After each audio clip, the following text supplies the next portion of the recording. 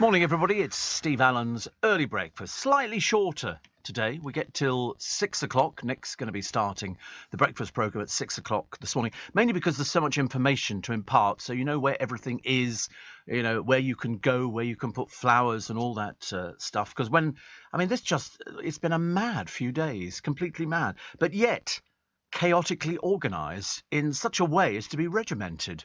I thought it's fantastic. Everybody knew where they were. I mean, I should imagine the people who make black ties must be sort of running out of material by now. Everybody's wearing black ties. Did they have them ready? Did they not have them ready?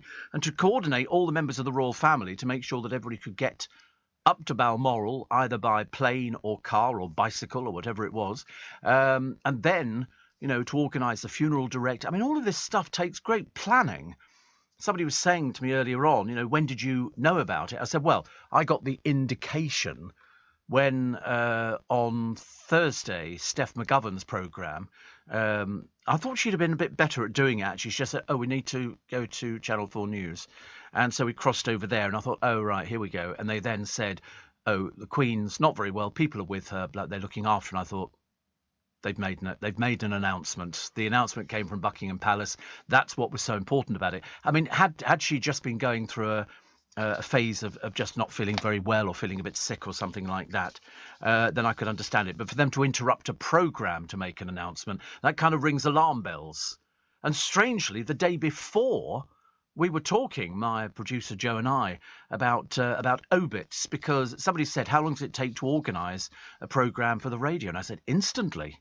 Because we have an obit section on the computer, and we've had it for donkey's years, and it's where you start assembling little clips, little interviews, little snippets of information with the experts, and you put it all into a file so that if in the event of a death or a disaster, you can put a programme together very, very quickly. And I can remember going back to Gough Square 40 plus years ago, where we had tapes, and they would add bits onto the tape. So in other words, in the event, and we had them for all members of the royal family.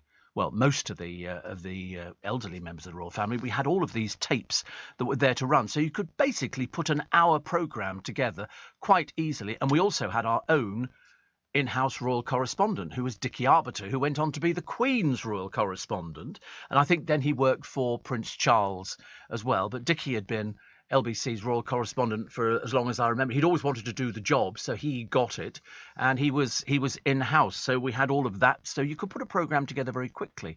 And in fact, we still have what they call the obit section on the newspaper. On the computers. It's all there ready to run, so if somebody prominent who's fairly old dies, we can put a programme together very, very quickly. And what amazed me was how fast the palace moved on this one. They announced the death, and bearing in mind, they then have to contact all members of the royal family. I thought they were expecting it. I thought they'd been pre-warned about this to say, listen, she's not very well. She's getting very slow, very tired. She's taken to her bed. And so you better prepare yourself. So in the room with her, I should imagine, we know there was Princess Anne. I should imagine there would be probably a couple of doctors. There'd be a lady in waiting and a couple of staff. And they would just be waiting for the inevitable, and then they have to sort of gird their loins and get themselves into gear. Now, you've heard this a million times over the last few days. You've heard all the newspapers going out there, and you've seen the press, and you've seen the television, you've heard it on the radio, people with their experiences. Now, I fully appreciate the fact that maybe not everybody's a fan of the royal family. I mean, I myself, always a big fan of the Queen. Always a big fan of the Queen, because I've thought, if there's one person who can do something without a lot of fuss, don't get me wrong, tough as boots. Tough as if she sees something that isn't quite, she'll spot it immediately and come down on it like a ton of bricks, because I've seen the interviews with her and I've seen the documentaries. If there's one thing that she loved, it was horse racing. You couldn't wipe the smile off her face when she went racing. She loved it. It was said, as you've heard, so, you know, the people keep trotting all these bits of information out. So you'll feel you know her by the time we finish the programme this morning. She could remember all the names of all her horses over 40 years. She could identify them. She knew exactly what they were. She was responsible for saving Welsh ponies, and they put them into a stud farm and everything else. I mean, and she managed to bring people together. She managed to make people feel at ease. Ask anybody who'd ever met her, and they will say the same thing. She wanted you to feel at ease in her company. She knew what the job was, and people in the early days, people were more reverential towards the royal family. Nowadays, you get people who hold up placards, they don't like them. That's fine, but at least have a little respect for somebody's funeral. At least have a little bit of respect. You know, for 70 years, she put in the hours. When you think how many times she had to have her hair done in the course of the day, I mean, it must have taken forever and a day, and then she's got to do this.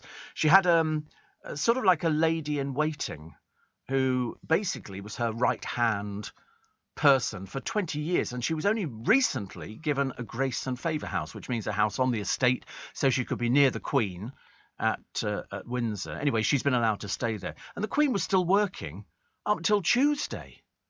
Up until Tuesday, you know, and she was fine. And when you look at, I mean, the papers are full of beautiful pictures today, and I suggest that you go out and get yourself a souvenir edition and then put it away somewhere safe and hang on to it. Because people tend to have these things and then very shortly people forget about them. But in them today, it's the pallbearers. She was taken to Holyrood. They basically whizzed her about all over the place. She's done more mileage, you know, than anybody I've ever known. I mean, even when she was alive, she was doing a lot of mileage. But that's what she was brought up to do. That's what, you know, she said, you know, basically, I'm going to do this for the rest of my life. And Charles has said as much. He said, however many years I've got left, I will devote myself. He's going to have to cut back on his charitable works because he doesn't have the time. There's so many things to do. You just think that they sit there in a palace and sort of have food brought to them and they drink champagne. Not a bit of it. So, I mean, since 1952, the Queen has done 290 overseas trips. 200, and the organisation that goes into them. I mean, you can imagine what happens to, I mean, I think of stupid things. What happens to all her clothes? She's not going to re-gift them, but where do they go? Are they put into storage? You know, will there be certain outfits that they can use again? Because they're very, believe it or not, even though, you know, they are rich, she's not as rich as some people in this world. Let me tell you, she's way down the list. But she's got all these beautifully made clothes. I mean, every time you saw her dressed, she looked immaculate. And the reason all her clothes were bright colours is that so in a crowd, she stood out. That's what she wanted. She always said so that when people have come to see me, she said, I want to make sure they can. So she'll wear bright orange, bright yellow, bright blue, vermilion, so that in the crowd of all these people, you see Her Majesty. And I think she worked her socks off. Even when she'd been ill, I can remember giving the Annus Horribilis speech, and she'd lost her voice. She wasn't, and I'm thinking, she just goes on. To her, it's a job. And so when she got those 3 months of the year to go and spend time at her beloved Balmoral, bought by Queen Victoria, I believe, originally, and it's a case of that's what she liked doing. She liked going out riding. She just wanted to enjoy herself. And of course, there was the fishing. She did all these bits. You know, they are a hunting, shooting and fishing family. That's what they always did. I think Charles will take this on. I thought his speech was brilliant.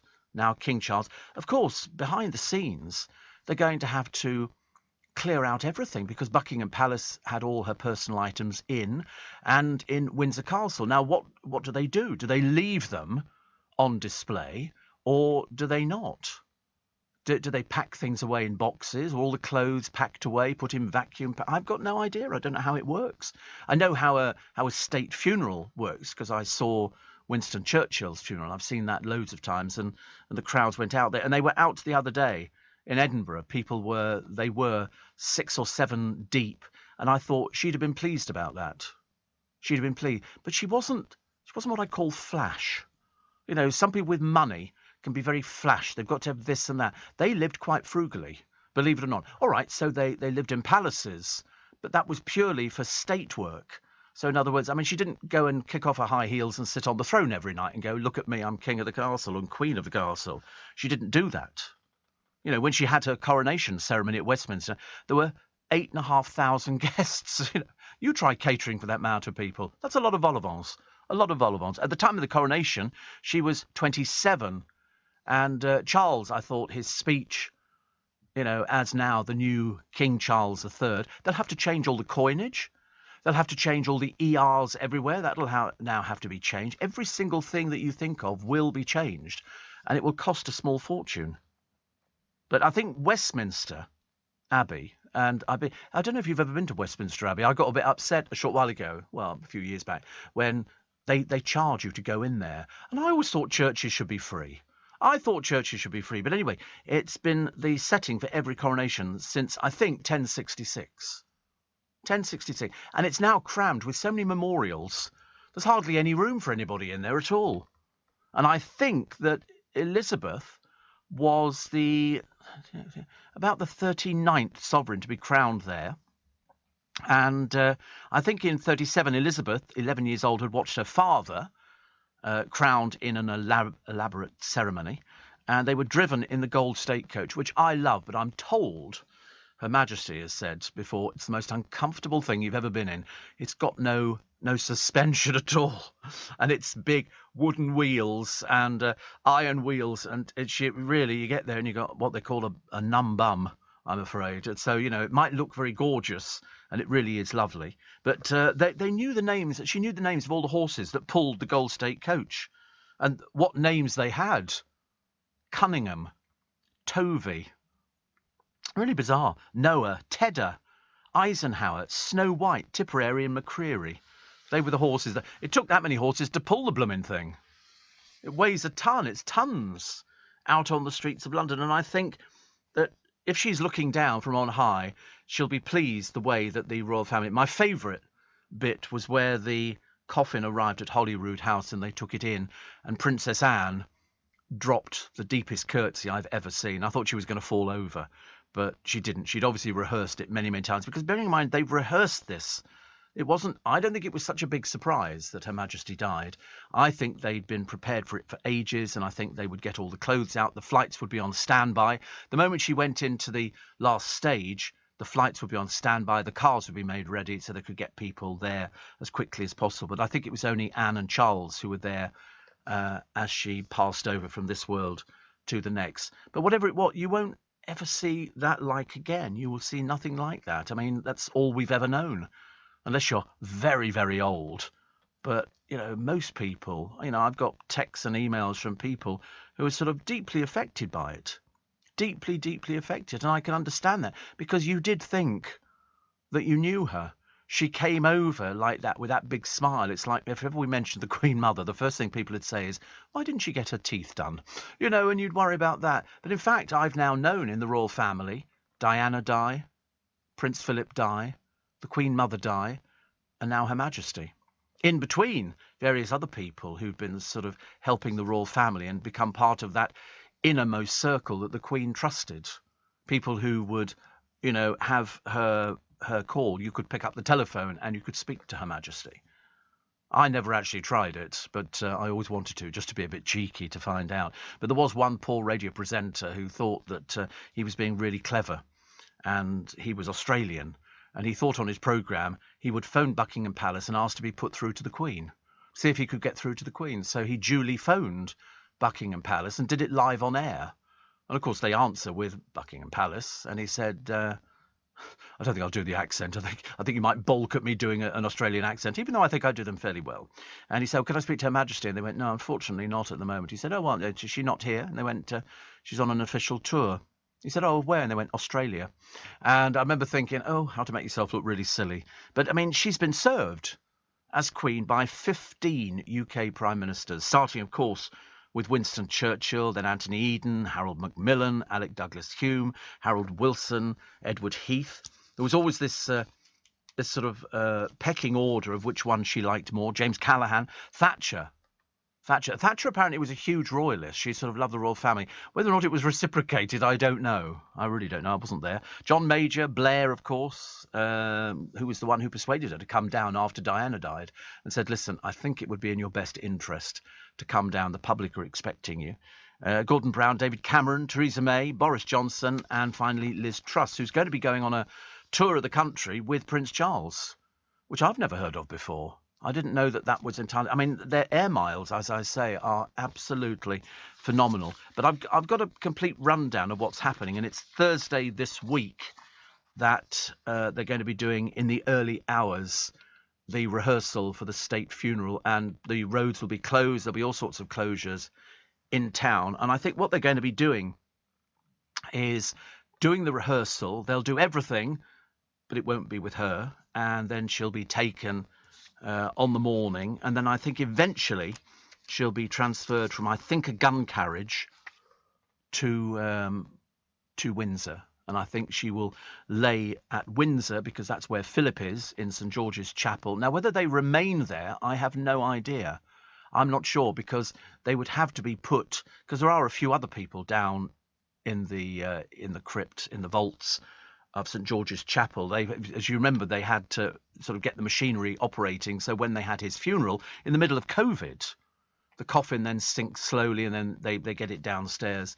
And then I'm assuming, because she's in an oak coffin, you can't just leave an oak coffin. So it would have to be put into a lead-lined coffin, and I'm assuming that would then be sealed, because they opened a short while ago and they found the body of Charles I.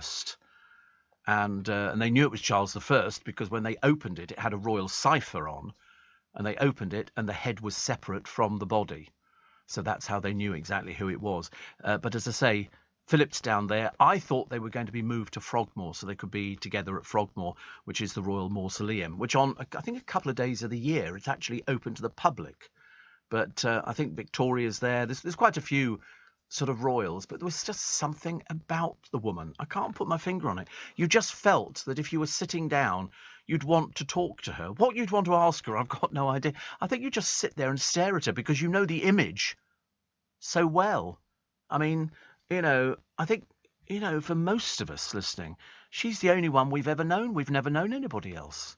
I've seen footage of, prior senior members of, the royal family, but she's the only person we've ever known, and so when she's been ill, we've sort of shared in that. And when she's had trouble with the family, and goodness only knows she had trouble with the family, I've decided that the one thing you could do with Prince Andrew is just give him the corgis. So that's what they've done. He'll be looking after the corgis, which is a bit of irony because he was the one who gave them to her in the first place. So him and the ex-wife will be looking after the corgis. I don't know how long corgis last. She's had about 30 dogs, I think, in her life. And for some reason, corgis. I never took to corgis. Out of all the dogs, I mean, she has had one, which is sort of like one of these sort of cross dogs. Not when I say cross, it's not very angry. It's just, it's a mixture. But she loved her animals, horses especially, and she basically just absolutely adored them. I think she went to Downing Street. I think she was invited there for dinner. And as usual, she looked at them, and always the handbag. Always the handbag. Even when she was at home, still the handbag. I think she had over 30 corgis over the course of her reign. But when you look at all those pictures and all those prime ministers, I mean, you could make the best scrapbook ever, couldn't you? And when you look at the pictures in the paper today, most of them have got the same one, which is the pallbearers. Unfortunately, there are 8 pallbearers, because oak coffins are very heavy, irrespective of whether somebody's inside. And, of course, the best picture is showing one side of it. The people who are on the other side of the coffin lifting it didn't get their picture in the paper today because they were against the wall. So consequently, they'll be very upset. You only get one picture, and that's the back of their heads, which isn't the best. But to see the Royal Mile and the crowds in Edinburgh and the grief shared by so many people, people just wanted to be there. You know why? So they can say, I was there. And I've seen families on the television taking young children, and people getting very emotional about it, which I can understand. People got very emotional about the death of Diana. A lot of people were very silent. People applauded politely because that's just showing respect to a woman who, if you don't know anything about her, you have to check it out because she did so much for this country. She did so many, calming of the waves and everything else. And what you were seeing and what you're seeing here and what you'll see over the next few days is the departure of the soul of the nation. She was that figurehead. It doesn't matter which prime minister we've got, or it doesn't matter, who's sort of head of your local library. She was the boss. She was the boss, and she did it. She did it really, really well. And so Balmoral's final farewell, and Wills and Harry have joined the funeral, which is sort of quite interesting because he was late turning up to Balmoral, first one away, and now, I mean, they might be back together again. They hadn't spoken for 2 years. I didn't realise it was so long. I had no idea. But we're not in the same place as Philip's funeral when Wills and Harry didn't walk side by side. This time, I think the Queen would have wanted people to come back together again. Now, whether or not, it's a case of let's bury the hatchet, I don't know. Or whether or not they're doing it and they're taking it slowly, day by day by day, that again I don't know. But I mean, happier times back in 2008, and now you're seeing them, but they weren't together at Philip's funeral. In fact, I don't know who Harry was talking to.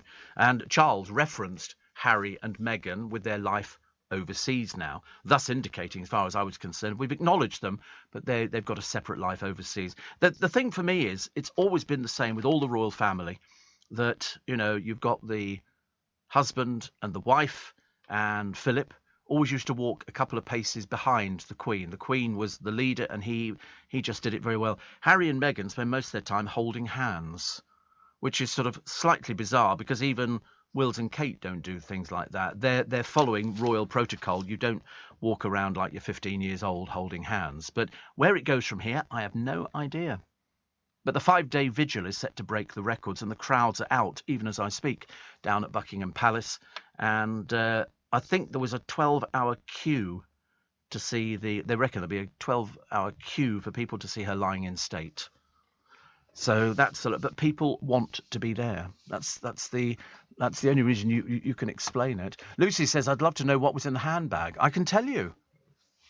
A handbag, in her handbag, apparently it was an emery board, a lipstick, and a few other little bits and pieces. I mean, she had so many different handbags, but even when she was at home, if she was being photographed, she had the handbag. I don't think I've ever seen, well, certainly not very many pictures of her without the handbag. Stuart says, are they going to have to change all the money? Yes, it will gradually change over, of course, because this is for her.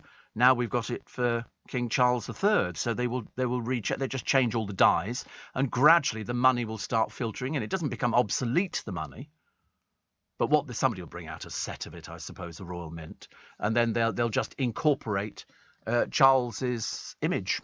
Mark in Romford says, do you think she died of a broken heart? I think the loss of Philip was a great indicator into her health. I think so. They'd been together for such a long time. He'd been there for her, and she'd mentioned him on numerous occasions that he was the rock. He was the person who gave her that stability. Whatever went on in real life, when she went back home at the end of the evening and kicked her high heels off, as I say, they lived very frugal lives. They didn't, she was never caught. If she wanted anything, obviously they ordered it. It was as simple as that. But, she never had to go wandering round Fortnum and Mason's or anything. She'd been there for tea. In fact, she'd been to quite a few places for tea. There was a lovely list in the Standard the other day of all the places in London where they went to, including the Goring. The Goring was another one of those favourite places, apparently also favoured by the Queen Mother. She liked, and I like it too. But not because they liked it, but I realise that people will sort of see these. The Ivy she went to on a few occasions, not the Ivy cafes you see at the moment, but the original Ivy in London. And so she liked places like that. But bearing in mind, how do you impress the Queen with food? I mean, normally when she sits there, they run all the menus past her, and she then decides, then she'll go into the kitchen and have a little chat to the chef just to make sure she gets, what she wants. She's the Queen. That's the way it works. You don't ever say, oh, you're not to do that. You're not to do that. You just let her do it. But Kristen Oben says eagle-eyed viewers would have spotted the name of the funeral director. Yes, it was in a couple of the papers have picked up on it, a photograph of it, which all hearses have got. Every single hearse has got that little plaque at the back. There is a provision for it in the hearse. It's a fitted plate, and you just slot the name in. So it could say Boggs and Co. or whatever it is, but it had the name of the funeral director on. And then miraculously, a little bit later on, it had vanished. They obviously pulled into a lay-by and took it out. Obviously, somebody said to them, sorry, no free advertising, which is a bit embarrassing, isn't it? I mean, I didn't think it was there. Honestly, if I was the funeral director, you'd have gone, wow, that's like the biggest job that you've ever had. You are looking after Her Majesty. It doesn't get any better than that. Doesn't get any better. Dan in Sandbach in Lisbon says, I'm in Lisbon, and it's been so nice that everyone from around the world has consolidated us about the passing of our Queen. The world loved her and already misses her. She was a good egg. Oh, I think she was a good 6-pack of eggs. Absolutely. You will not see her like ever again. Charles, I think, is going to be absolutely right. I think Camilla's going to be the steadying hand in that one. I think she's going to look after. I think they've got so much work to do. And there is so much work to do. I mean, Charles, as I say, is clocking up air miles. God knows who's paying for the petrol. But the PR team have done a very good job. Very, very good job. Some of it, when they were doing that ceremony the other day, it's not been seen for like 1,000 years. And you look at it and you think, do you know, if there's one thing that we do well in this country, it's we do pomp and pageantry. And her funeral will be nothing less than we expect. It will be done, you know, with all the dignity that we can muster, and she'll break all records, which I think is very appropriate. Cara says, I'd like to take a moment to express my gratitude to those in the original Spikers group. I live in America, and I asked if anybody would be willing to mail me copies of last Friday's morning papers, as I'd rather have those than any of the papers here. So many kindly offered to send me some. I just thought you should know how much it warmed my heart. Yes, I think people should. I mean, all the papers today, there's barely a page that doesn't have a mention of the royal family. I like the pictures of Charles. He had tears in his eyes when he was, and I thought, he's lost his mum. And as any of you know, if you've ever lost a mum or a dad or a granny or a nana or a granddad, you know, you just cry. And you cry not for them, you cry for yourself. Because, you know, Charles used to go to his mother for information all the time. And now he doesn't have that. And I suppose he'll have little keepsakes that he will remember. It's like when my mother died, I had a little book. This was pre-mobile phones. And so I've kept the book with my mother's number in it. You know, still got it. Not that we use anything like that ever again. Steve and Shane says, I can't believe the Queen is gone. She's always been there. Well, that's it. She's always been there. And it will be difficult. It will be difficult. Hope you had a good weekend, Steve, despite the sadness in the country at the moment. Yes. I went to a birthday party, actually, down in darkest Essex, which was lovely. Live bands, magician. It was fantastic. Lovely food. And the whole thing was brilliant. It's Steve Allen's Early Breakfast on LBC. It's Monday, September the 12th. The last few days, as I say, you don't want to relive again, but you won't forget it.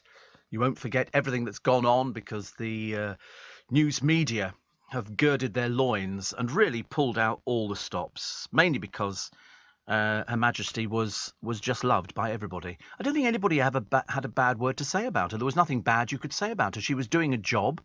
But I do remember over the years the different bits and pieces, like when they had to pay tax and people were saying, why are they not paying tax? Why are they not paying tax? Then all of a sudden they started paying tax.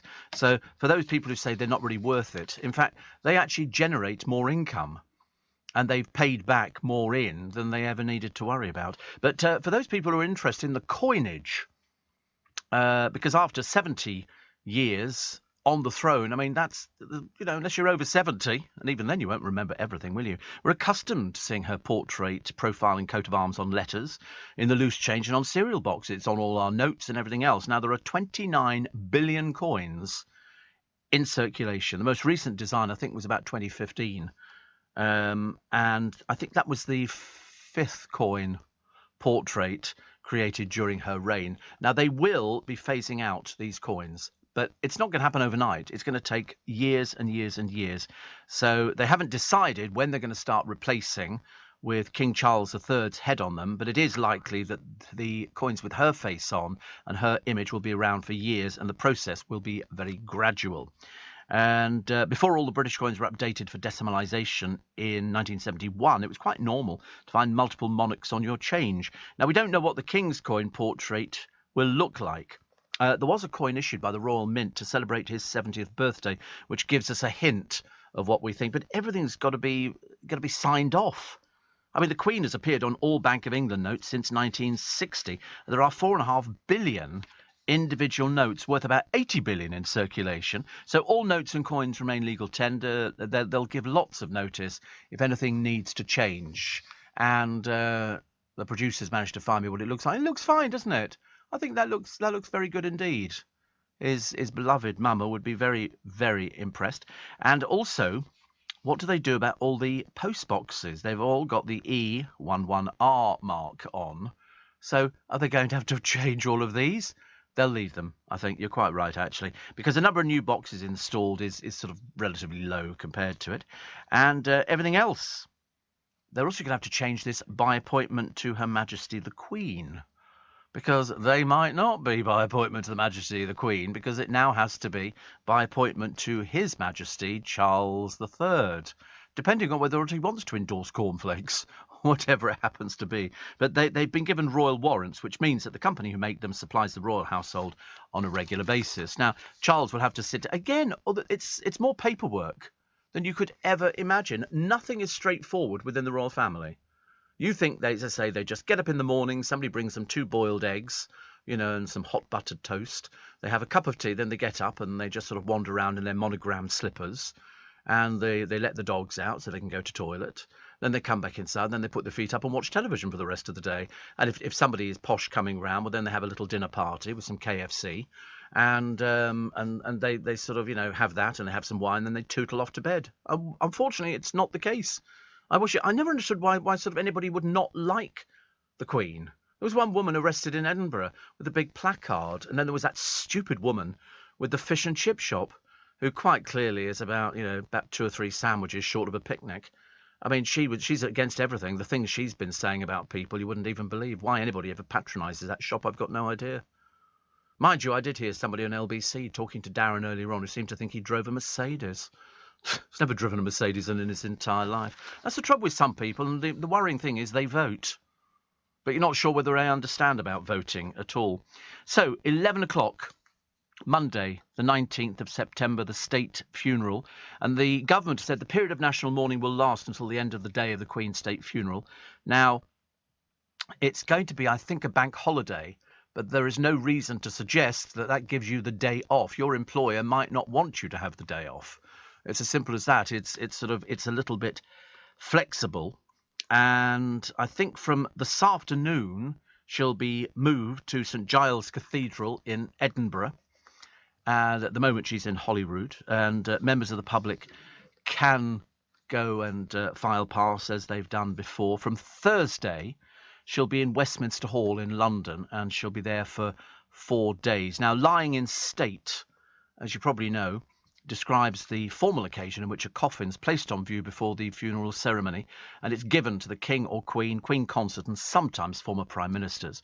They think hundreds of thousands of people will file past, and it'll be on a catafalque, and there'll be a soldier at each corner. Sometimes it might even be members of the royal family. But no, I saw her in real life at the Royal Albert Hall when I went to the Festival of Remembrance, because we were in a box which was quite close to the royal box, so we saw them all coming in. I thought it was just exciting. I mean, I quite like that. I'm not a fan of all members of the royal family. I'm really not. You'd never guess, would you? It's just that I don't see, just because they're members of the royal family, you have to like everybody. But I thought what she did for the country, I thought assures her of a place in heaven, if there is such a place as heaven. But of course, the good news is she's going to be with Philip, and I'm sure that that is a thing that would have given her great comfort. Will shops and businesses be closed on the day? Well, I mean, I think a lot of people will close out of a mark of respect. You'll be delighted to know that we're not closing here at LBC. We shall still be broadcasting to bring you up to date.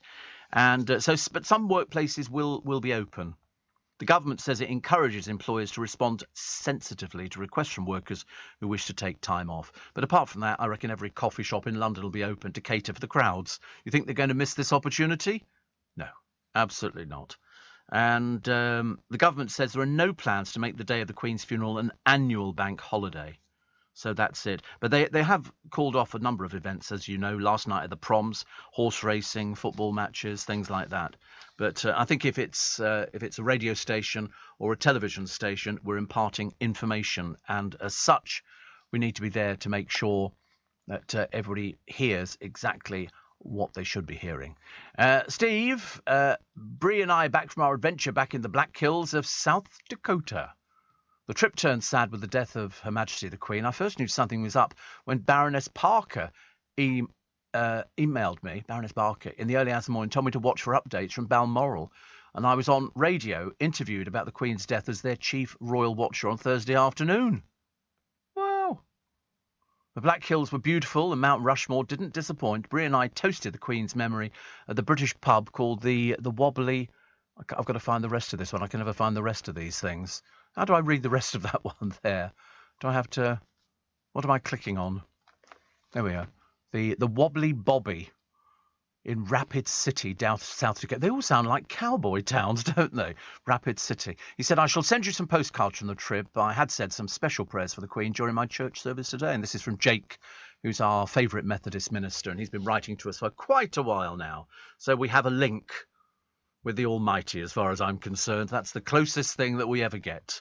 Closest thing that we ever get. But I'm glad you're both very, very well indeed. Somebody else says the Queen's other dog, that's right, was a Dorgie, which is a cross between a Corgi and a Dachshund. I saw him on the balcony many times, says Jill in Ireland. Oh, yes, a lot of people have been leaving marmalade sandwiches outside Buckingham Palace.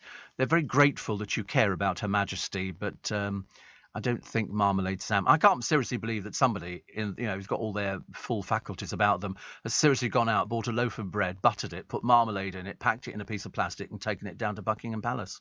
Some people have taken Paddington Bears down and they've said, please don't. Please don't. It's very nice, but they do have enough Paddington Bears to open a shop at the moment.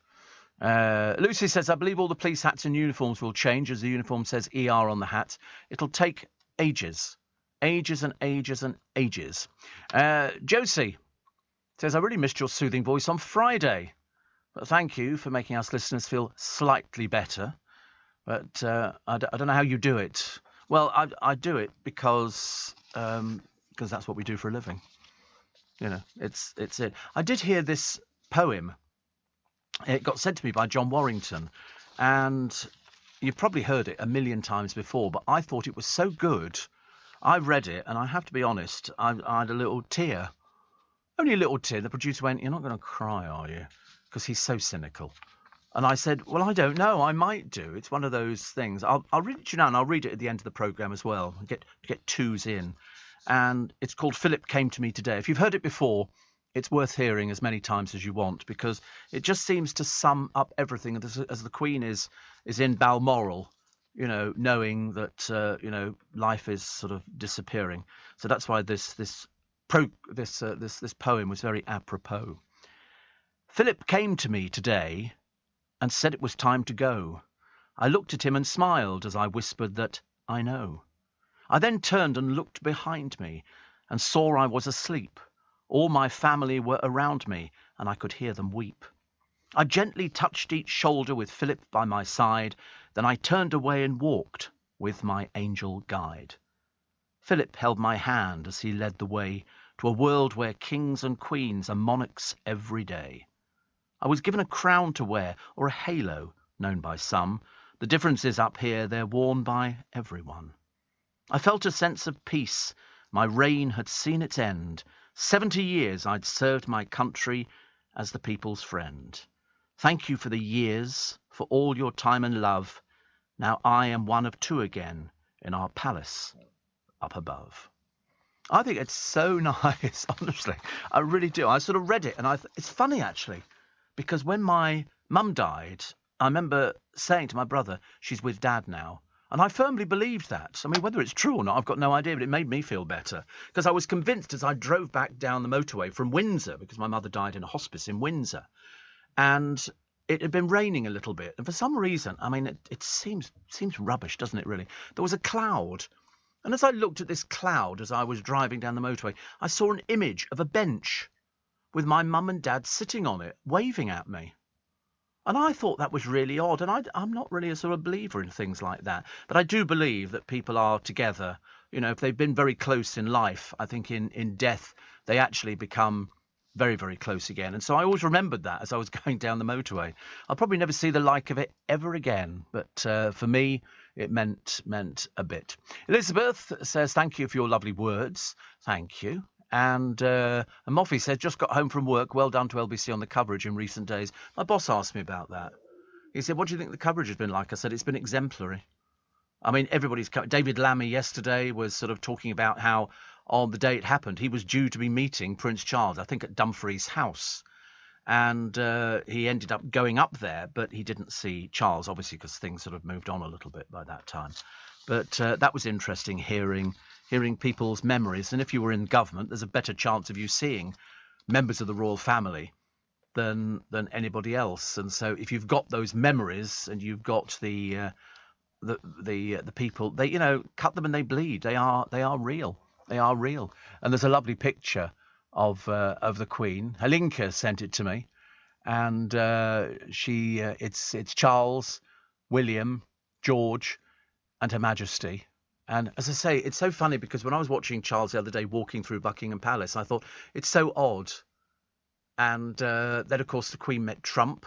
Putin came over here. She took him round. So I was delighted. In a strange, peculiar way, I was delighted that Putin at least acknowledged the fact that she died and acknowledged the fact that, he sent his condolences. I thought that meant, in fact, for a brief second, I thought maybe he has got a heart. Maybe he has got a heart. Maybe he does get affected by things like that because she made such an impact. But get that DVD. It's called The Queen's Castle. Although actually everything's selling out. Andy Ivy was telling me he went out to try and get some papers the other day and they were all sold out at Charing Cross because everybody wants their souvenir editions and people overseas will be saying, can you save that? Can you save that? But if you get The Queen's Castle, it's lovely because it shows the operation, and it is an operation, military style, to make sure that everything gets done at the right time and she goes to bed happy. I mean, at least, when she gets upstairs and meets Philip again, she certainly can't complain at her life. She's worked hard. She's had some huge problems and huge mountains to climb, and yet each and every time she's done it. Phil says, now the Elizabethan time has ended, what would be the name of Charles's era? I think they've got a name for it already, haven't they? And I think it'll be the Carolean age. The Carolean age, which originates from the Latin for Charles, Carolus. I'll tell you, I'm a mine of information. Even I surprise myself. I mean, sometimes I sit here and I think, how do you know these things, Steve? And I think, well, you just remember certain little bits and pieces. But I knew it was Carolean age. And so his ascension will herald the return to the term that originates from the Latin for Charles. I didn't get as far as Latin for Charles. We only got as far as Puella the girl and Stella a star. And a moa massa matter, marmus and mattis amant. And it never served me well at all. I tried it in various restaurants and wimpy bars, and nobody was remotely interested. You say, I'll have a bender, please, a moa massa mat. And nobody really cared. Nobody really cared. I was mortally disappointed. But this 5-day vigil is set to break records, and I think it will, because she was such a nice person. Because she knew what her job was, and that was it for life. There was talk.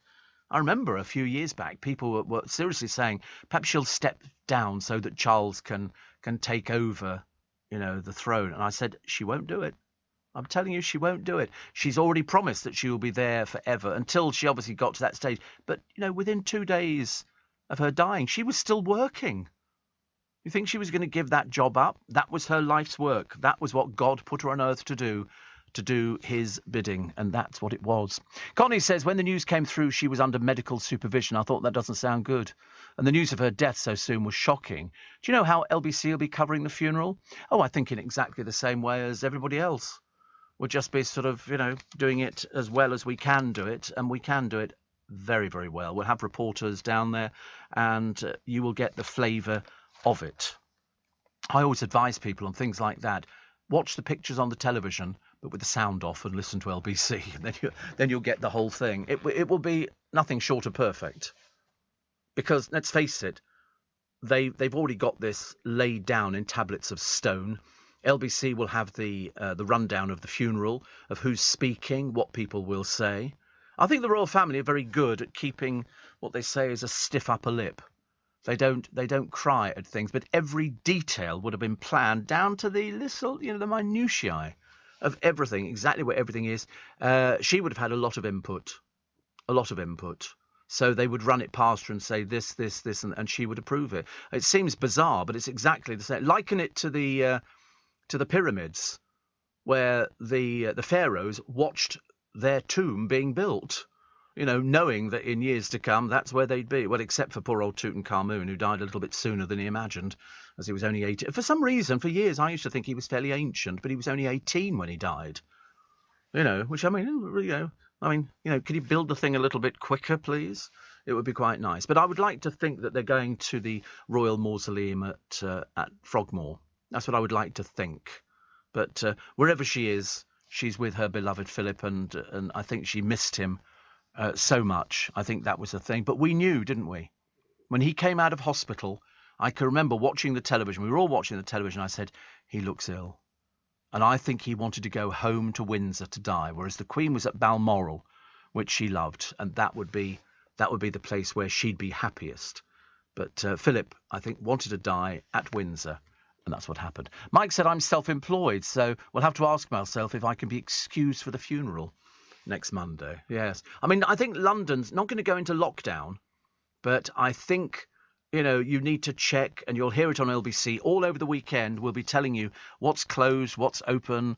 I mean, if you're going to come into town, come in on public transport. Don't even think about driving. It's just not worth it. But she will be buried in Windsor in the King George VI Memorial Chapel. Now, that's the estate the Queen moved to permanently for the last few years, named after the Queen's father, who died, as you know, from a coronary thrombosis in 1952 when he was just 56. The chapel was finished 1969. King George VI was moved there later that year. Queen Elizabeth, the Queen Mother, is buried in the chapel after she died, aged 101. And that's what we... See, the trouble is, everybody said the same thing, haven't they? We all thought she was going to live forever. We expected her to live forever. You don't expect that she's human and that she might have died, because you look at the images of her, and all right, she aged a little bit, but you think, no, she's going to go forever. She's going to be like her mum, 101. I mean, she was pretty close to it, but such a wonderful person. Apparently, Sarah says the poem's author, which I read to you, called Philip Came to Me Today, is a healthcare assistant from Hartlepool who writes poetry in her free time. She wrote the poem after Philip, the Duke of Edinburgh's death, but it captured the nation's hearts once again after the Queen's passing. It's called Philip Came to Me Today, and it's written from the point of view of Her Majesty after her husband died, but it works well following the Queen's death. It certainly does.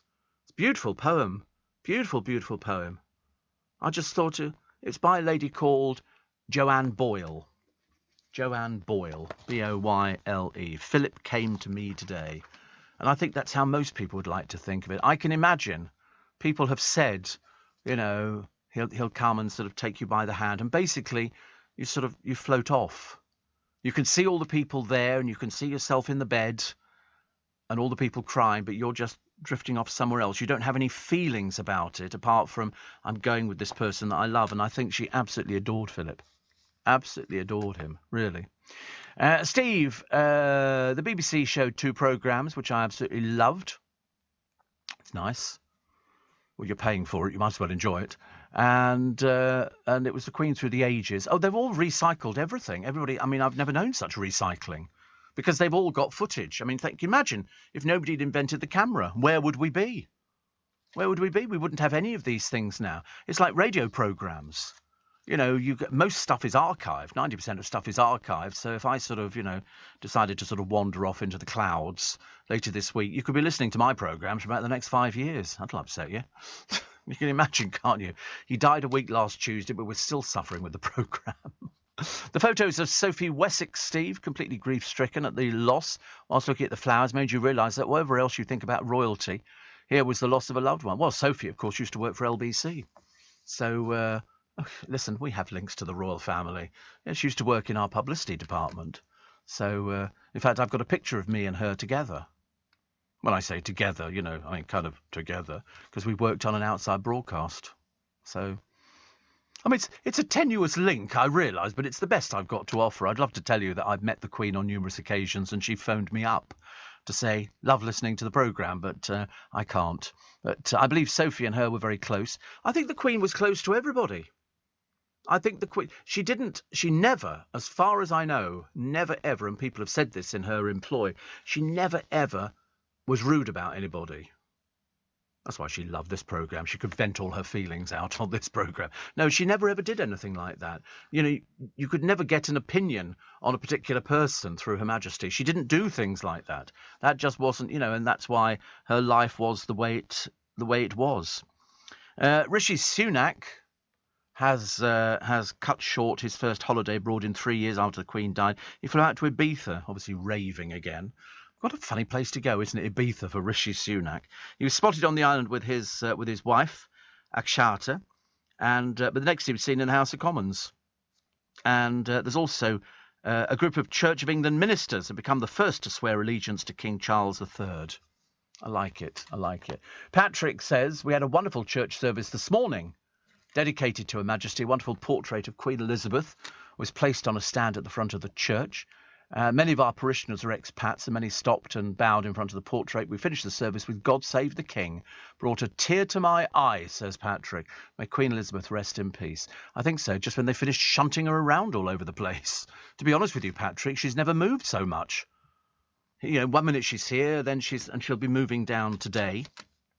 And I think tomorrow a hearse will take the coffin to Edinburgh Airport, and then the Princess Royal, because I think she's been very affected by it. As you would.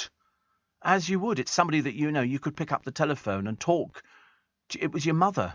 At the end of the day, she's a mother. She was a grandmother, But the Princess Royal will fly with the coffin for the 55-minute flight. They're going to come into RAF Northolt, which is where I think Diana went into.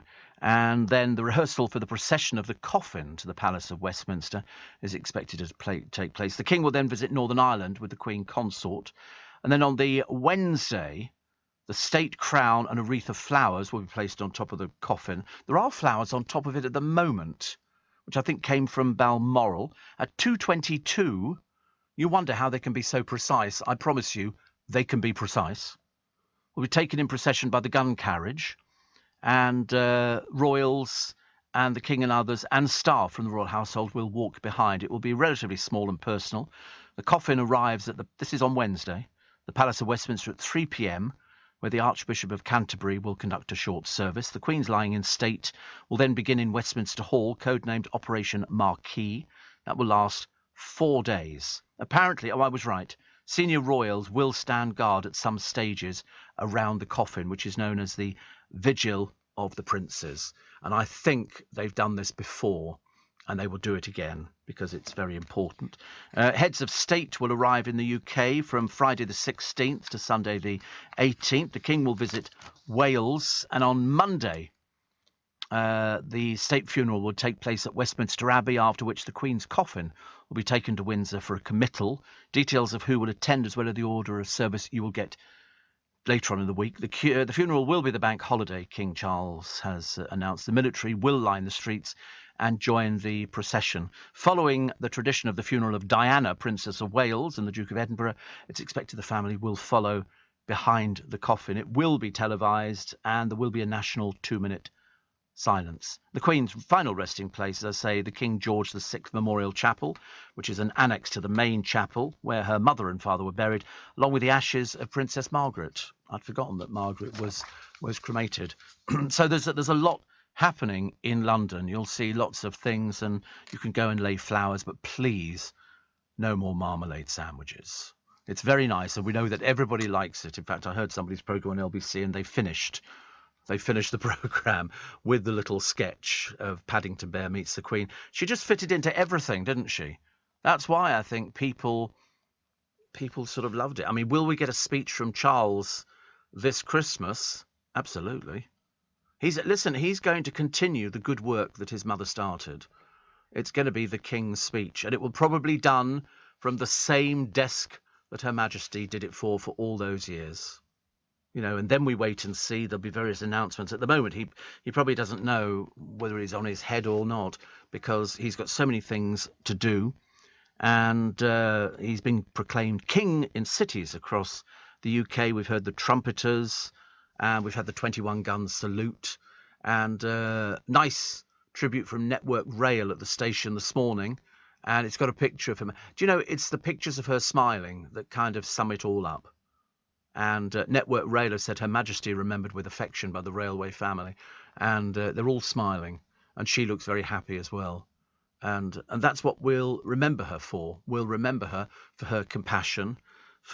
We always remember that loss that she showed when she lost Philip, and there she was sitting in St George's Chapel all by herself, all isolated. She turned up in a car with a lady in waiting, and then she sat by herself in the pews. And you think, you need to be surrounded by love, and she was surrounded by lots of love.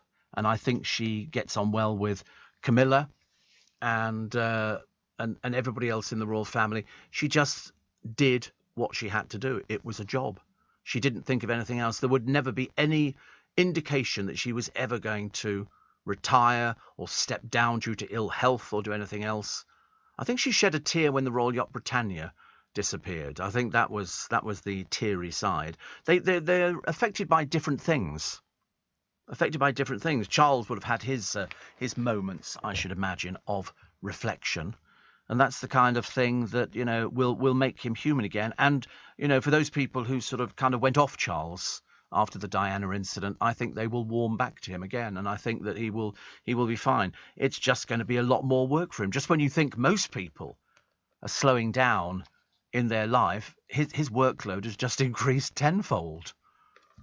Just when you're thinking, oh, I better put my feet up and go on holiday. Sadly not.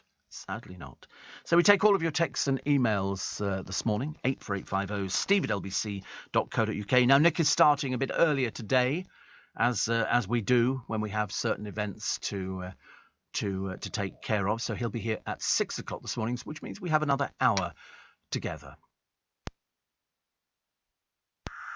This is LBC from Global, leading Britain's conversation. Morning, everybody. It's nice to have your company. This is Steve Allen's Early Breakfast on LBC. It's Monday, September the 12th. Now they've given you all the details of the funeral arrangement, where you can go. I'll reiterate again, because it sounds a bit trite, doesn't it? Please don't take marmalade sandwiches down to Buckingham Palace. It's very sweet, and it worked quite well first time round. But also there were people down there taking the plastic off the flowers because they're not breathing. And if you remember when Diana died, we had flowers in front of Kensington Palace, £30 million worth. £30 million worth. People are very generous, and that's their way of sort of showing appreciation of the person who's passed on. And you can only appreciate everything she did when you read the papers today, and there is page upon page, as indeed you would have expected. But from 6, I think, until 6:30, from Wednesday until 6:30 on the Monday, you can go and pay your respects. And what they've said for the lying in state for people who are queuing is wear suitable clothing to pay respects, bring food, drink, your phone charger, because you could be queuing for some time, and keep noise to the minimum, because, it's just respectful. That's the way it works. Sally and friends in Kefalonia are on holiday in a small village. On Thursday, we heard the family were rushing to Balmoral. In the evening, we were in a busy restaurant when a lady stood up, banged her glass to get everybody's attention, and made a toast to the late Queen. Everybody stood and clapped. Yeah. I mean, so they should. She did so much for this country. Her legacy will go for years and years and years. She did so much. She was entente cordiale. June in Wimbledon. It's not a book, actually, about Windsor Castle. It's called The Queen's Castle. And at the moment, it's on really cheap price. It's the DVD of the television series. You should get it. It's very good. The Queen's Castle. And it's 5 hours of the Queen showing you behind the scenes. You go out with Prince Philip, who gets a bit irritated with the camera crew at some point, which is worth watching just for that. And he takes you ranger, because I think he was the ranger of Windsor Great Park. But it's the Queen's Castle. You'll find it on Amazon, the complete TV series. And I thought it was a really good insight into what goes on behind the scenes. And just, it's a job. She never seems to be off. It was also on again. So you should get it, June, if you have a DVD player. You'll love it. 5 hours.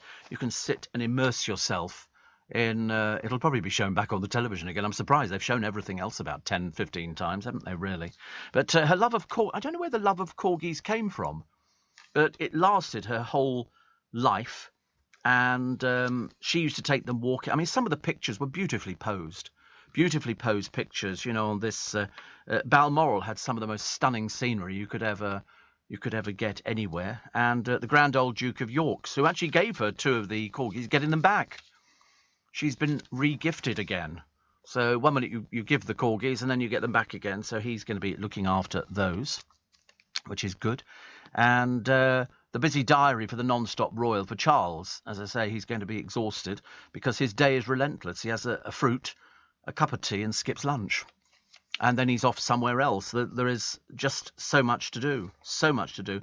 And they've got pieces from various people who've worked. I mean, by all accounts, I think the love of corgis stemmed from her childhood, because I remember seeing pictures of her as a very young girl with her sister, Princess Margaret. And I think the corgis, if I'm correct, I think it was they were owned by the children of the Marquis of Bath. And then I think when she got to 18, she was given one, I think, called Susan. For some, I don't know why I remember Susan. Very odd name for a dog, isn't it? You know, here's our dog Susan. You know, you thought we'd call him Rover or something like that. But the rest of the corgis were said to be descended from Susan. So that's where it came from. So it was the Marquis of Bath. Interesting, isn't it? As I say, I never quite took to them at all, out of all the dogs, but she adored them, and they seemed to follow her about all over the place, which was lovely. Just in case you thought there were no other stories, there are, but they're paling into insignificance, except the story about the Ukraine. The Ukrainian army seemed to be making great leaps and bounds, not looking good for Putin. I mean, it's amazing. At one point, I think there was a whole tank unit that surrendered. They were so terrified, and there were people falling off tanks and everything else.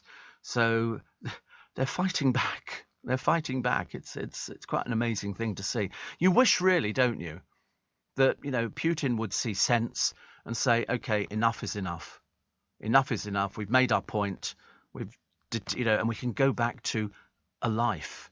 We can go back to a life without having to worry about electric bills and without worrying about gas bills and putting petrol in our cars and everything else, and all the businesses which undoubtedly will close this Christmas, if not before.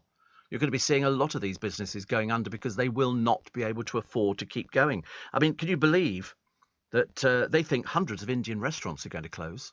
Why? They think the cost of a curry will rocket to about £30. Well, nobody's going to pay that. Nobody's going to pay that at all. Charlie Ahmed said business owners have seen their shopping bills go up around 40%. And the cost of oil has gone from £17 for 20 litres to £44. And in fact, restaurants go through about 100 litres a week. So if you charge people accordingly, a curry should be between £25 and £30, which is not sustainable. No, people just won't go out and eat curries. And if you don't go out and eat, I think they're working on a small margin as it is. Loyal customers are now visiting once a month rather than every week, mainly because it's so expensive. And he says, I don't think many businesses will last winter, let alone into next year. And I'm inclined to agree. Even coffee shops are talking about we might have to put our coffee up to about £14 a cup. Who's going to spend £14 on a cup of coffee? You're absolutely not. Absolutely not. So that's why you've got to be braced for it, I suspect, because it's going to get particularly bad. We've still got the black pudding throwing champions going on. It's the only thing I can't bear. White pudding and black pudding. I can't think of anything worse. But apparently the first-time competitor, a guy called Stuart Hubbard, emerged victorious yesterday. He took the title by lobbing blood sausages to knock Yorkshire puddings off a 20-foot-high plinth.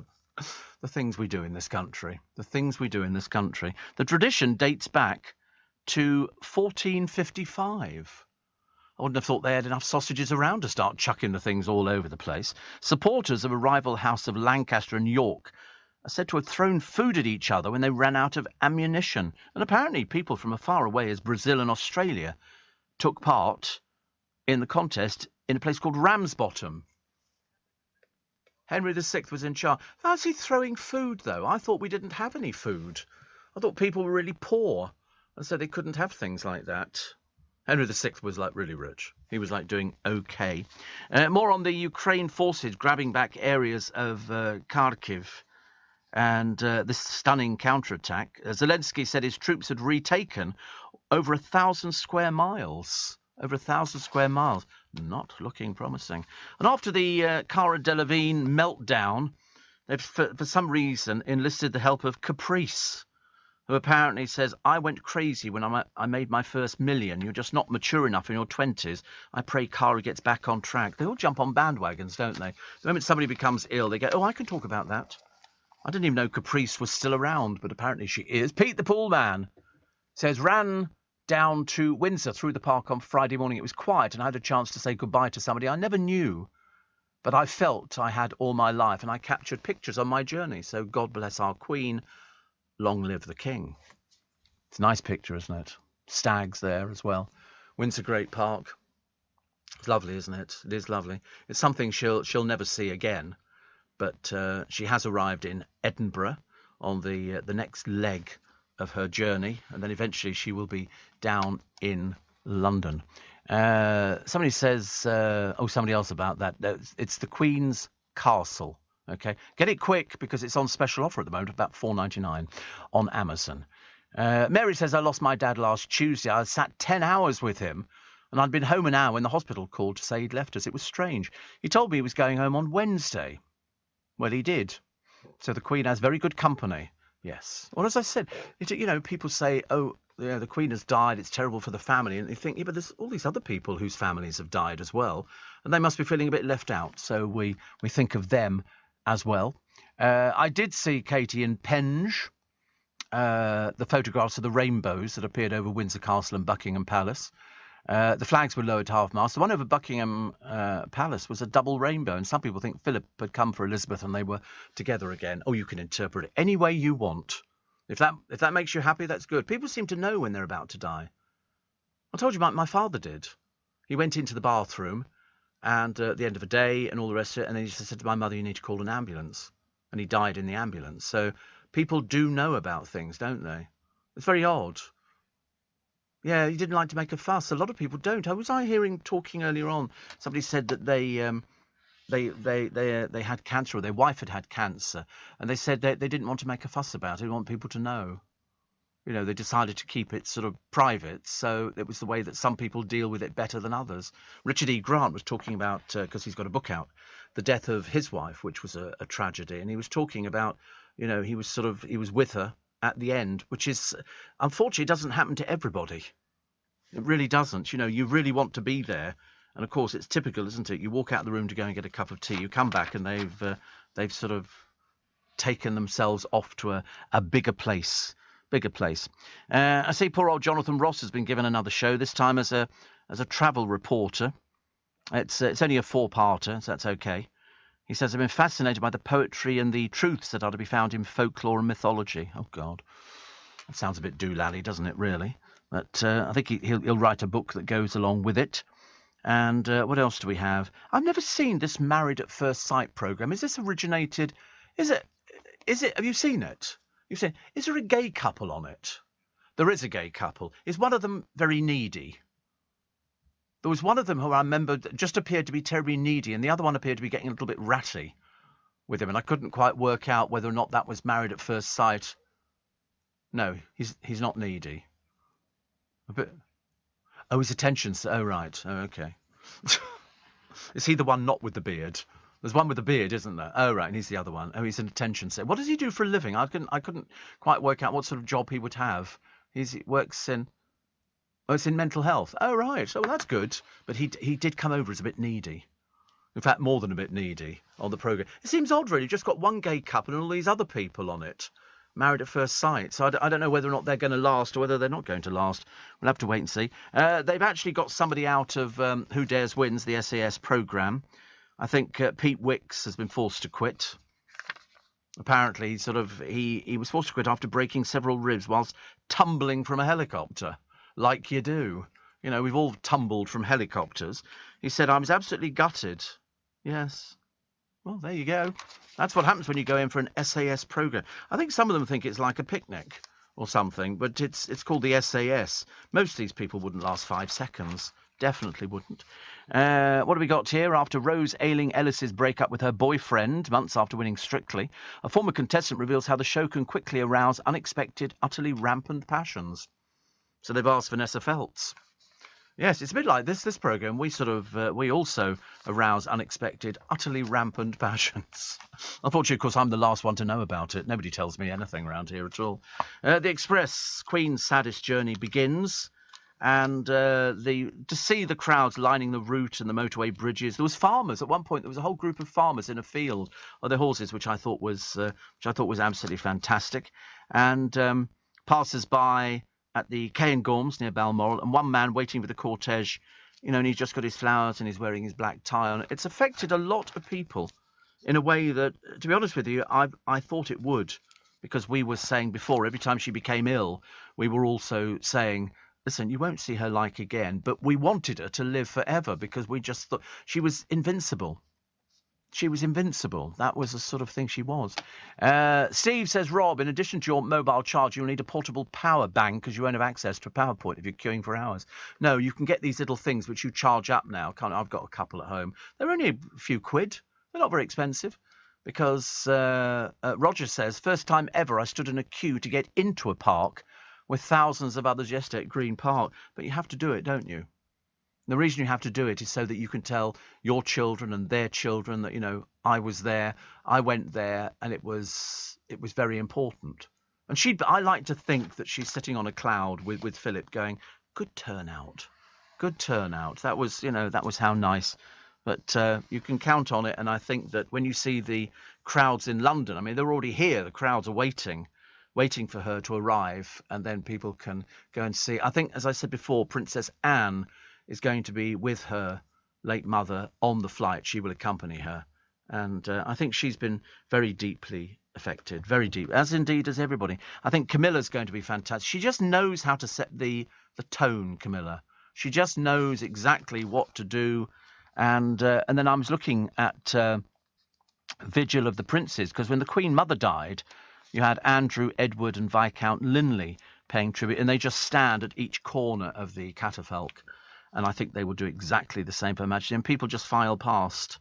They reckon 2 million people a day could view the Queen's coffin. 2 million people a day. It's quite something. And as Charles begins this challenge of a lifetime, they say the people want to comfort him. People were hugging him, kissing him, holding his hands, kissing his hands. I don't think he'd ever been kissed by so many people. And well-wishers outside Buckingham Palace, they were as moved. They'd waited there for ages and ages. And then people got the picture that they wanted to get, which was William and Kate and Harry and Meghan. And William has pledged to serve the Principality with humility. Again, because there's so much work involved, he might have to cut back on some of his work for his different charities, and Kate as well. And Stella says, again, same as everybody else, I can't believe the Queen has died. What an amazing lady. You expected her to live forever. Yes, we did. That was the trouble. You just automatically thought that she had a pass for life. You didn't expect that that the good Lord above was going to want to take her. But lots of pictures of the flowers and people standing around and taking pictures. Some lovely flowers, sunflowers and everything else. And then, of course, Paddington, who popped up all over the place, actually, with his marmalade sandwiches. And there's a couple of people here, pensioners. Tricia and Ray Pont among the first people to receive signed correspondence from the Queen, opening a card from her on the day she died, because they celebrated their 60th wedding anniversary. And they got the card, which read, I'm so pleased to know you're celebrating your diamond wedding anniversary. I send my congratulations and best wishes to you on such a special occasion. And they got that on the day she died. That's a very poignant message. There will be prayers even as we speak. There are church services which are going to be taking place today. And then you saw everybody for the Accession Council. Tony Blair was there, Gordon Brown, Boris Johnson, May, Major, and everybody, absolutely everybody was there, all lined up. It was such a lineup. But the memories of the Queen go through all the papers and will go through for quite some time yet. I mean, there's so many things you can talk about. She says, the Queen, this is in one of her interviews, or people were sort of saying, she made sure she had eye contact and smiled at everybody. Whether she actually spoke to you made no difference. It was the fact that she'd looked at you and you felt that she'd acknowledged you because she smiled. She might have just been smiling vaguely, but it didn't matter. It really didn't matter. James Bond's Daniel Craig has called the Queen's Olympics comedy sketch with the Queen incredible, because it was good. She didn't have to say very much. Good evening, Mr. Bond. That was all. She didn't have to say anything else. Just get in the helicopter. We weren't even totally convinced it was her getting in the helicopter, but it was very good. 84850 steve@lbc.co.uk. Dean says, when I heard the news that Elizabeth had died, I burst into tears. He says, I'd never met the Queen, but I felt like she was my friend. I think she was everybody's friend. I think she was everybody's friend. She met so many people. You know, they had so many garden parties and places. I mean, in the end, I think that's why she wore gloves. She didn't want to shake hands with anybody unless she had gloves on. And I think that everybody will carry on with such great memories. Imagine if she was your mother. I mean, what would you talk about? Christmas time, apparently, is great fun in the household because they and this Christmas will be difficult for them. I think they will find it very emotional, and Charles will record, probably at November time, the Christmas message, and it will deal with the death of his mother, his beloved mama. He loves using the word mummy, doesn't he? Because he started using it at one of the Jubilees, and because it got such a good reaction. Your Majesty, mummy. And the Queen, on the first one, you could see the camera cut to her and you think, she's not pleased about this. I don't think she's too happy being called mummy. But why not? Why not, for goodness sake? That's what she was, mummy. Just changing the subject briefly, over 65s can now book their COVID boosters. Actually, I think I've got my flu jab Saturday. I have to try and remember it. I'm sure that what they'll do is send me a reminder the day before. Don't forget you've got a flu jab. And so now I can also book my COVID booster. What if they'll do it at the same time as the flu jab? It makes sense, doesn't it, really? I must be the only person, well, certainly the only person that I knew about, who didn't get any side effects from the injections. Everybody else was going, oh, I was ill, I was laid up for everything. There's also a jab that prevents type 2 diabetes by making overweight people feel full, has been developed by scientists. See, I thought this was old. It's called semaglutide. Because I told you I was given a couple of years ago now, a pen, like an insulin, and it was an appetite suppressant. I gave myself an injection in the morning and never ate all day, which, of course, is not good at all. You have to eat something, and then I got strange side effects, so I decided maybe to come off it, but I've still got it in the fridge. Probably past its sell-by, I should imagine. It's a bit difficult to know what to do with something like that, trying to sort of get rid of it. You can't just sort of go in and hand out, insulin pens.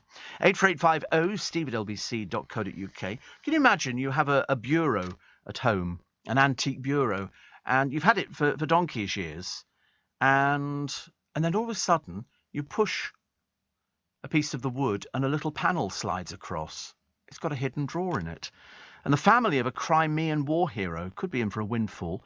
His medals, which were 170 years old, were found in this secret panel. Auctioneers want to find the descendants of armourer Sergeant Edward Webb before his collection is sold. Apparently, David Grant accidentally triggered a spring mechanism in his Victorian writing desk whilst tinkering with it in the loft. The medals were hidden behind a panel.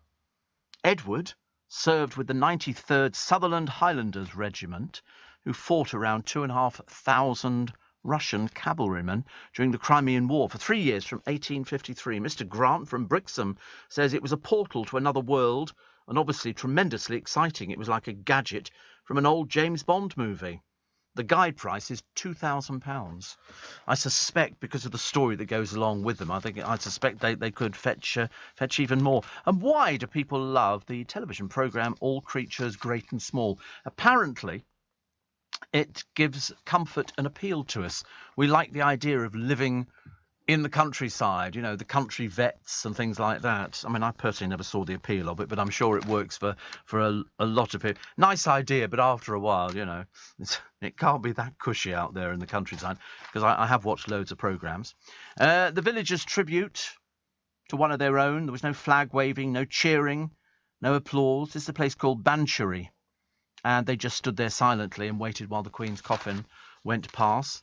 And Queen Elizabeth II, 1926 to 2022, and the princes are back together again, Meghan and Harry holding hands. It's not, you see, the trouble is, they're not very royal, but at least they're sort of there. Whether they spoke, I don't know. Whether they spoke or whether they're just coming together for the funeral, I have no idea. We'll have to wait and find out. Who's going to turn up for the final farewell? World leaders, celebrity A-listers and close confidants of the Queen are expected to attend the funeral. They say France's Emmanuel Macron, Canada's Prime Minister Justin Trudeau, also Joe Biden will attend, and Baroness Hussey of North Bradley, one of the Queen's ladies in waiting. Also Angela Kelly, the Queen's personal dressmaker since 2002. John Warren, the Queen's bloodstock manager. and horse racing advisor, and Sir David Attenborough, as well as Sir Jackie Stewart. I'm almost tempted to say, but it's only because it doesn't appear here, no mention of the Beckhams. No mention of the Beckhams at all, but I don't think they, Her Majesty would perhaps be aware of who they were. But it'll be very interesting to see who actually turns out. So it's Thursday, which is rehearsal, that'll be very early in the morning, probably about 4 a.m, I suspect. And so they can get it all over and done with before. I mean, they will try and do the funeral with as little disruption to people as possible. So the same for the New Year's Day parade. They will rehearse the whole thing, yes. So everybody knows where they're supposed to be. I mean, the soldiers have done these sort of things quite a few times, so they'll know the other people lining it. They'll just be lining the route. They won't mess up. They absolutely won't mess up. Everybody wants to do their best for this. You want to make sure that that you do her proud, and they will do her proud, mainly so they can all say, I was there, I took part in it, I was one of those soldiers. So what will the average day bring in the court of King Charles III? What do you think? He never stops for lunch. He has breakfast of fruit and seeds. Same as me, actually, yes, which is very nice. His former press secretary said he doesn't eat lunch, so an early lesson I learnt when out on the road with him was have a big breakfast or bring a few snack bars with you to keep you going. The working day's pretty relentless. His household's run by a small but dedicated team of staff, most of whom have been with him for decades. And he'll do, chats and things like that. He's got 400 patronages, 400 charities that he's affiliated to. There is a break from his relentless schedule, about 1 p.m. to get outside to walk. He dislikes being inside for too long. But dinner is at 8:30 sharp, and then at 10 p.m. he heads back to his desk, usually until well past midnight. And that's what it used to be like. You can only imagine that now he takes over the running of everything. He's going to be a very tired person, very tired. And somebody says, I still don't believe it. The Queen was supposed to be on this earth forever, or so it seems. I know, Ash. That was it. But imagine getting a job like Charles. He's been waiting all his life for this job. He's always wanted to be king, and now he gets it at the age of 73. The time he's supposed to be putting his feet up and playing whist and Scrabble and stuff like that. Steve, I didn't know Paddington Bear was designed and developed by Jeremy Clarkson's mother. What planet have you been on? Everybody knew that for ages and ages ago. And an amazing lady, says Stella. And I will be going to London, says Conrad, to represent family and friends from the UK, Europe, Brazil, South Africa, Australia, US, Chile and Asia, as I live the nearest. I shall lay flowers in Hyde Park. I saw Queen Elizabeth II in Caerphilly. Lovely. And Dean says, I've ordered The Queen's Castle. Looking forward to watching it. Love the poem. Yeah, the poem's great. And the DVD you'll love. Yeah, I'll do the poem again at the end of the programme, because I thought it was so good. And if somebody's so good at writing poetry, we've got Michael Dennis, the Black Cab poet, but this is a lady we hadn't heard of before, but very good she is too. Jim says, listening from the Bahamas since March 2020. Blimey, we're very impressed. You must either have a job out there or you've retired, which sounds great. And Steve says, Nicole, I moved from Surrey to Galloway, Scotland a year ago, and totally understand why the Queen loves Scotland. It's so much. Oh, it's beautiful. The scenery is stunning, absolutely stunning, and especially around Balmoral. There's a lot of information to take in, and they've issued official guidance for the Queen's lying in state, and I feel duty bound to tell you, because some people might fall foul of it, and there will be security there. So she will first lie at rest in Edinburgh before her coffin is then flown down to London for her to lie in state. Now, if you wish to see the Queen lying in state, you've been warned, long queues. Long queues. When I say long queues, there's a limit, to how fast you can move people through. You are banned from taking photographs, they have to tell you about this. So she will lie at rest in Edinburgh today. The coffin completed the more than 6-hour journey from Balmoral to the Palace of Holyrood House.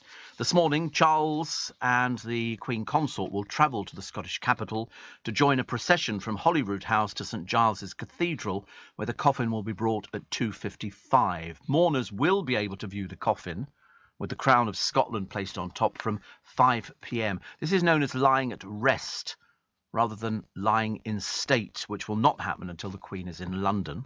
A hearse will then take the coffin to Edinburgh Airport on Tuesday. It'll be flown to London for the Queen to lie in state at Westminster Hall from Wednesday. The closed coffin will rest on this raised platform known as a catafalque. Members of the public will be able to file past to pay their respects 24 hours a day until 6:30 on Monday, the 19th, the day of the funeral, which will be a bank holiday. Hundreds of thousands are expected to flock to the capital for this once-in-a-lifetime proceedings, and those planning to visit must adhere to extensive guidance. Now, what you should expect if you decide to visit, large crowds are expected. If they think 2 million people a day they can process, this is really moving it. It will be airport-style security, and there are tight restrictions on what you can take in. The queue will keep moving, so there's no opportunity to sit down, because as fast as you sit down on the ground, you're going to have to stand up to move forward a couple of feet. So they say, please consider this before you decide to attend, or bring children with you. You have to be prepared for the long haul, so you better bring water. I mean, basically you need like a picnic hamper. Water and some food, something like that. If you're diabetic, don't forget, you've got to take your insulin or your tablets or something like that. The queue may also close early to ensure as many visitors as possible can enter. So what can you take with you? You know, you're not going to be going in there with a tent over your back or something like that. There's a bag policy, very strict. Only one small bag per person. It's got to be smaller than 40 centimetres by 30 by 20 with a simple opening or zip. Anyone who brings a larger bag will have to leave it in a bag drop facility, but space is limited and there's no guarantee of storage. There are limited places to buy food along the queue route, so the public are encouraged to bring food and drink, but they've got to be consumed or disposed of before entering the palace. A portable mobile phone charger is advised given the lengthy queue time. So what is banned? Ready? Wait for the list. Flasks or water bottles are banned unless they're clear. Flowers and other tribute items, including candles, soft toys and photographs, are prohibited. Flowers only should be taken to the dedicated area in Green Park. Sharp items, paint sprays, padlocks, chains, climbing gear, and any other hazardous items are banned. Climbing gear? Who on earth goes climbing gear? Odd one, isn't it? Banners, placards, flags, advertising or marketing messages are also not allowed. All camping equipment, including... I'm sorry to laugh, it just seems a bit odd. If you're queuing up to see the late Queen's catafalque, why would you be taking a cooker, a hamper, a cooler, sleeping bags, blankets, folding chairs? Also, you can't take non-foldable pushchairs because there's steps all the way down, unfortunately. Will it be accessible? Step-free access will be available for those who need it. More information about the route provided on Tuesday. And how must you behave? They're laying down the law on this one. This has got to be done right. You have to respect the dignity of this event and remain silent in the Palace of Westminster. You will walk in, you will file past the catafalque, quiet. Antisocial behaviour, including queue jumping, excessive consumption of alcohol or drunken behaviour will not be tolerated, and people risk being removed from the queue. You are not to film, photograph or use mobile phones in the search area or within the palace. You cannot bring tents, gazebos or light barbecues or fires. Who would be doing that? And London, they say, should be dry from Wednesday until the funeral. The Met Office say with less than a 10% chance of rain. It's quite interesting that you cannot bring tents or gazebos or light barbecues or fires. It's funny, actually, because I was just thinking, so, you know, you need to get there. But do remember, if you're going to take children, and a lot of people will be taking children, just remember, you could be waiting for hours in a queue to get people through or leave early. You can take your radio with you, I should imagine, or pick up LBC on the phone, provided you've downloaded the Global Player app, because we have a podcast for you for today. You didn't think we were going to have one, but we have a podcast for you today, which you can download after the programme, together with the whole programme as well. But just heed all that advice. We'll repeat it all again tomorrow, just to make sure that, you know, I can't imagine who in their right mind would actually be drunk in a queue. But if you take kids, they're going to be bored witless.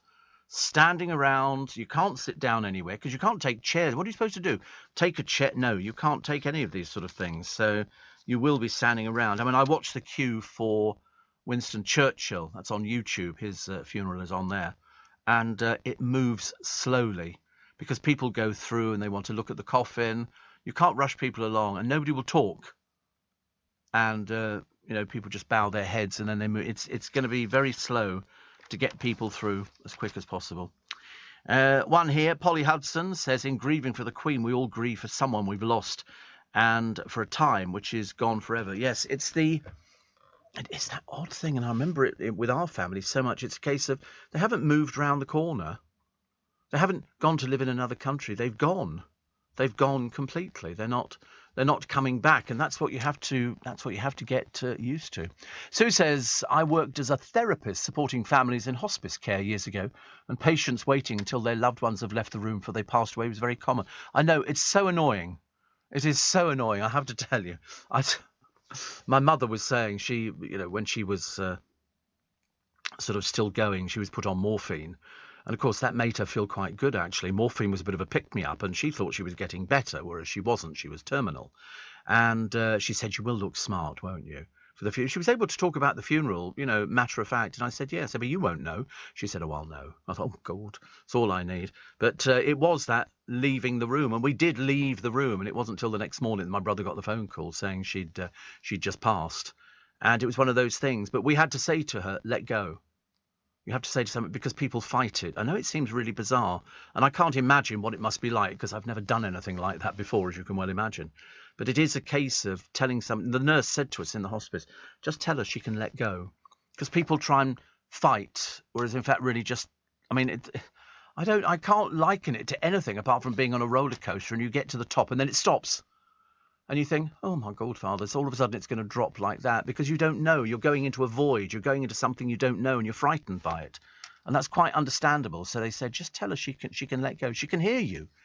They can tell these things. They can tell these things. But in the case of the Queen, I wonder really how long ago or how far back the royal family were prepared by the doctors saying, listen, she hasn't got very long to go.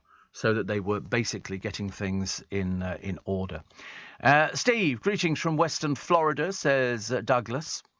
I lived in the UK for 3 years while stationed at RAF Mildenhall with the USAF.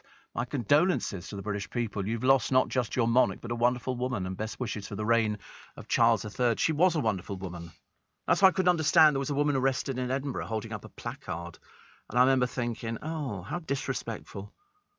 You didn't know her, and yet you sort of hold up a placard condemning them. It's like the stupid woman with the fish and chip shop, really. I hope that business collapses. I can't imagine why anybody would ever want to support anybody like that. Paul says, I remember queuing 19 hours to view Diana's coffin. We were exhausted at the end, but a very sombre time. Remember the Salvation Army giving hot drinks to us all. Yes, you can take a drink if you're going to go and file past the catafalque and the coffin. But just remember, it's got to be a clear bottle, okay? A clear bottle. And don't get drunk. Don't get drunk. The Great British Bake Off judges have warned viewers there'll be some shock and upsets about who gets booted off the show. I'm going to have to hold my hands up and go, I really couldn't care less. Couldn't care less whether they're booted off the show. Obviously, if you're booted off the show, you're not going to be very good, are you? And some people are very good. The war in Ukraine, the counterattack, the Russians, they say, are on the run. Well, they're dragging all sorts of people into the Russian army at the moment, mainly people who have no experience of war, and they're basically people that they're just used as cannon fodder, I suspect. But you just wish that maybe Putin would see a bit of sense and say, look, we've made our point, let's pull out. And people can just get on with life. That would be nice, wouldn't it? That would be. But it's the pictures in the Mirror today. They've decided to go for smiles. And boy, when she liked something, she smiled. My favourite was her at the races, where she got so excited when her horse won. She couldn't control the excitement. It was just absolutely wonderful. And she giggles. And she giggled with Philip, and she giggled with everybody. Absolutely everybody. With Charles and everybody else, even a picture of her laughing with Meghan. So you see, there is a God. Also with her racing manager, that's John Warren at Epsom. They were all very excited there. I think she had a winner, which was good. And then lots of pictures of Charles and Diana and the Queen Mother. Yeah, they're really nice pictures. You'll absolutely love them. It's great. And Sir David Attenborough said, if there was something funny, she laughed in a genuine way. She wasn't putting it on. she really thought that things were funny. And I think that's why after Philip died, I think life became very difficult for her because she relied so much on him, and he was her rock. And that must be really awful. She loses her mother, she loses Philip, but soon they'll all be back together again. And what stories they will have to tell. What stories. The Queen's saying, you won't believe, honestly, I was shunted from pillar to post. But we got a really, really good turnout. Oh, that looks nice, doesn't it? Oh, sorry, Tuscan chicken. I was looking at a recipe for Tuscan chicken thinking, that's it, as I finish early today, perhaps I could have chicken for breakfast. And then I suddenly realised, maybe not. There are certain things you can have for breakfast and certain things you can't. And apparently Tuscan chicken is one you can't. I don't know why. There are certain things, you can have sausages and egg and bacon and fried bread, but you can't have chicken. Yeah, but why can you only have certain things for breakfast? Why is it the fact they go, you've got to have sausages, egg, bacon, tomatoes, black pudding if you really desire something like that, and yet nobody says, why can't you have a box of After Eight? Because they go, oh, no, you can't. You have to have savoury stuff for breakfast. Either way, I'm having Tuscan chicken. I don't care. Doesn't. Yeah, we've got to make the blooming thing first, so maybe not. Lovely picture of the Countess of Wessex putting an arm round Princess Anne, who did that I mean, really, and she's going to be with her fabulous mother, and she's going to be with her on the flight home. But to see all the crowds out and everybody, it's amazing. What did we do before mobile phones? Everybody holding up mobile phones, filming everything. What do you do? Do you keep playing it back to yourself? I don't know what you do with them. But that appears to be what people are doing. But it was the vanishing sticker on the side of the hearse, which is William Purvis, who is the funeral company. And then obviously someone's going, get it off. They're free advertising. But the tractor salute, the farmers lining the roads near Banchory. And the procession reached the sealed-off motorway, the Queen's Ferry crossing. The Cairngorms, they were on very quiet mountain roads, and a wreath of the Queen's favourite flowers, which was laid over to her coffin, also served as a touching tribute to her late husband, Prince Philip. It was prepared by Balmoral staff with sweet peas, dahlias, phlox, white heather and pine fir, all gathered from the Aberdeenshire estate. Apparently sweet peas were among the Queen's favourite flowers, but I suspect she had an awful lot of favourite flowers. I love sweet peas. I can't grow the blooming things. I've tried once and they get invaded by ants. So I sort of gave up. It's 6:45. It's Steve Allen's Early Breakfast. We're going to take some more texts and emails in a moment. But first of all, we're not. I thought you just said break. And I said, no break. I didn't catch the first word. So I only just heard break. I thought to myself, my goodness me. Now, interestingly, a short while ago I was telling you, they reckon 2 million people could go past and see the Queen lying in state. Every paper is telling you the same thing. Queues. They think it could be hours and hours and hours. Also, Charles will address Parliament for the first time as king today. Foreign heads have been told not to use private jets. Foreign heads of state have been told to take the bus. Well, I don't really see how they can manage something like that. Whitehall has issued strict guidelines for dignitaries arriving in the UK to pay their respects. Leaked documents obtained by the police and Politico News website revealed the world's political elite will be banned from using their own cars to get to the Abbey, and instead will be asked to park in West London and take a bus. Not April the 1st, is it, or something like that? So we've got some buses to ferry you in. I don't know, that's going to manage. And somebody says here, elements of the plan have been met with incredulity in some quarters, with one foreign ambassador complaining, can you imagine Joe Biden on a bus? It's like when you get off an aeroplane, isn't it? And they say the bus will take you to the terminal. I hope he's got a freedom pass. I do hope so. Lots of pictures of little children looking at the flowers and all the rest of it. A bit posy. I saw some kids on the television the other day. They were waiting, standing there, and somebody said, OK, now. And then they put their flowers down and they just took a picture of it. And then there were sort of children waiting to be interviewed by reporters who were trying to gather as many interviews as they could possibly get and asking them all the same question. How do you feel? The kings and queens, the Pearlies, turned up in Green Park. You don't see them so often in London, but you certainly see them for things like this.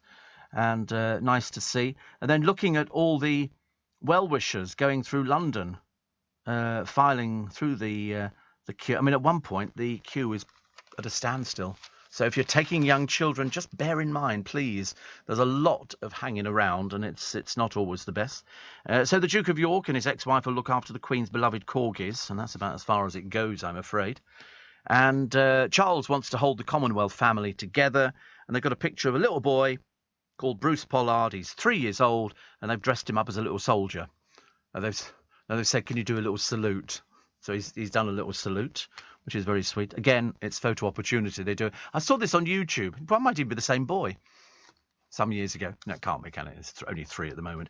And he goes and stands next to one of the soldiers at Windsor Castle and does a salute. And so cute. So cute. It really was. It was one of those things. Britons will be encouraged to view the 73-year-old king as a compassionate and wise monarch. I think he'll be fine. Let's face it, he's been waiting forever for this. So this is something that's very important. Sophie Wessex couldn't disguise her sadness looking at the tributes for the Queen outside Balmoral. It's taking it all in, somebody that you expect to see for ages and ages. And Barry says, did you see how upset Princess Anne was when she knelt before the coffin? No, she just curtsied. She didn't kneel, she was curtsying. It was a deep curtsy. They do two types of curtsy. Men only have to incline their head, and women do 2 curtsies. There's a normal curtsy, you just incline your head, and then there's a deep curtsy, and that's what she did. And life goes on for me, Steve, says Pete the pool man. It's Monday, it's dark, I've got 13 pools to do. So there you go, 13 pools to do, and I'm in my element, meaning poolside Pete is a happy boy. Even at such times like this, your pool's got to be looked after for the winter. And the other nice thing, which I quite like, Julianne Moore, Jennifer Lawrence and Jessica Brown-Findlay all wearing black, mourning the Queen on the red carpet. And even Ukrainian soldiers recording tributes from the front line. And that was good. Daniel Craig was in Toronto, and of course famous now apart from being Bond. He was escorting Her Majesty for that Olympics sketch. And I will do the poem again, actually. I'll do it in 1 minute. Messages written on shells. Now R.I.P. Queen Elizabeth, keep calm and carry on. And the nation remembering. Knitted postboxes and stuff like that. One here which has got the Queen, says, thank you for everything, our Queen, 1926-2022. And before the North Run, the Great North Run the other day, there was a moment's silence where people were paying respects. Although, strangely, one of the reporters says the BBC was wrong to cancel the last night of the proms. I don't know why, actually. I don't know why. Everything's going ahead, as far as I know. But they say, no, it shouldn't have gone, it should have gone ahead as per usual. But that's a decision people make, isn't it, really? Yes, I mean, if it did go ahead, you couldn't win. Giles Brandreth has popped up on loads of TV shows because he knew Prince Philip, and he recalls how the Queen lit up in her husband's presence, even though she once called him pig-headed, and he called her a bloody fool. You can imagine them doing things like that, but it was only in jest. The poem which we read at the beginning of the programme today, if you've just joined us, because Nick's going to be here from 6 o'clock, by Joanne Boyle. And it's called Philip Came to Me Today. I make no apologies for doing it twice on one programme. Philip came to me today and said it was time to go. I looked at him and smiled as I whispered that I know. I then turned and looked behind me and saw I was asleep. All my family were around me, and I could hear them weep. I gently touched each shoulder with Philip by my side. Then I turned away and walked with my angel guide. Philip held my hand as he led the way to a world where kings and queens are monarchs every day. I was given a crown to wear, or a halo known by some. The difference is up here they're worn by everyone. I felt a sense of peace. My reign had seen its end. 70 years I'd served my country as the people's friend. Thank you for the years, for all your time and love. Now I am one of 2 again in our palace up above. It's lovely, isn't it? I think that's the nicest poem I've read in ages and ages. I think it's really, really sweet. So that was by Joanne Boyle. I don't know how long ago it was written, actually. I think it was adapted from another poem. Kim says, morning, son. I'll have to get you on catch-up today. Apologies It's all right. Matt in Malta says, nice to have your company after such a sombre weekend. And Steve says, Jane, I spent Thursday to Saturday in London for my birthday weekend. Incredible to see every advertising board, including Piccadilly Circus, with photos of the Queen. Is this also protocol? It's entirely how people feel. If people want to do something, they will do it. And of course, most of the stuff in the Mall will have to change because it's got ER written on it. So all of that has got to change. And, you know, I mean, it's going to take forever, absolutely forever. But no, it's lovely. Adapted from Philip the Final Portrait by Giles Brandreth. Came out a little while ago, actually, but worth getting. And Giles was on all the television programmes, with all sorts of people on there, all talking about their experiences. I also missed Frozen Planet, even though the producer reckons it was absolutely brilliant. Loved it. And it gets, the paper today, it gets 5 stars. 5 stars. I don't think I've seen anything like it. They say it's a Frozen Fantasia. It will give you chills, which is lovely. Boost for Liz, as 9 in 10 voters back her plan to freeze energy bills. Please God, soon. That's going to be the thing, isn't it? You know, we've got a lot to get through over the next few weeks and months. Where do we go from here? And the answer is, well, we've got a very busy week on LBC and a very busy day. I think London is going to be very, very busy on State Funeral Day, which is now official, the 19th of this month. And so Thursday, early hours of the morning, they're going to be rehearsing. Some of the floral tributes outside are fantastic. They're absolutely beautiful. People have sort of fashioned crowns and put flowers in them and everything else. Also a lovely book called A Pocket Full of Happiness by Richard E. Grant, published on September the 29th. And again, it was Richard E. Grant who was with his wife at the end, and his words were, "It's all okay, my angel. Don't hold on. We all love you so, so much." It's this not holding on bit. It's this letting go. It's been very important, actually, for a lot of people to have that. And he'd been married 35 years. He said her death left him engulfed by a tsunami of grief. He says, but her zeal for life remains his guiding light. He's absolutely lovely. He's absolutely lovely. We've interviewed him on a few occasions. Absolutely lovely and charming and witty and funny and a great actor. And he likes puppets.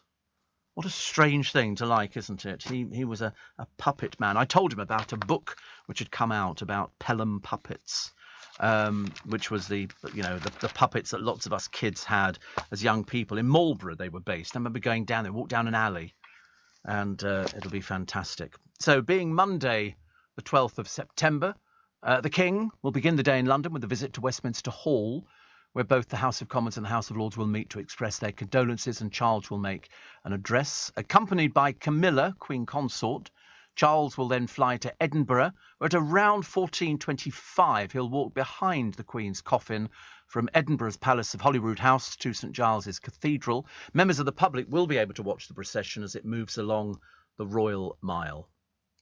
So that's what's happening today. And then every day this week there'll be different things happening.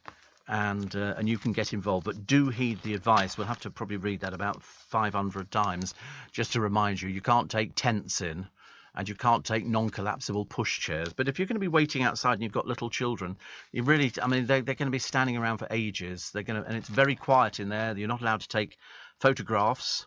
There's no photographs, there'll be no videoing, no nothing at all. And they will remove your phone if necessary. Also, bags have got to be a certain size. In fact, I was amazed at how many rules and stipulations there were. I thought it was one of those things whereby you sort of you read it and you go, oh yes, that'll be just like anywhere else. No, this is completely different. You'll go through, I think, something like airport check-in. So they'll have all sorts of things. Other stories. The over 65s, as I say, urged to book an autumn COVID booster.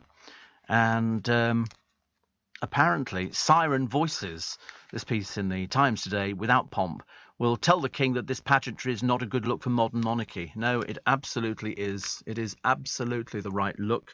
It really is. And it's so nice, to see these fantastic tributes to Her Majesty, somebody who's given over her life. But smiling is a big part of it.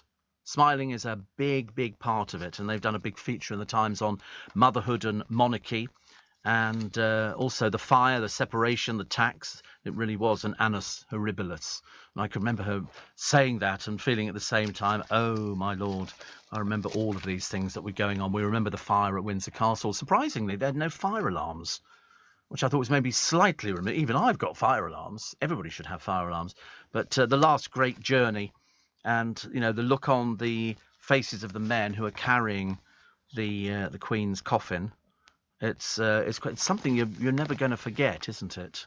And they've got all the special memories which people have sort of come forward with. And it's amazing how many people met her. I don't know how many people she met in her lifetime, but she certainly covered the miles. She certainly went abroad. But just remember, if you're coming to London, don't drive. I think that would be a very, very unwise thing, I think, to actually drive. And so if you take public transport, although I reckon you're going to find it difficult to get hold of flowers. I mean, florists are running out already in London because so many people want to lay, that's their tribute. But no marmalade sandwiches, remember? We don't want the marmalade sandwiches or the Paddington Bears. But the knitted ones are very nice. I like the little knitted things that they put on top of the post. I went past a place, I think it was in Marylebone, and there were all these different things on. I thought, I'm surprised they haven't been pinched. People sort of pinch stuff like that, which is good. Just a couple more of your texts and emails. Steve, the poem is lovely, says Pete the Pool Man. And Tina shed a tear at the poem he just read. The words of Leonard Cohen comforted me on losing my mum. Come, my friends, be not afraid. We are so lightly here. It's in love that we are made. In love we disappear. And Dennis in Grantham said, at such a sad time, the nation is united. The British pageantry will be at its best at the Queen's funeral. Oh, the crowds will be out on the street. They will be there, and they'll be clapping and people, you know, wishing all the best and cheering Charles as well. I think he's going to be a very good king. It's a week today, and London does what it does best when we celebrate such a fantastic life. And I'm glad we read the poem. Thank you for your texts and emails. Very, very grateful for all of those this morning. We'll be back again tomorrow morning, actually. Morning, everybody. Nice to have your company. Welcome along to, I don't know, such mixed feelings, so many different emotions running through your mind and thinking. I mean, yesterday, the thing that dominated for me were the pallbearers. That coffin is huge. I mean, whichever way you look at it, every time the camera went over the top of it, I remember thinking, I mean, is she with all the silver or something like that? It was such a big coffin, and there's 8 of them carrying it, and you could tell the strain was showing, but they were fantastic. And then they had to walk all the way. I mean, it was a hell of a walk with the royal family. And then I just thought that, you know, we do that so well. I'm not even sure if they rehearsed it. I know that yesterday they were rehearsing for the funeral on Monday, not with all the soldiers, with the gun carriage, to make sure, because they'll be walking. And when you watch it, you'll see how it is.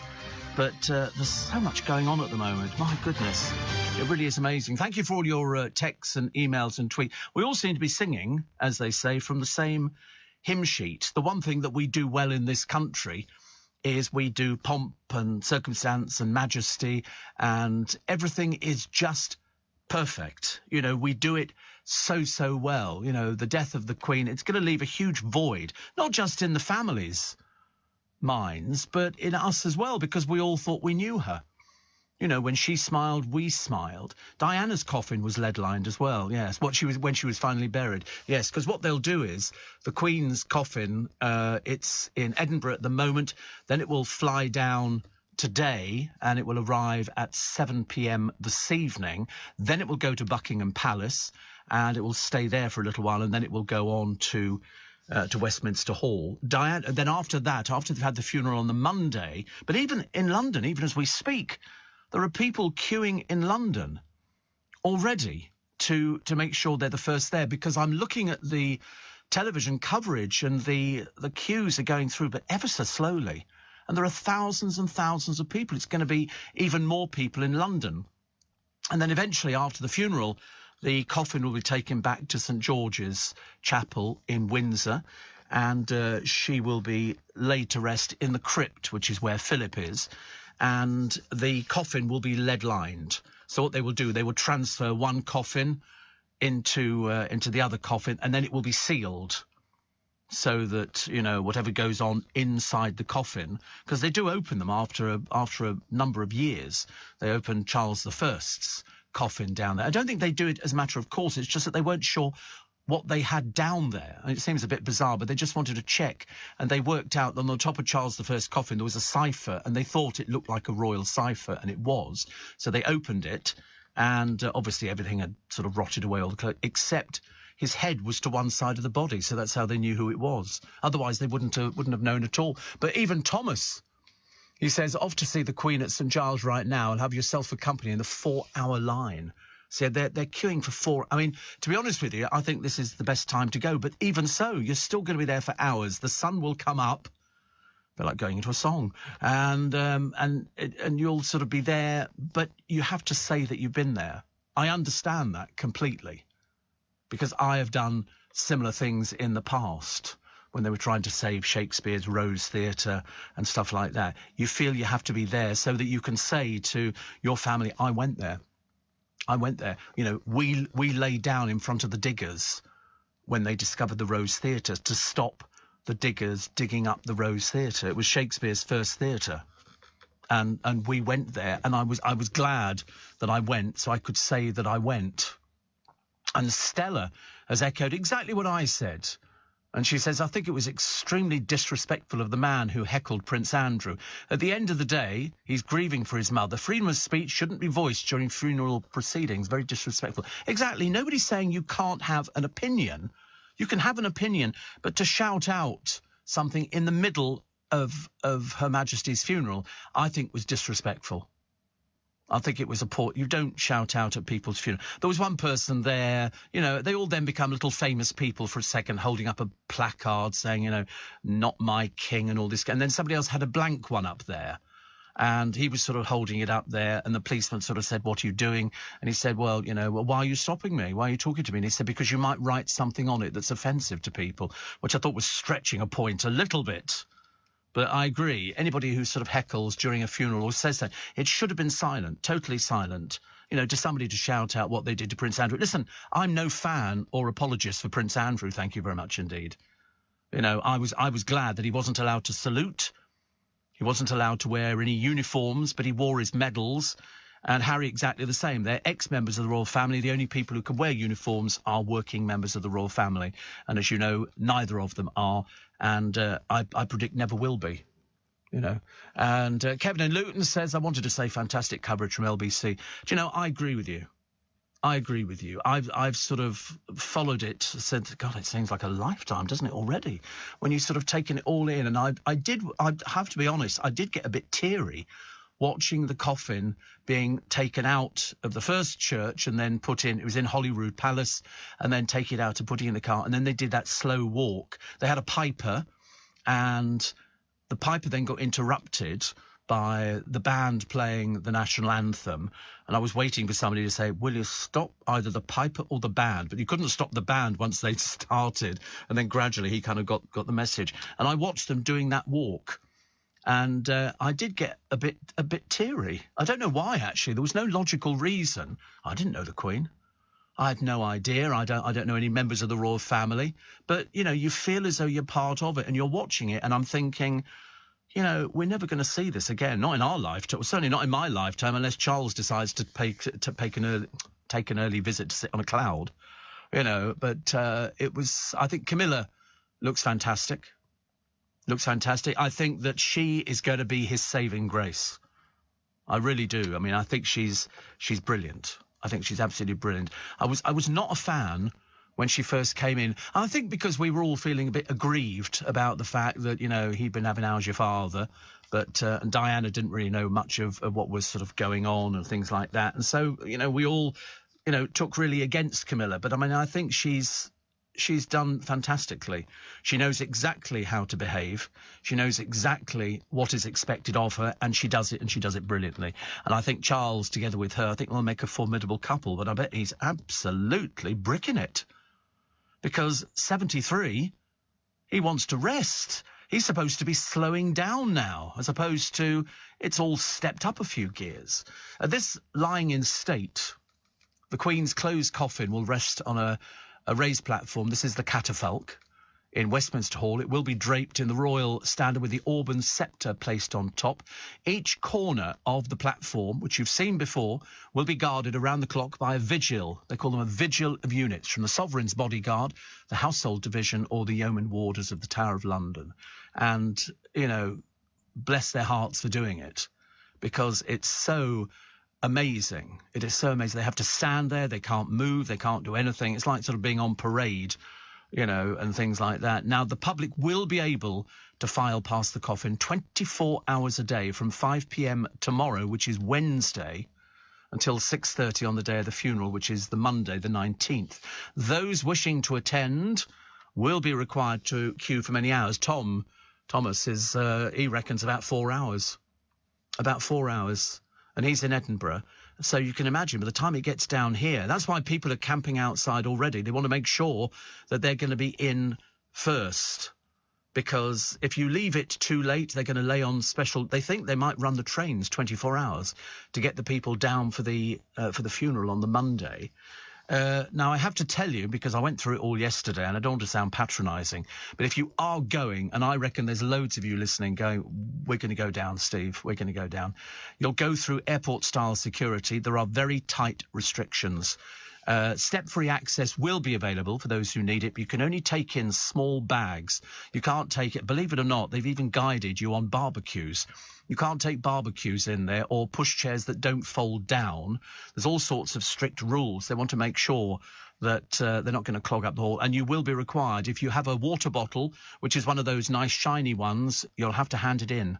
They're only allowing in water bottles which are see-through, so that they can see what's inside there, because, you know, security is tight. The Metropolitan Police Commissioner was saying the other day that they're going to draft in just about everybody who's available to be drafted in. And it's going to take hours to get people through. I still think there's going to be people disappointed at the end, because they just can't get... When you look at how slowly they're moving through in Edinburgh, you can only imagine what it's going to be like here. Shane says, you're right, Steve. The UK is putting on a very dignified funeral. The Queen would be very proud. The funny thing is, Shane, she knew exactly what her funeral was.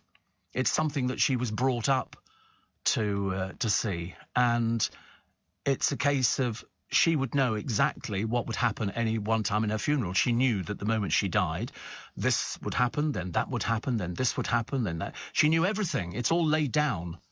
It's all laid down. Adam in San Francisco says, I completely agree with you about Camilla. And I think Charles is coming to the crown at the perfect time for him. Life experiences change and mature. And I think everything he's gone through will make him a great king. LBC's coverage has been terrific. I also believe so. I told you when my boss phoned me, he phoned me on the Saturday. And he said, is it sounding good? I said, couldn't be better.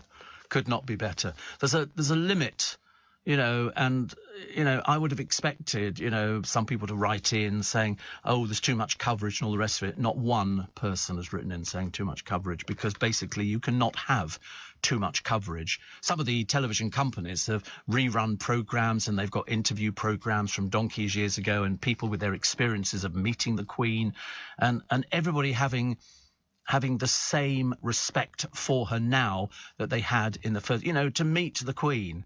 You know, you have to remember that it's no good you putting your hand out. She'll put her hand out and then you can do yours. You can't start a conversation with her. She instigates the conversation. You then pick up on it as well. And I think it's been done. And the one thing, as I said to you the other day, my ex-producer, I still see him, Corey, I said, you will remember this for the rest of your life. This will be the one thing when people will say to you in 20, 30 years, what do you remember about, you know, when you were working at LBC and what was it like? And you will go, the Queen's funeral. You know, we do acknowledge that there are other things going on in the world and in the country now, but we're still paying tribute and we're still being respectful, because, to be brutally honest with you, that's the way I want it to be. I don't want people to think that we're disrespectful in any way, shape or form. I've not been the biggest fan of the royal family. There are certain members of the royal family I really couldn't care less about. And I make it perfectly vocal. But when it comes to the Queen, and I think after Philip died, I think a little bit of her died at the same time. She maintains the stiff upper lip. She maintains the decorum and everything that goes with her job, because that's what it is, but I think she missed him like hell. Absolutely, as you would have done when you consider what they'd been through and been around the world and, you know, everything else. It's just, so I think that what we're doing is there are loads of other stories in the papers. When I say loads of other stories in the papers, I thought the stores showing respect with the muted till beeps was taking it a bit too far.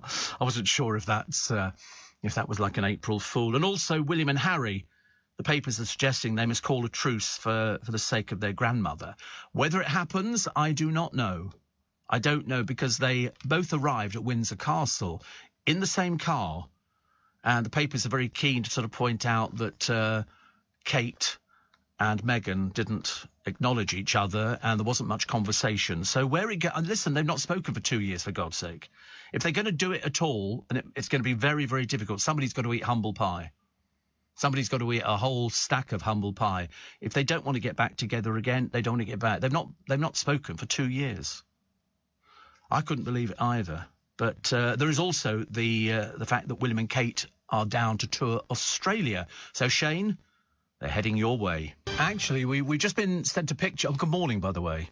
Sorry, it's a bit remiss of me. There's so many bits and pieces going through my mind at the moment, as you can well imagine. Thomas, who was heading off to see the Queen at St Giles, he said, and we're looking at the picture, there are hundreds and hundreds and hundreds and hundreds of people queuing. Quite amazing. And Thomas says it's not even halfway. Not even halfway. This is in Edinburgh. And they've closed roads off, like they will close roads off in London. They're going to start closing them off. There'll be certain bits that you can't... I mean, it's all right for us who live and work in London because we know our way around. Technically speaking, we're supposed to know our way around. But strangely enough, I got a text message the other day. Who from? The hospital. I've got to go in for my latest eye things and all the rest of it. And do you know when? Monday. Funeral day. What time? 10 o'clock. What time's the funeral? 11. I hope we're going to get through very, very quickly, but it seems ages and ages. My friend Ian is in Dallas. You know, 1 minute he sends me pictures of the flooding that they had, and you've never seen flooding like it. He said, I've just seen a TV ad for Christmas trees. We have one here, and it's called something. They're artificial trees, but they look really nice, but they're half expensive. They're like 700 quid a tree. And I can't remember what they are. Have I ever had a fake tree? Yes. I bought one from QVC, and I bought the wrong size. I should have bought an 8 foot. I bought a 6 foot, and to be honest with you, 6 foot's not big enough. It really wasn't big enough, so I gave it to my godchildren so they could put in their... I call it their party barn, because it's a barn which is all screeded and with air conditioning. It's got sofas, and you can play darts and pool. It's got a bar and everything else in it. But my friend Ian says, I'm listening again from yesterday. Very impressed with your facts on the royals and thoughts. Just reeled off. He says, what a pro. And the funny thing is, you get used to doing it, because when they said yesterday there's no adverts, and I went, right, are you all right with that? I said, well, I don't really have any choice. I just had to keep going, and there was no travel either. So I just keep going. I mean, luckily it was only a 2-hour programme. Today, you'll be thrilled to know we're back to 3 hours. But we're going to incorporate lots of other bits and pieces, because I don't want you to get bored with the coverage of something that is so monumentally enormous. I don't want you to sort of think, oh God, I'm fed up with it now, because I don't think we should do that. I think we have to respect her for what she did, for what she gave up. She gave up everything in her life. She gave up everything. And it was just for the country. She loved this country. She loved everything about it. Okay, so she had, I explained yesterday, palaces. And the nice thing that they did, when you look at Windsor Castle, and if you buy that DVD, and they might have sold out, The Queen's Castle, it's available on Amazon. It's only about $4.99. It's about 5 hours of a TV programme, and it shows you behind the scenes. And the one thing that they do, if ever they have visiting dignitaries from overseas, for example, I think they had somebody on this one, and I think it was somebody from France, could have been the French president. They get out from their archives things that would be of interest to the French president that are in the royal archives, like, you know, the execution warrant of Marie Antoinette or whatever it happens to be. Yeah, also talking points. And they would sort of get all this stuff out, then it gets packed up again. But they always say if ever you're invited to stay at Windsor Castle, it is like the best hotel you've ever stayed in. You hand over your luggage. They take it up to your room. There is a maid who unpacks it all, presses it if it needs pressing, hangs it all up on the wardrobe. And when you've finished your sort of time at Windsor Castle, be it after 2 or 3 days, everything is taken down from the wardrobe. They wrap it all in tissue paper, which is sprayed, and then they put it in the case. I mean, seriously, I've never had an invite. Am I bitter? Yep. Am I really fed up? Yep. I need to get in with Charles. And Steve, superb views from yourself regarding the royal family and the Queen's funeral. It's just that we've grown up with it. I'm at that age now where I've lived with it all my life. Seriously. And when you look at how many prime ministers she's seen off, you know, everybody from Winston Churchill, I think he was the first one to invite her to number 10 Downing Street. And she turned up in this, talk about good drag. I mean, my God, it was just glittering. And she was wearing a crown like a tiara, and it was amazing. It was really just absolutely wonderful. When she's in state here, I think you've got the Auburn sceptre. I think you've got the Crown of Scotland at the moment. I mean, she just looked lovely, and we should be immensely proud. I don't mind if somebody protests about the royal family, but I think as the cortege goes past, then I think you have to just be just a bit more respectful. I mean, she has had the most incredible life. You can't imagine it. Her memories must have been fantastic. You know, apart from memorising the names of all her 40 horses over the years and knowing them by sight, when you think what she's seen, what she's done, you know, she's not impressed. She used to complain when they did the state opening of Parliament. The one thing Her Majesty complained about was the weight of the bloody crown. Apparently it weighs a ton. She couldn't wait to take the thing off again. But that's it. Kevin says, do you know once the Queen's been buried, will you be able to visit the graveside? There is no graveside. There is no graveside. She's going to be in the crypt in St George's Chapel in Windsor, which is inside Windsor Castle. So when you go inside Windsor Castle, you can go inside the chapel, but you can't go down into the crypt. And that's where she will be laid to rest, because that's where Philip is, that's where the Queen Mother is, and that's where the ashes of Princess Margaret are as well. But there is no graveside to it. They don't do graveside, things like that. They've got Frogmore, which is also used as the Royal Mausoleum, and they've got various people in there, but that's only open certain times of the year. Dave says, my NHS appointment for Monday was postponed yesterday. Yours will be too, most likely. Well, I mean, it doesn't matter to me. It doesn't matter. I mean, I got it yesterday, and I can cancel it, or I could sort of change the time of it. But I didn't think it was necessary. They said if you can't attend, please rearrange. So I've got an ophthalmology. I don't even know what that one is actually. It sounds painful, doesn't it? Ophthalmology at 10 a.m. Which I suspect that they might cancel it, but at the moment they haven't. So there you go. I mean, St George's Chapel, just going back briefly, just so you're aware of it, because I always think the more I tell you about things, the more you can then pass it on to other people, and it makes you sound very knowledgeable. Now, that ranks next to, I think, Westminster Abbey as a royal mausoleum, and it did become customary for royal funerals to take place there. Among the people buried within the chapel, Edward IV, Henry VI, Henry VIII, Jane Seymour, Charles I, Edward VII, Queen Alexandra, and George V and Queen Mary. So, you know, they're not doing badly. But for Henry VIII to be buried there, I think that's amazing. But if you want to see Henry VIII's coffin, it's in St Paul's Cathedral. And it's actually, the funny thing is, it doesn't look as big as you thought it was. But it was used for somebody else. I think it was used for Nelson. Nelson, down in the crypt. The coffin, because they didn't have anything available that looked particularly special, is that one. So interesting. Deb in Epping says the Queen's passing is one of those moments when we'll all remember what we were doing when he heard of the death. Like you, Steve, I wasn't a fan of Camilla at the beginning, but can see what a support she is to our king, and obviously he adores her. He has big shoes to fill, but I think with her by his side, I'm looking forward to witnessing a new era. Yeah, I absolutely agree. Absolutely agree. When did you find out she died? Because I had the inkling. I found out on the Thursday when they interrupted Steph's programme and said when she'd actually died, I was expecting the announcement to come fairly quickly afterwards, because they'd obviously said it, but before that announcement had been revealed, the family were heading there. So, because they'd obviously said, listen, I think they'd been told a few weeks beforehand to say, listen, she's not in the best of health.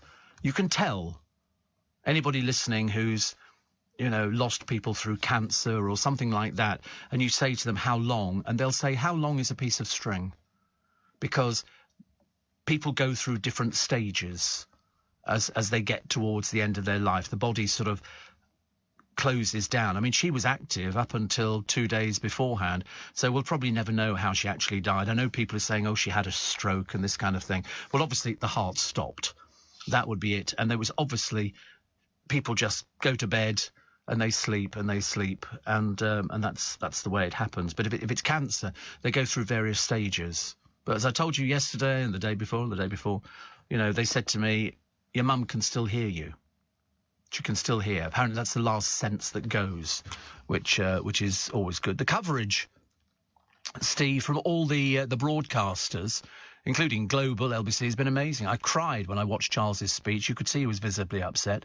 For me, the Queen reminded me of my grandmother, both remarkable ladies, says Chris. For me, the Queen was always gracious, dignified and respectful, as was my grandmother. You know why? Different era. Different era.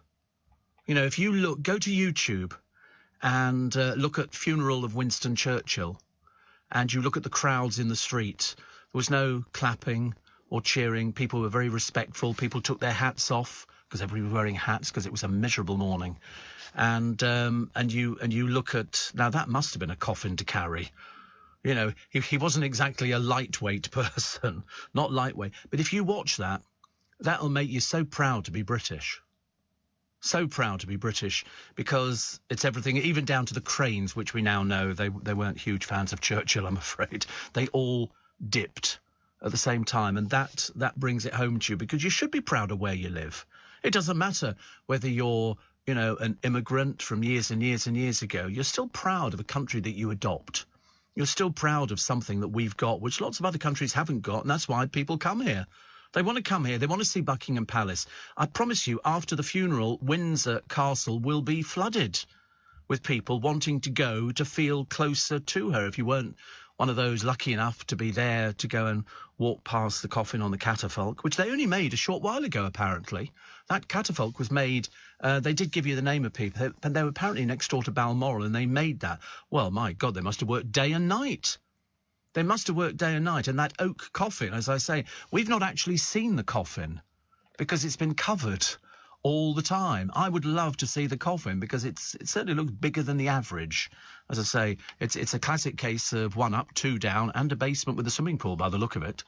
But still lovely. And as I say, even as I speak, people are heading into London, getting here, public transport, buses, whatever is available, bicycles, so that they can get in the queue, because Thomas is in a queue and it looks like he's going to be there for some time. What do you get when you mix fashion designers, financial advisors and dance studio? No, not a catwalk of strutting accountants.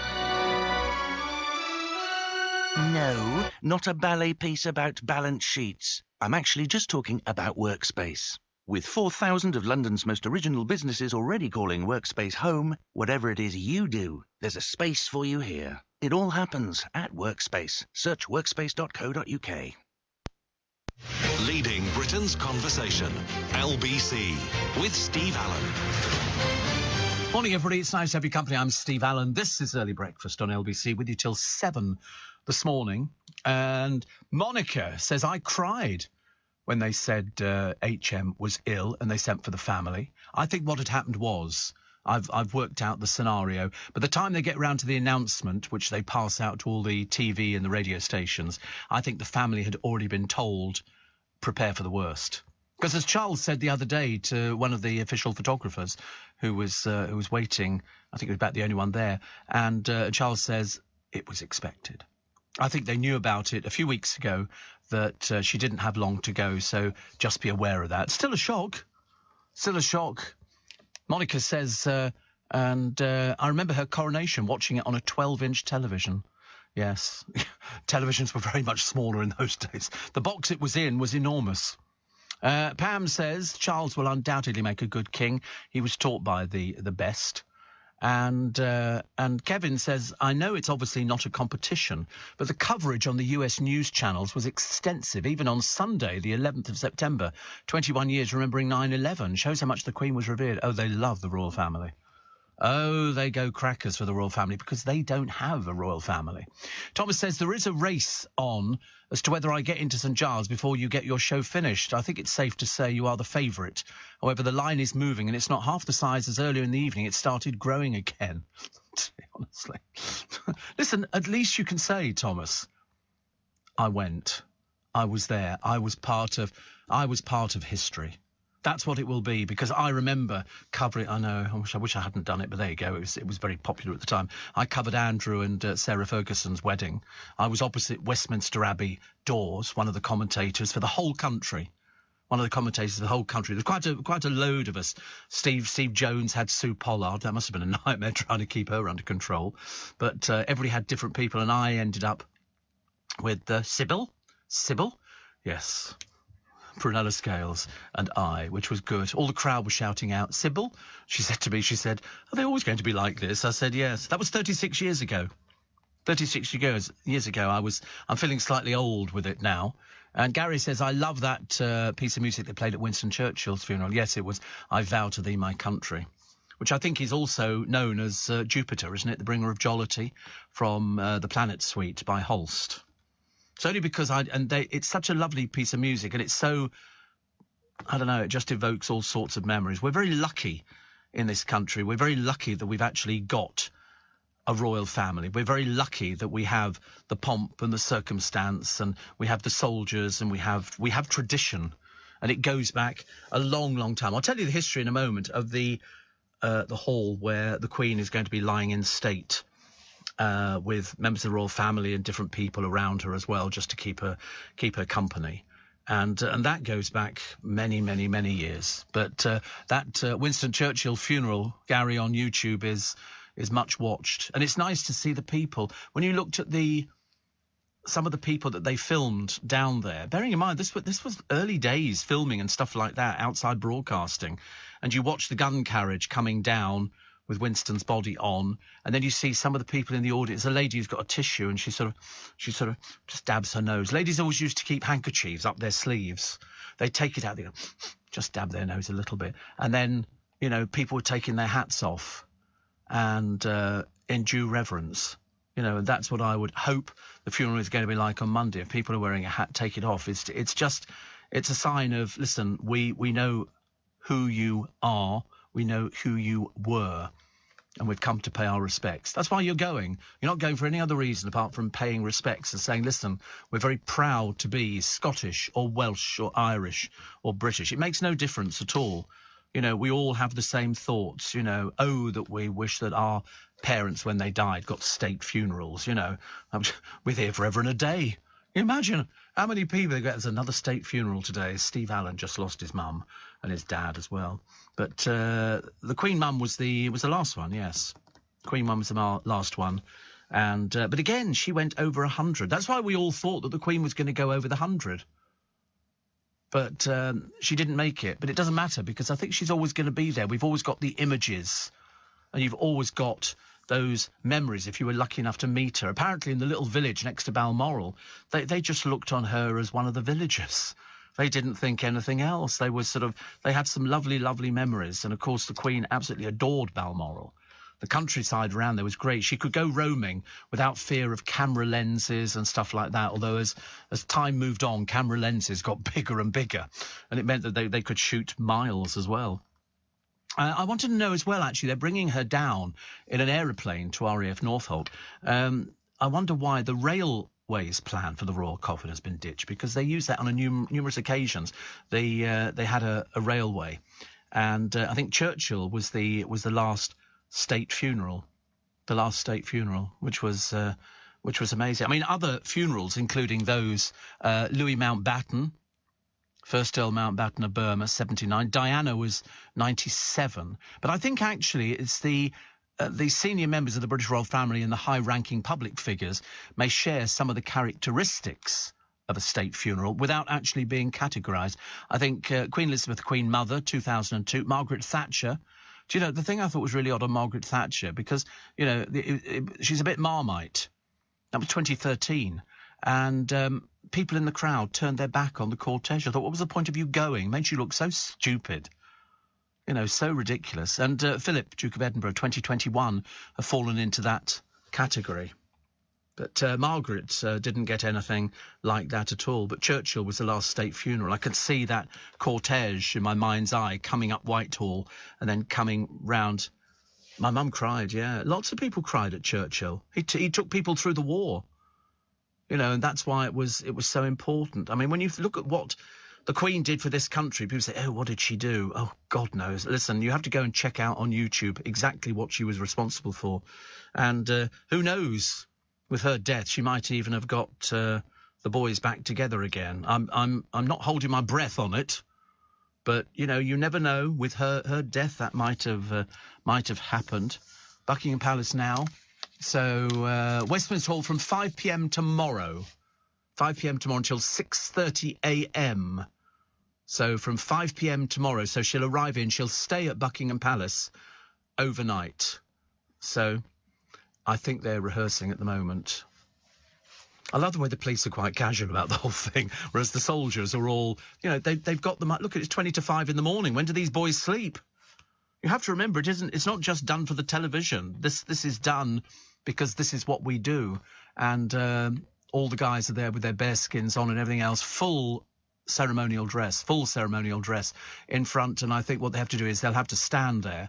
There's a lot of hanging about for these things, and then they will rehearse it. I think Thursday is going to be proper rehearsal day. I think that's the day when everything's going to be like the complete run through to make sure it goes like clockwork. But if you are going down there, I should tell you that already the crowds have started forming. People are out there waiting, camping, just to make sure they get in nice and early when they can get into Westminster Hall from 5 p.m. tomorrow. And then when you come away from... Now, remember, you can't take photographs either. They will confiscate phones if you try and take photos. OK, so just be warned. Just be warned that they're very much... They don't want people taking pictures. Thank you very much indeed. Even though I've always been the first one to recommend that people have pictures taken at funerals. The reason being is that you're trying to retain the memory. You know, you take a photograph at, you know, birth, christenings, marriages. We don't take photographs of death. We don't do that for some reason. And I always wanted, you know, somebody to video the funeral so you can say that was my mum's funeral or my dad's funeral. That's the kind of thing that you want.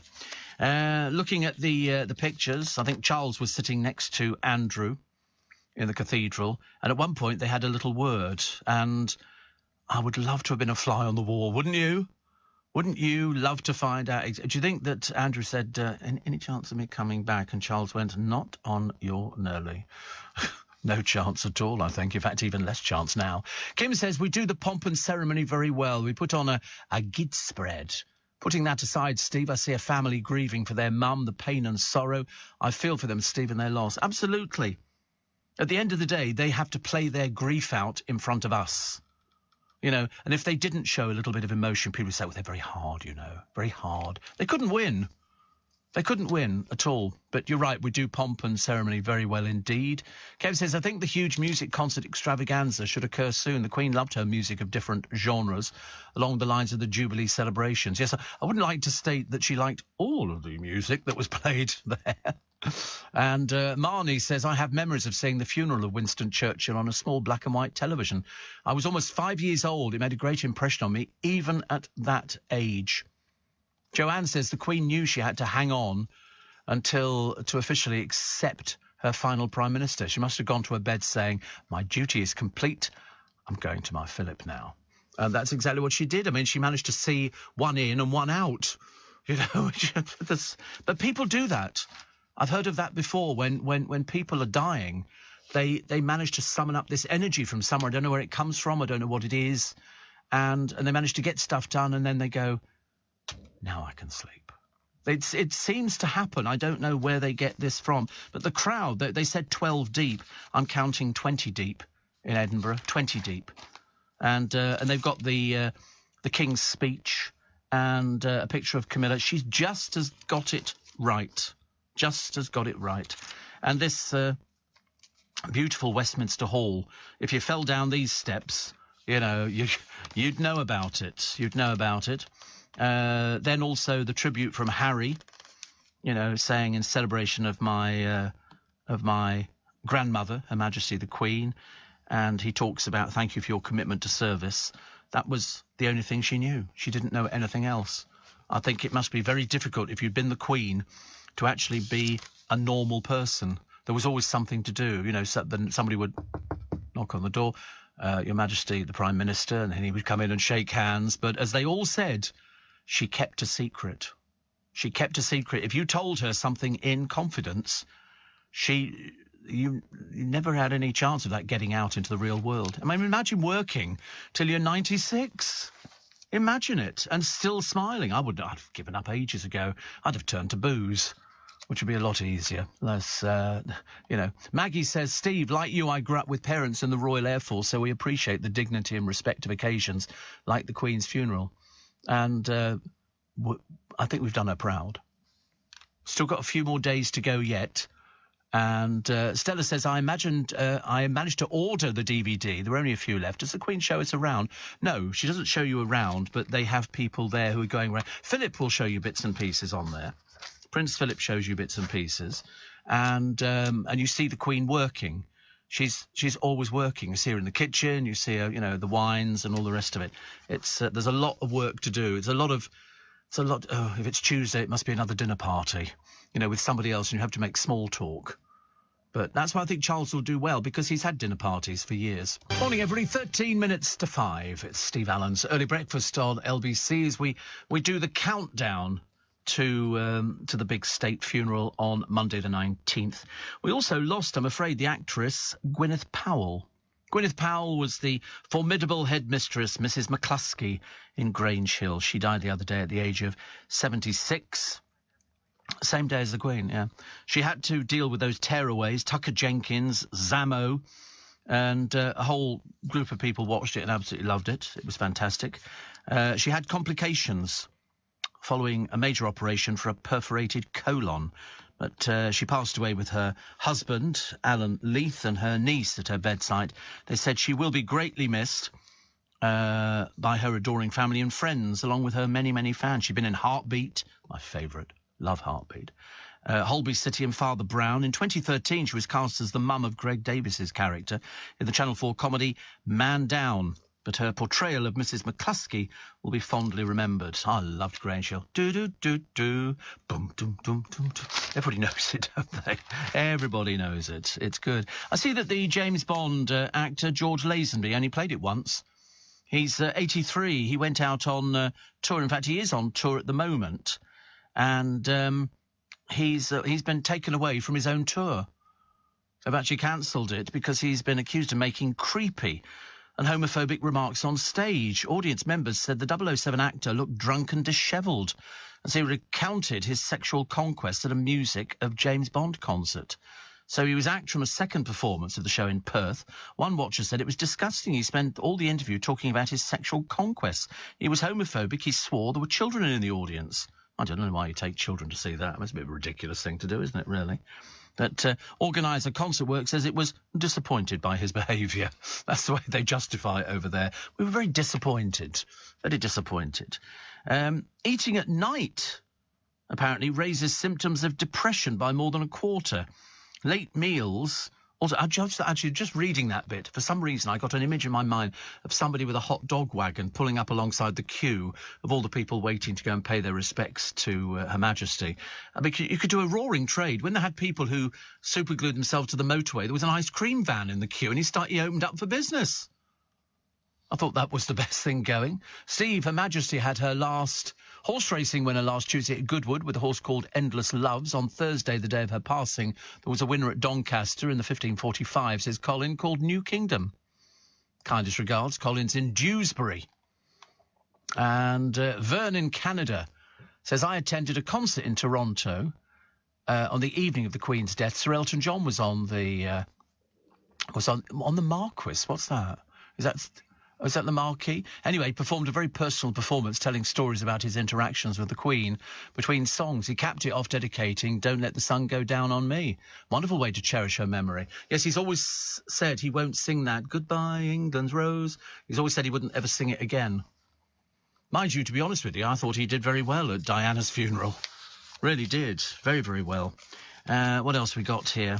What else we got in the papers for today? COVID-19 infections have dropped. How many people have had COVID outside of hospital in the week to August 28th? 944,000. It's nearly a million. It seems an awful lot, doesn't it, really? Seems an awful lot. And a raging gran vandalised the car of her son's ex after being stopped from seeing her 3 grandchildren. Oh, dear. It's not very good, is it, really? Sorrel Owens jumped on the bonnet of Bonnie Jones's white Punto. Oh, God, how embarrassing, a white Punto, really. And ripped off the wiper blade. The hairdresser, who'd had a few cans, in other words, she was well gone, also let down the tyres and knocked off a wing mirror. She'd seen her grandchildren daily until her son and his partner of 9 years split up. But she's had no contact for 3 months and had been let down at the last minute to see them. She comes from Flintshire. She was experiencing severe menopausal symptoms. She admitted criminal damage. She's got to pay £500 compensation. I'll tell you now, she's a grandmother at 48. 40, they're getting younger and younger and younger. Robbie Williams says he was told to adopt the name Robbie by his manager, but he hated it as he thought it sounded cute. Apparently his real name is Robert. I mean, I didn't get it either. So he's Robert, but apparently he admits he was given this name, Robbie, and he hated it. Yeah, so I'm called Steve. I really hate it. I want to be called Stephen. But he started his career with Take That when he was 16. He said he had to drop Rob or Robert ultimately helped him because he came to regard Robbie as his alter ego. In other words, he's mad as a toothbrush. He started believing him in the third person, which is very funny. Harry Styles, showing off the other day, he was at a Toronto thing. He's clutching a handbag. But, of course, that's the thing about Harry Styles. It's all done for photo opportunities. So he's clutching a green handbag. He's got a green jacket on, with obviously nothing on underneath, and this huge sort of floral arrangement. And he's not bothered. Why would he bother? He gets his picture in the papers. And you know, he laughs at the people who laugh at him because he gets the joke more than anybody else, which is good. You know, I mean, it's an odd look, isn't it, really? I wonder what he's got in there. Probably an emery board, a lipstick, a few other little bits and pieces. 5 ways to make you look and feel younger. Smile. Smiling apparently helps. So, who was it who said, was it Dame Edna? Smile, darling. Exercise your face muscles. You know, which was very good. You can hitch up your puppies. Go and get a bra fitting. I did a show once from a shop who are very famous for selling bras. And why? I don't know, actually. I did the whole programme from a bra shop. I was in the window, and I had all these models walking around in front of me with bras on. I was in the window, and it was very interesting because I learnt one thing. 90% of women are wearing the wrong bra size because they buy a bra, and it's only occasionally when you go and get measured that you've suddenly realised you've been wearing the wrong bra, and that's why when you take it off, you've got marks where the straps are and all sorts of bits and pieces. So it's always advisable to go and get yourself measured properly, so you could be wearing a bra that fits and is more comfortable. I have the same problem with pants. Seriously, I mean, I'm often going into shops now and saying, would you like to... maybe not. You know, and that's the way it goes. Yes, I get my own tape measure out now. You can see the assistants visibly colouring up and running away. Don't want to be anywhere near me. 84850 steve@lbc.co.uk. Matt Lucas has lost a load of weight. Considering he's on a cooking programme, he's being very good and holding back. And Connie Huck says filming a travel show in China turned her vegetarian. Because they do eat everything. Absolutely everything. There is not much that isn't eaten. You know, in terms of legs, the only thing they're not eating is the table.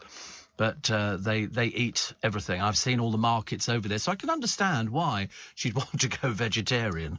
But they do eat lots and lots of things. Stuff which sort of, it doesn't interest me. Wet markets, they sell lots of animals. I mean, literally everything. There is everything. If you want every sort of fish, but then it's also unusual things. Bats, terrapins, cockroaches, everything. I mean, chickens. We used to see people in Hong Kong. They'd be on a bicycle with their poles over their shoulders with all these chickens tied by their legs upside down, still alive. And they'd be, he might have sort of something like 60 to 100 chickens on board. And then you just sort of get the other end and people would come in and buy a chicken. Over here we go to Costco and they've already cooked the thing. Over there it's still got the feathers on. Still talking. Simon Cowell says he's got no talent. That's why he's on a show where he judges people's talent, which I think is very good. And which world leaders will attend the funeral on the Monday? I've got a list of all the people who are due to be coming. The hairy biker Dave wants seafood because he lost all his hair and he lost his beard, but he appears to have got the beard back again. Now, whether or not it's real, I don't know. I wouldn't even like to hazard a guess, but very nice. What else was on, actually? William and Kate to tour Australia, which I think is actually quite nice, because now they're the Prince and Princess of Wales, and they'll do very good. They're sort of first in line. But, I mean, when you look at how much experience Charles has got and how little experience William has got, you can realise that, we need Charles in there for a number of years. I mean, they're going to have to step up now. Quite a few. When they say step up a step, they need to go to the top of the ladder. You've got a lot to learn, and it all hinges. And that's why Granny came in so usefully, because she knew everything. And that's why the Queen Mother turned out to be such a reliable person for Diana, because Diana was able to talk to her, and the Queen Mother was able to give her advice on things because she knew. She knew. That was the way it goes.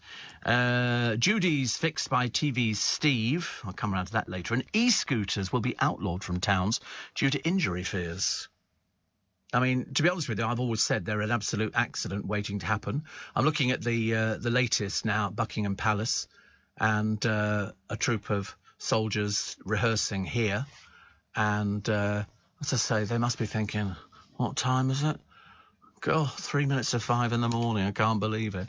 And they're out there, and there's a good 100 of them, isn't there? At least, I would think. And so, well done. Well done. Again, they're part of history, but they spend a lot of time being photographed. A lot of time. It's like every time you see the massed bands, the Edinburgh military tattoo of the pipes and the drums and everything else is fantastic. Oh, so they're heading back to barracks. They're back at barracks, which is at the side of Buckingham Palace. So they've had to come all the way around. Luckily, I know this area because I went into these barracks just around the other side when I was interviewing Gareth Malone, I told you a little while ago. And I went there to the guardhouse, and the bloke said to me, "Morning, Steve, we listen to you all the time." And I remember thinking, oh, God. But they're all up early this morning. The trouble is, if they're up, the cameramen are up at the same time because all the cameramen have got to capture it. You tend to forget about that, don't you? You tend to forget that there's all these poor cameramen who are out there, sort of having to weigh this thing down on their shoulders and then make sure they get the shots and then get it back as well. There's a story about smoked salmon, a food poisoning risk for the over 65s. I'll have to find out what it is later and bring it to you, because whatever it is, I don't want to it can make you quite ill, apparently. Quite ill. So we'll let you know about that. And the BBC have removed Andrew Marr's voiceover from an obituary programme. Wonder why that would be. Interesting. And the 007 actor who said sorry for the remarks. A little bit late now. Paul O'Grady says he couldn't do his Lily Savage act today because he'd be censored all the way through, poor soul. From Cyprus, Liz says, again, on holiday, and I'm devastated that I'm here and not back home in Surrey, although originally from Norfolk. Since the Queen has passed, I feel as I've lost my mother all over again. I haven't watched anything else other than coverage. I have to say, I do wish the commentators would stop commentating and be quiet at a certain point. I know. Just let us take they don't have to say anything. But some of them have just been sort of chipped. You say, shut up. The best thing to do, watch it with the sound down. Makes it so much easier. And I've got a lovely present for you to buy me. Sorry, for yourself, if you were sort of thinking about it. It's a mountain. There is a mountain for sale. And I thought, how lovely to own your own mountain. How are you going to police that? How are you going to keep people off your mountain? And the price, 400,000. So a little bit cheaper than buying a 2-bedroom flat where I live in Twickenham, which is very embarrassing. And more stories and your texts and emails after the news. Are you receiving tax credits? If so, this message is for you. Tax credits are coming to an end, and most people will be asked to apply for universal credit instead. The Department for Work and Pensions is writing to tax credit claimants. You won't be moved automatically, so look out for your letter explaining what you'll need to do and by when. And there's also lots of support to help you make the move. Get ready for your universal credit switchover. Search Understanding Universal Credit today. Eligibility criteria apply. This is LBC from Global, leading Britain's conversation with Steve Allen.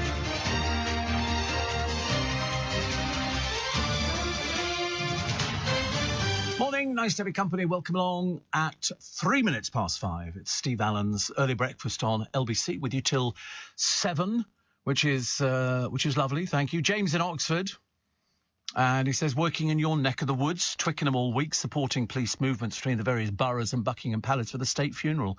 Proud to help and be part of it. Oh, it's something you won't forget.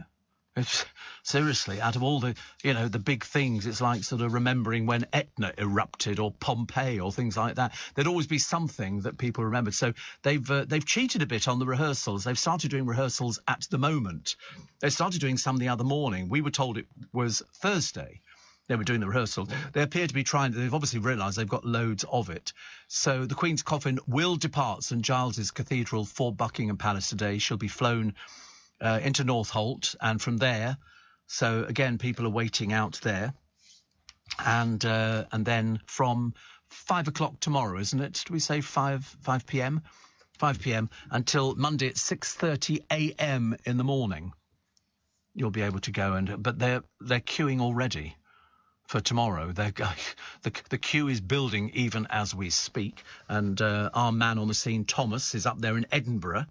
And he's got to get through because it's going to go this evening, isn't it? The flight will sort of take off, I think. And then she'll be taken to Buckingham Palace. And so the people there are very ready for her. So the vulnerable, I don't know if I'm vulnerable. I could be, actually. Advised to avoid eating smoked fish over food poisoning risks. So they say cooking smoked fish until it's steaming hot should kill any dangerous bacteria. This is listeriosis, and it can be life-threatening for older people and babies, although why you're ever giving smoked fish to babies, I've got no idea. So older people, oh God, I have a feeling that's me, and pregnant women should avoid smoked fish because of a rare chance of getting listeria food poisoning. Ready-to-eat smoked fish, like smoked salmon, can harbour bacteria. You see, I've eaten smoked salmon on numerous occasions. I mean, in most people, listeriosis has no symptoms or only causes minor problems such as aches and pains or diarrhea. But it can cause... But I mean, I get through not loads of smoked salmon, but I wouldn't think of cooking it. I mean, I've cooked other salmon. I steam it, because that's quite nice. Salmon steaks with some broccoli and things like that. Trying to be healthy. I always try and be healthy, actually. It never kind of works, actually. People say, what do you eat? And they look at my diet and they go, are you sure you're eating all this? And I go, yeah, well, I seem to be okay. I went through a phase, I told you, of having a pickled onion every so often in the morning before I'd have my cup of tea, assuming that it was good for me. I'm not sure whether it is. Doesn't make any difference, does it? Steve, you can tell your listeners you can have the best of both worlds, says Kevin. Listen to the commentary on LBC whilst watching the pictures on television with the volume turned down. Oh, right. So there you go. You live and learn. Let's whiz through the papers as well. And everybody wearing black. Apparently the firm, apparently there's not that many firms that make them, black ties. So they're basically running out of black ties because so many people are wearing them on all the television programmes and all the royal family. People just had to get hold of these ties as quickly as possible. I'm not sure you could just sort of wander into a place and go, black tie? They'd look at you blankly and go, no, a little bit of a rush on them at the moment, sir. Or madam. With her to the end, this is Anne, Princess Anne. I mean, very difficult for her. Very difficult. The only girl in the family. And, as I say, the best moment for me when the coffin entered Holyrood House, although they also call it Holyrood Palace, she dropped a deep curtsy. That's how respectful they are. Yeah, you can see in her face it's etched there. Because I think she was with her mother when she died. And you would remember that. I thought exactly the same. When my mother died and they brought the coffin in, you imagine them in there. I don't know why. It's obviously a very peculiar thing, but that's what you think. I can remember my mother saying to me after my dad died, and she was in the hospital, and she hadn't seen him, and I don't think she wanted to. One half of her did, but the other half didn't. She said to me, "Does he look okay?" I said, "Yeah, he looks fine." You know, I think it reminds us when you see Anne dropping, I mean, you know, there's not many of us, you know, drop a curtsy to a member of family who's gone, but she did it because it's a royal family. And it reminds us that they're a real family and they've lost their mother, and that's how they do it. So when she sort of drops a curtsy, and it was a deep curtsy. I thought she was going to wobble, but she didn't. She wasn't even hanging on to anybody. No, the producer couldn't do it. But I said to him, "You don't need to do it for me, promise you. Just an inclination of the head will do fine, thank you very much indeed." Thomas says, "We're on the move. Chambers Street, the race is on." At the Steve Allen Show. Poor old Thomas, honestly. See, the trouble is, I mean, at least they're on the move. At least they're moving. So, you know, the next 24 hours, the Queen's coffin will be taken down, and those pallbearers. And I'm assuming once the coffin leaves Edinburgh, they'll have a different set of pallbearers down here in London. I don't think it'll be the same pallbearers, but whatever it was, they did a fantastic job, a really fantastic job. Excuse me, let me just have a little slurp of my tea. Because yesterday I said we didn't have any advertisements or travel or anything else on the program. We just went all the way through. And the producer, you know, I thought he should have known better, said, "You know, are you sure you're going to be all right with it?" I didn't really much choice, really, unless I start whistling Yankee Doodle Dandy. We weren't going anywhere at all. So the mourners are arriving in London already. I think a lot of hotels are booked out. People who want to be here. People who want to be here for it. The ceremonial minute guns will be fired from Hyde Park, and it promises to be a day that's why sometimes, you know, when people say, "What's it like living and working in London?" and I go, it doesn't get any better. It doesn't get any better. We've got everything, especially around this area. Leicester Square, Piccadilly Circus, Covent Garden, Trafalgar Square, Whitehall, Parliament Square, Houses of Parliament, Westminster Abbey, Charles Dickens House, Birdcage Walk, Buckingham Palace, the Mall, Constitution Hill, you name it, it's all in this. You could walk it all quite easily. You know, the Thames, it's lovely. Kim says, "So many people cycling on the pavements at the moment, Steve. I've had to pull into the side a few times to let them by. I don't mind one, but if it's little uns or older folk, no problem. When it's the young whippersnappers, come on, guys, behave yourself." Yes, I don't like people cycling on the pavement either. Somebody said to me years and years ago, I said, I'd like to sort of take my I don't have a walking stick. I'd like to take a walking stick and jam it into their things because you're not supposed to ride on the pavement. But, of course, the police aren't going. And what are the police going to do? They're not going to, you know, arrest somebody or anything like that. I wasn't sure, actually, if the bloke who shouted out to Prince Andrew whether or not he was arrested and if he's been charged. Because apparently in Edinburgh you can be charged. But I wasn't sure whether they did because, I mean, you know, I think they had about 4 people who were sort of, you know, doing the usual sort of bit and complaining about it. He's been arrested. That's all we know so far. No doubt we shall find out a little bit nearer the time. TV's Chris Kamara says he feels a fraud after being persuaded to carry on his presenting career despite a speech impediment.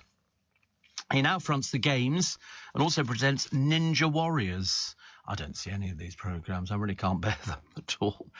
But he had considered quitting after being diagnosed with apraxia. TV bosses assured him they still wanted him, but he said he's finding it hard to carry on with the job. He said, "I feel a fraud in terms of broadcasting. I don't bring to the table what I used to." Yeah, but that doesn't matter. Listen, as long as they still want you, that's the main bit, isn't it? It's when they say they don't want you that you've got to start panicking over it. But fear not, fear not.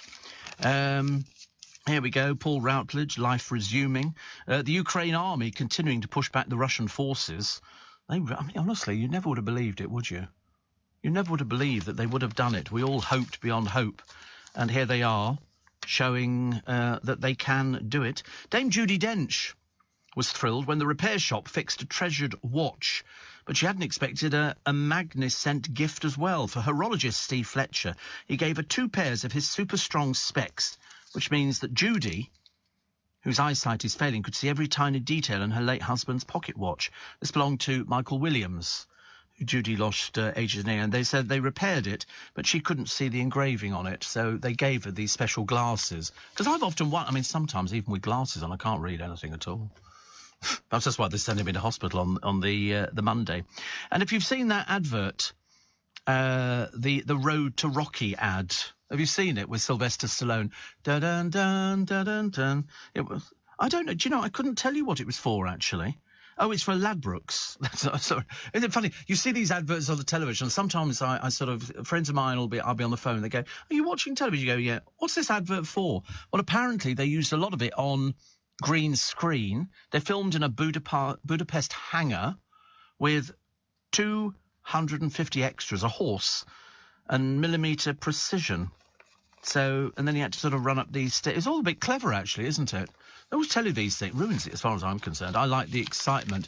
We didn't know what it was for anyway, so it didn't really make much difference. But we like to know, don't we? We like to know these things. What else we got? Loads of medical stories in the papers today. Not really my sort of perfect thing. But I do like it when... Oh, by the way, apparently there's now jars of marmalade down at Buckingham Palace. Just what I told... What did I say the other day? They don't want any marmalade sandwiches, thank you. Because you know all it will do? It will encourage crows and pigeons, and they'll do toilet all over the flowers. It'll be ghastly. So don't take food down. There's one woman here with corgis. She's got 3 corgis. I never like them. I never like corgis. I don't know why. I wish I did. They reckon mourners may have to queue for 30 hours to see the Queen's coffin. Well, they're there already. And every minute goes by, more people are added to the list. There's lots and lots and lots of people.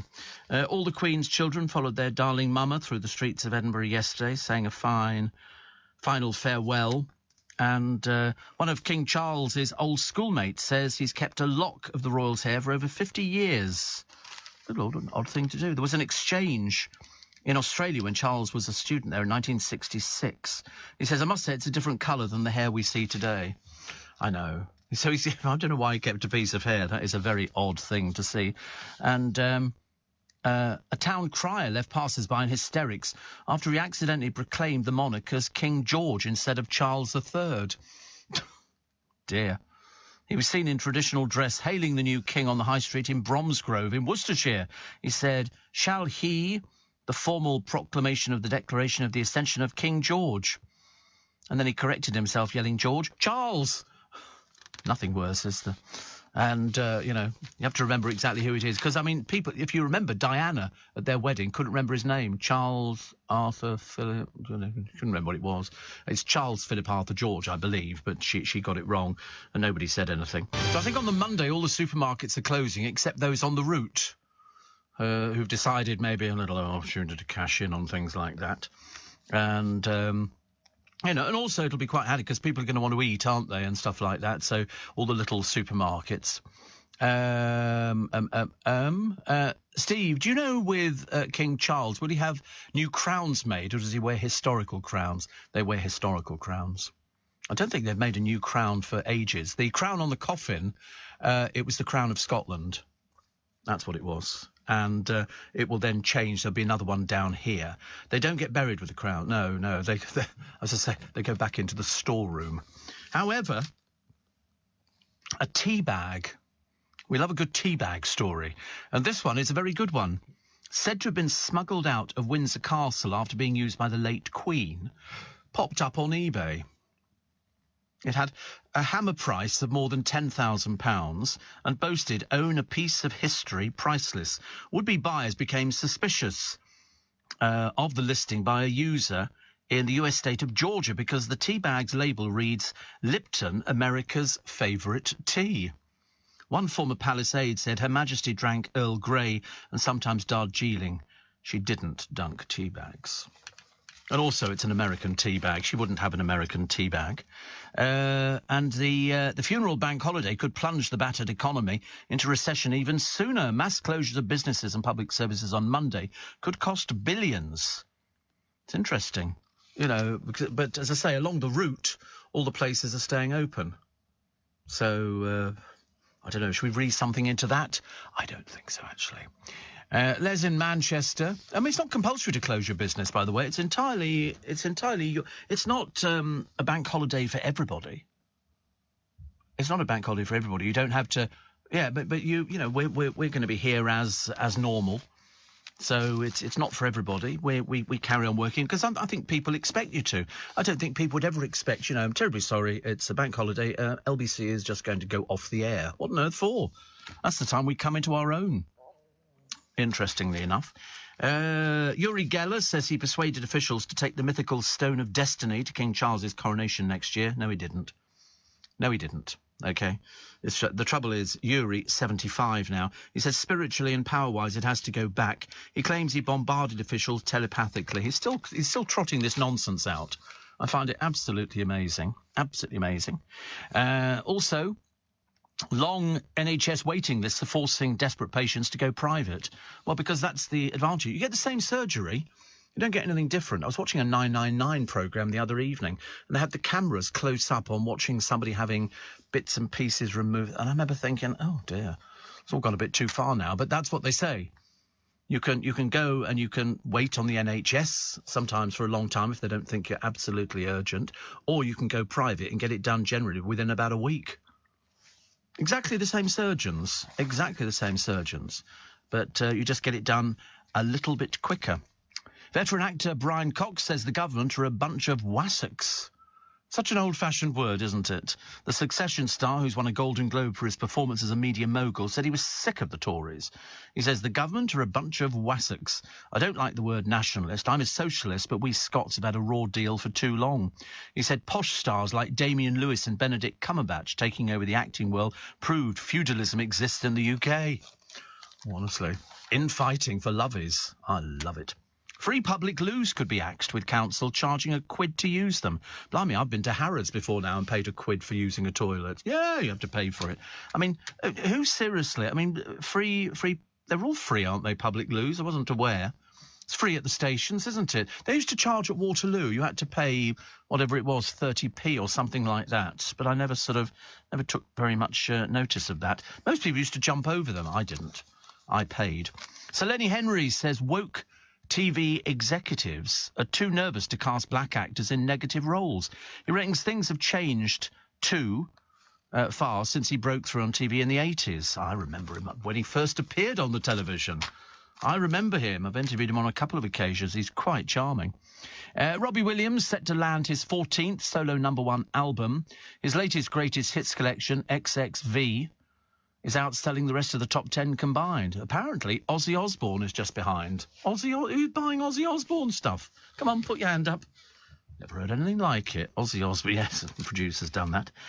Also, pictures of Harry Styles out with his handbag, signing autographs, and all the girls were out there and getting very excited. And the discovery of some rock-hard meteorites could help the mining industry with ultra-tough drills.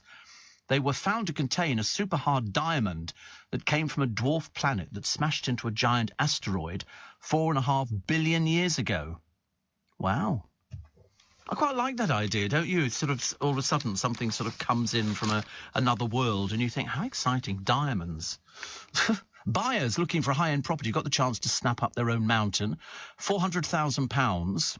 The peak is popular with walkers and overlooks a fishing lake. So, in other words, you're not going to keep it to yourself because people walk all over the blooming thing. And it's also got a Bronze Age burial mound said to be a relic of prehistoric funerary. It's Moly Place Mountain. It's on Offers Dyke. And it comes with 115 acres that could be used for planting trees and has a natural water supply and roadside access. Only 400,000. It's a mountain, though, isn't it? Mind you, I've seen some beautiful pictures of mountains recently. People on this, we want to move to the country, and then you sort of see this place, and you look at the views that these people have got, and you think, wow, that is just amazing. The Russian forces, according to the papers, have pretty much turned and fled from the Kharkiv region, former Army Chief Lord Danut said. He said it shows great success for the Ukrainians, but he warned Russians were lashing out in revenge. It's going to go forever. It's going to be one of these wars that's going to be sort of still around in 10 years' time. You can just see it. What's going to be left by that time, I've got no idea. A bull runner has died after he was cornered and gored during a Spanish festival. If you could see my face, you would know that it's sort of kind of got a smile on. I hate the running of the bulls in Pamplona. I absolutely hate it. I hate it to pieces. Shocking video footage shows this guy who's called Arribas dashing across the giant beast path before he falls to the ground and is punctured by its horns in the event near Madrid. An eyewitness named only as Augustine says he had no escape. The bull wouldn't let him go. I should think not to. Why would it? What do you expect? You know, you let bulls go. They do it in Pamplona. And every year, you know, the bulls sort of gore people because they're panicking. In some parts of Spain, they set fire to their horns. They wrap them with gauze and hessian and stuff like that. Pour petrol on, set fire to them. So the poor creatures are in a state of panic to start with. And then they go, and they attack somebody. You think, if I was that bull, I'd be attacking somebody as well. You know, it's as simple as that. Steve, the pallbearers in London will be members of the Queen's Company, the Grenadier Guards. Colour of the regiment is buried with the Sovereign, says Ian, who is an ex-grenadier who could be Jack. It's amazing how many people seem to change their names. Steve, my most historic moment, says Roger. Apollo 11, moon landing, 1969. First Concorde flight, 76. Diana's death, 98. 9/11, 2001, and the Queen, 2022. It's amazing when you think what we've lived through. It is amazing. Somebody's written to the Daily Star today saying, I hope Harry and Andy don't start moaning about uniforms like they did at Prince Philip's funeral. Morning suits for them, full regal uniforms for the King and the Prince of Wales. Well, it's working members of the royal family, and they're not working members of the royal family, so that's why. And explorers have been blasted for clambering up to a disused cruise ship, risking their lives to climb up the anchor chain. This is the ship's been in dry dock since '79 because it was going to become a leisure site called the Fun Ship. But they climb over razor-wired fencing, scale an anchor chain, and broke inside after helping others to get abroad. Some very odd people, actually. Very odd people. And a hungry rider took his horse to a McDonald's drive-through and rode off into the sunset with 100 chicken nuggets. Suit me fine, that would, actually. Update from Thomas, queuing up in Edinburgh. Oh, somebody's left bananas and some bottles of water. He said, about to get in, security removed all food and water. Didn't spot any marmalade. So you can't take food. I thought you could take water if it was. Perhaps that's just in London. Might be different in Edinburgh. But he says we didn't spot any marmalade. I thought it was okay if it was a clear bottle, but that could be just down here. So, but bananas as well. You know, the thing that keeps you going. Why do you think tennis players eat bananas? Potassium. And is it at the front? Ooh, well, you haven't. Do you know you've not done too bad? Hour and a half. That's very good. Very good. Andrew in Chelsea says, I've told you before, but I get panic attacks. And if I wake as I did just now feeling panicky, your show helps. Well, does it make it worse or better? Presumably it makes it better. Your light, playful approach is the perfect antidote to anxiety. It is, absolutely. Well, people have said before, this programme should be available on the NHS. I just can't do a deal with them. Listening to you in Rhodes. The late Queen died the day before my holiday. See, everybody's going to remember, like Roger had all these historic memories, and you'll all be the same. You'll have memories that you will remember. Millie Gibson broke down in tears when she filmed her final scenes for Coronation Street. Unfortunately, we have no idea who she is at all. We had this the other day. She's quit the soap after 3 years as Kelly Neelan and said it was tough. Didn't really help because I didn't know who Kelly Neelan was either. She said, as soon as we shot it, I burst out crying. It was like the other day I was reading some dreary stuff about Fern McCann, who burst into tears on this SAS Who Cares programme. And the reason, she missed her little girl's birthday, called Sunday. And I thought, well, wait a minute, you've been in here for more than a week now. Don't you miss her every single day? You didn't obviously think enough about her to not do the programme. You did the programme. Surely, you know, you have another programme where you sort of, it's Fern McCann, single parent. I mean, honestly, we're hailing somebody now for being a single parent on the television. It's quite embarrassing. But anyway, Millie's upset about leaving the ITV soap. Well, then why are you leaving? Makes perfect sense to me. Oh, sorry, doctor, it hurts when I do this. Don't do that. But anyway, in one of her final scenes, she was hugged by a co-star and it made her even more emotional. What people are we turning out now from stage schools? Emotional wrecks. You know, here we are, it's like... You know, I mean, some of the people I can understand. I think when Arthur Fowler was in EastEnders, when he had his breakdown, we all shared it with him because he just went to pieces. But somebody called Millie Gibson, you know, she's done 3 years as Kelly, but she's made no impact in my... Maybe we probably don't watch.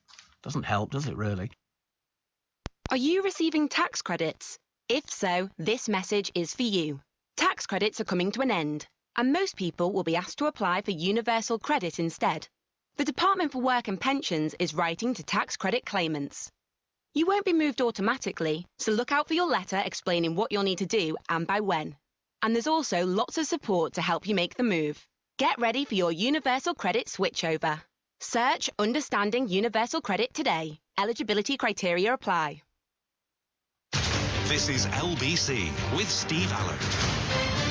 Morning, Steve. I'm going to be watching the funeral, says Karen from Merthyr Tydfil, because she's in Pefkos in Rhodes. We're watching the funeral on the television at the hotel. Buying the newspapers flown over from the UK. You're keeping me up to date with all the extra details. Loving the show. And I have bought tickets for the matinee of the Christmas Cracker show. Well, you're very lucky to get them because they sold out really quite quickly, actually. 2 shows, matinee and evening performance as well. Steve, I feel so fortunate to have my memories. Age 4, dancing with my mum and aunties outside the palace to celebrate the end of World War II. Princess Elizabeth on the balcony, says Jill in Ireland with the family. Age 6, slept out for the Queen's wedding. Age 12, slept out 2 days for the coronation. Later years, saw the Queen at Churchill's funeral, lived in Ireland 15 years, and now 81. Poor health and not able to travel. Hard to believe I'm not in London at this time. My grandchildren and great-grandchildren have laid flowers the last few days. End of an era. It is end of an era. No two ways about it. End of an era. But, you know, thank God we've got so much information that we're able to get off to people, like televisions.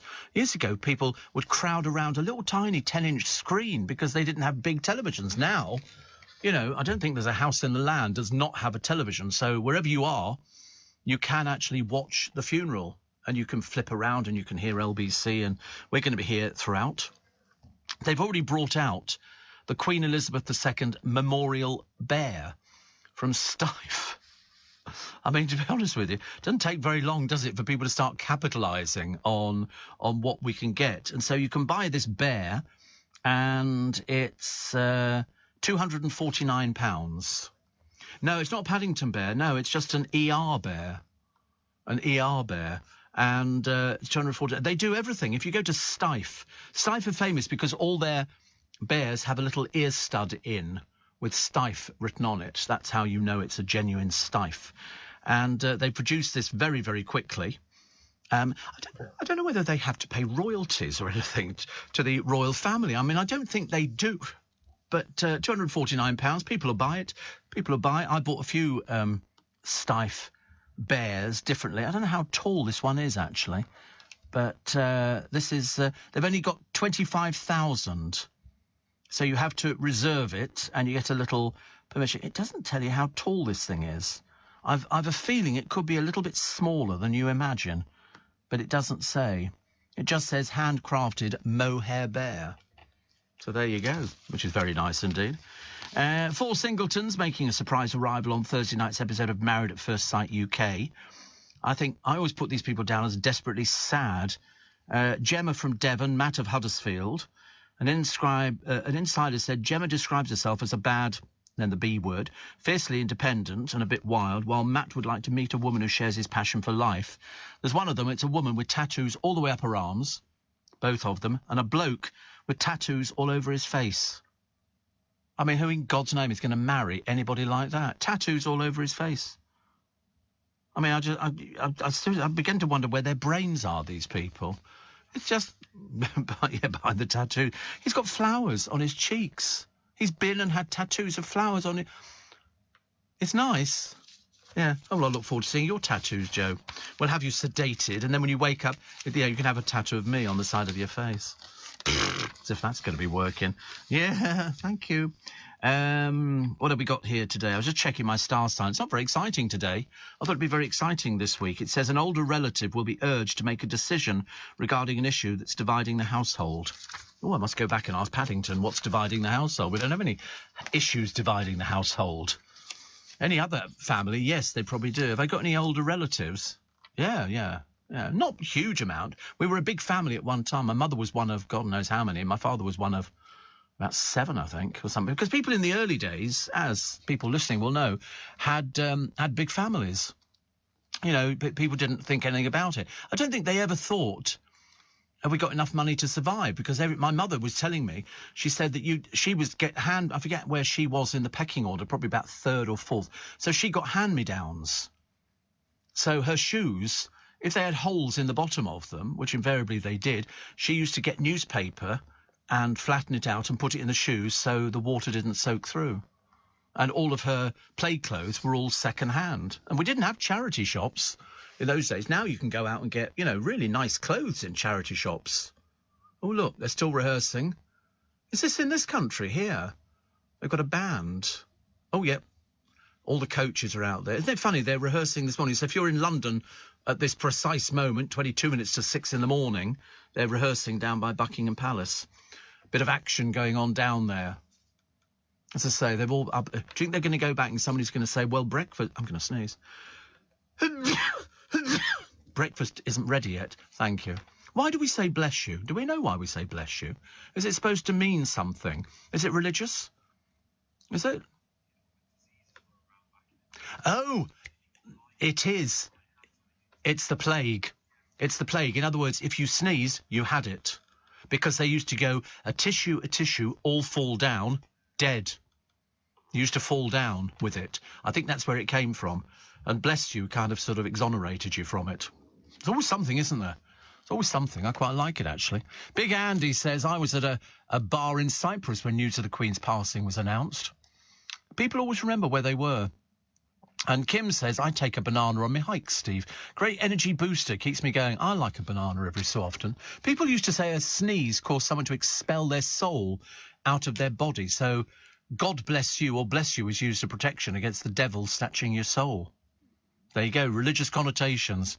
Religious connotations. Sarah says food and drinks to consume whilst in the queue, but under no circumstances to be brought into Westminster Hall. Yeah, but you could take a bottle of water in.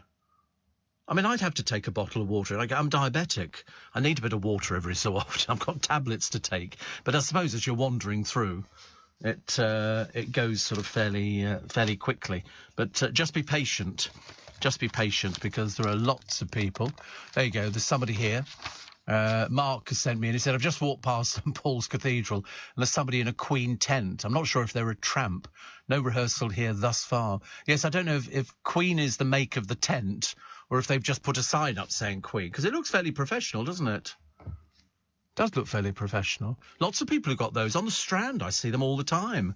They're sort of in sort of people's doorways. Thomas says, there you go, all done.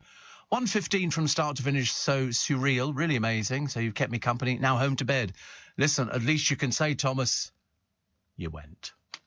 That'll be your memory. Fantastic. Well, it wasn't half as bad, was it, as having to wait for all these hours. They said some people up to 30 hours. I'd have lost the will to live long before that one. The new Prince and Princess of Wales could tour Australia early next year. May even take the children. Apparently it's understood the palace is looking at plans for royal family members to travel to as many realms, countries where King Charles III is also head of state. I think William and Kate toured Australia in 2014 with Prince George. It comes as the New Zealand Prime Minister Jacinda Ardern says the country will not look to become a republic in the wake of the Queen's death. But, I liked the King, flanked by 2 men from the Royal Company of Archers. But it's this crowd, when they were saying on the news earlier, 12 deep. Well, they're well in excess of 12 deep. Well, if you were way at the back, it must have been a blooming nightmare. But they were all there. And as Boris Johnson said, he said she was bright, the Queen, and focused in our last meeting. And that was just 2 days before her death. Amazing, isn't it? A week ago today. My God, is it really a week ago today? Oh, crikey. It's absolutely amazing. And this is the oldest, the Crown of Scotland, which is the one that's on the Queen's coffin. It's got 42 gems and 68 pearls. It's refashioned with additional Scottish gold mined in Lanarkshire. It was commissioned by James V of Scotland and first worn in... How old do you think this one is, this crown? 1540. And we've still got it. You see, all this stuff is handed on down. It's the centrepiece of the Honours of Scotland, which are the oldest crown jewels in Britain. Almost half of Britons have shed a tear over the death of Her Majesty, a survey suggests. They reckon 55% of women admitted welling up, compared with 32% of men. When I heard no, I didn't. No. I nearly shed a tear yesterday watching them all walking very slowly alongside the hearse. Driver desperate to put his foot down, as you could tell, but sort of kept it going. So what I will have for you in a moment is where you can see the Queen's coffin and exactly what the rules are. They're not going to take the flag off the coffin. So in other words, you haven't seen the coffin, and in fact I don't think we will see the coffin. I don't think there's any intentions of actually seeing it, and the first mourners are prepared to wait. This is camping by the banks of the Thames, more than 48 hours. Queuing is not supposed to start officially until tomorrow, but one lady from Harrow called Vanessa, after hearing the number of people allowed to see the Queen would be limited, became the first in the queue. She's from Sri Lanka, but she'd gone to Parliament to ask where to start queuing, but was repeatedly passed on. She was eventually advised to base herself on the south side of Lambeth Bridge. So that's it. But then Grace from Mitcham arrived to join the queue at 4:45 p.m. She plans to order Deliveroo food deliveries and joked she'd quite like a swim in the Thames to cool off, because the temperature changed remarkably yesterday. All of a sudden we ended up with nice sunshine. And I remember thinking, in fact, I was sitting on a bus. I was nipping out to go and get some, let's just call them items, and I sort of sat on the bus and I thought, he's got the heating on. It was pumping out on the bus, and I remember thinking, I felt like going, we had one person, her driving was so slow, there was a bicycle in front of us, and as opposed to overtaking him, she just filled in behind him, so he was going faster than we were, and we got to a set of traffic lights just north of Richmond Bridge, and there's a filter lane off to the left, and he just stopped there and didn't bother going anywhere. And the bus driver didn't even bother hooting, like, beep, beep, come on, the traffic lights have changed. You want idiot cyclists, do you, out on the roads? Goodness sake, that would be a state, wouldn't it? But lots of police going to be out on the town Monday. Lots and lots of police from the early hours of the morning. So if you are planning on coming here, I suggest that you make a journey over the weekend. Pete, the pool man, from Cobham, he is at the moment. That looks quite nice, doesn't it? He said, you've guessed it, more pools. Problem is that it's dark earlier now, but still the same ridiculous amount of service every day. For the love of all that's holy, please shut these pools. This is what he does for a living. He's the pool man. It's like Ian the ice cream man going, I can't stand ice creams. I saw him yesterday. He was driving his very posh wagon he's got. Very posh. It's not a Bentley, no. It's just a very posh wagon. It's very nice. 12 minutes to 6. Good morning. It's nice to have your company. It's Steve Allen's Early Breakfast. Apparently, taken from Google, Steve, during the Middle Ages, the history of sneeze received the well-known mystic aura of the period. Its ominous threat located the sneeze as being close to evil. Oh, my God. The negative aspect of the sneeze gained strong momentum by the bubonic plague, which afflicted Rome in the period 590 to 610. I remember it well. In this epidemic, people suddenly died while sneezing. The need to prevent it led to the custom of calling out to whatever it is, so to somebody who sneezed, thereby displaying signs of affliction. Interesting, isn't it? All these different things, because you often wonder, where all this stuff comes from. It's like, getting the sack. That meant that if you were a working person, they would give you all your tools in a sack and give them to you, and that meant you were dismissed.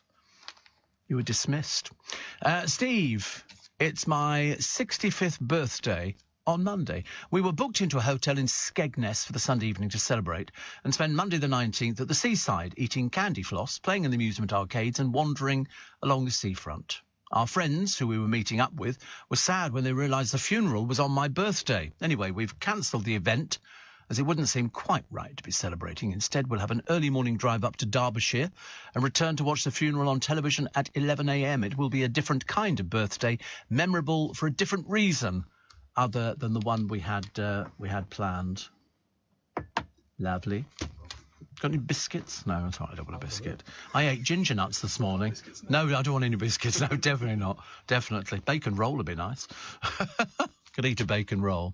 So you have a good birthday. You have a good birthday. So, gosh, I don't know if they're over-exaggerating, but the Mail have said millions may miss out on seeing the Queen lying in state as the queues are set to stretch back 5 miles. Oh, we can't go 5 miles. That would just... You'd be further than Earl's Court. That would just be ridiculous. But where can you see the Queen's coffin? These are the questions which people are asking at the moment. It's a closed oak coffin lying in state in Westminster Hall from 5 p.m. tomorrow. The hall will be open to the public 24 hours a day until 6:30. Officials have warned that people in the queue may have to wait up to 20 hours, with plans to manage 325,000 mourners in total, around 3,000 an hour. OK. Full details of the queue will be published at 10 p.m. today. It's expected to stretch from Parliament's tourist entrance at Cromwell Green, down Millbank, across Lambeth Bridge and loop back over the other side, past the COVID Memorial Wall. Security staff have said the queue is likely to be miles long, potentially stretching to Tower Bridge. Blimey. The government has stressed that the queue will continuously move with no camping allowed.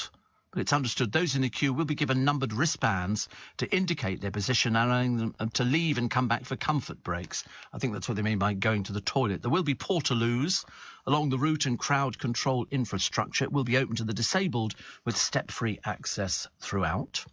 What should you take with you? Official guidance is to dress appropriately for the weather and occasion. You should bring food and drink, a power bank for your phone if required, and any essential medication. Food should be eaten before you enter Westminster. You don't want to walk past the catafalque with a sausage roll in one hand, do you? Doner kebab and chips or something. Also, flasks or water bottles, except clear bottles, which must be emptied of their contents before the security search, are not allowed inside the hall. What can you not bring? Here we go. This is the most bizarre list I've ever heard of. Like you would do this. Banned items include flowers, candles, soft toys, photos, banners, flags, hampers, blankets and folding chairs. There is a strict one-bag policy, which has to have a simple zip opening to allow people to move more quickly through the security check. A bag drop facility is available, but capacity is limited. Queue jumpers or anybody drunk, why you'd be drunk, I've got no idea, will be removed by stewards and police patrolling the lines. You will not be allowed to film, photograph or use your phone in the security search area within the Palace of Westminster. On entry to the palace, you should remain silent. The government has urged people to dress appropriately for the occasion, to pay your respects, and banned clothes with political or offensive slogans. I saw a clothes shop the other day. It was in Marylebone High Street, and it's obviously what I call one of those trendy boutique things. But in the window, on display, they had these sort of T-shirt type things, obviously for ladies, and the F word was written, not even F ... It had the F word written with something else. I remember thinking, these in the window where children can see them. What sort of dimbo opens a shop that's got that on something? It was really, I was not offended. I was just shocked that they would have language like that on a T-shirt on display in the window. But that's not edgy. That's just vulgar, isn't it? I wouldn't come in here, even in here, I wouldn't come in here wearing a shirt with the foot word. I mean, you just wouldn't, would you? I didn't buy it, by the way. I'll just mention that now. Yes, I've already got one. What are the etiquette rules? So I've just said political or offensive slogans out. Can children be taken to a lying-in state? The answer is think carefully, about whether or not to take children, depending on their age and if they'll be able to manage the waiting and standing required. And also, you're only seeing a flag. You're not seeing the coffin. The coffin will be hidden under the flag, so you won't see the oak coffin. But also, young children, they don't want to go stand there for hours, do they? It's not the kind of thing for them at all. Anyway, what will it look like? The coffin will be draped. You've seen it already in the royal flag, expected to be on a a personal standard and will rest on a raised platform called the catafalque. Flanked by a military guard around the clock, a crown and other regalia are traditionally placed on top of the sovereign's coffin. Each corner of the platform is watched 24 hours a day. So that's it. So, but if it rains, take a little umbrella. Little folding umbrellas are always very useful. You can buy them now quite cheaply all over the place. Also, Anne is going to stay at her mother's side, which I think I told you yesterday, as she embarks on the next leg of her historic journey. So the flight today, Anne will be the only one of the Queen's 4 children to accompany the cortege on the 6-mile road journey from Balmoral to Edinburgh. And I think she's still going to stay with it, even on the flight. You can understand that, can't you? You don't want to leave something like that.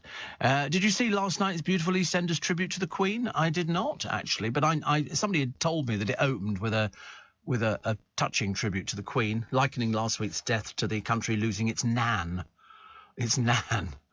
A brief scene aired before the opening credits, which showed the Queen Vic landlady, who is Linda Carter, Denise Fox and Kathy Beale, discussing the selfless nature of the late Queen Elizabeth II, who gave her life to service, as they looked at a picture of her on the bar of the pub. So it's amazing what they can drop into these programmes. They just sort of record something, and then they stick something on the bar, and that's it. Because it wouldn't have been there beforehand, would it? So that's how it works. That's how it works. And then they all go, oh, isn't that great? They did a really good thing there, actually. I don't know whether or not the Queen is going to be in the throne room. I think, oh, no, it's not. It's going to be in the bow room, the coffin placed here for the royal family to mourn. And then the coffin is moved to the throne room for staff to pay respects. It'll go in the main entrance, as usual. And the throne room, which you can just imagine. As I say, Her Majesty would know every aspect of what was happening, exactly where she would be moved to and how long it would all take. She would know everything like this, everything. The Duke's tribute to his granny. This is Harry. We smile knowing you and Grandpa are reunited. Everybody said that, haven't they? They've all talked about the Duke of Edinburgh will be back with the Queen and that will make her feel a lot better. Face etched with grief, the PR girl who became the Queen's second daughter. This is the Countess of Wessex. And, as I say, somebody else who's fitted brilliantly into the royal family. She really has. The tributes at the Norwich Gates the other day of Sandringham. I don't think I've ever seen an aerial view. So obviously took their drone with them so they could get it up in the air. Have you seen Sky's drone? It's unbelievable. It's enormous. Seriously, I'm quite sure if you had about 3 of them, it could lift you up into the air quite easily. Yeah, they're big. It's big. We went up there Christmas. Short while ago, well, obviously Christmas, not last year, a couple of years ago, and they had reindeer up there and everything else. They look after their sort of staff by doing so. They've got a helicopter as well. But this drone, they were sort of demonstrating, and it was enormous. I'd never seen anything like it. The black tie is selling out as well-heeled men rush to buy traditional mourning attire to show their respect. Artisans at Turnbull and Asser, the shirt maker to King Charles III, have been diverted to making only black ties.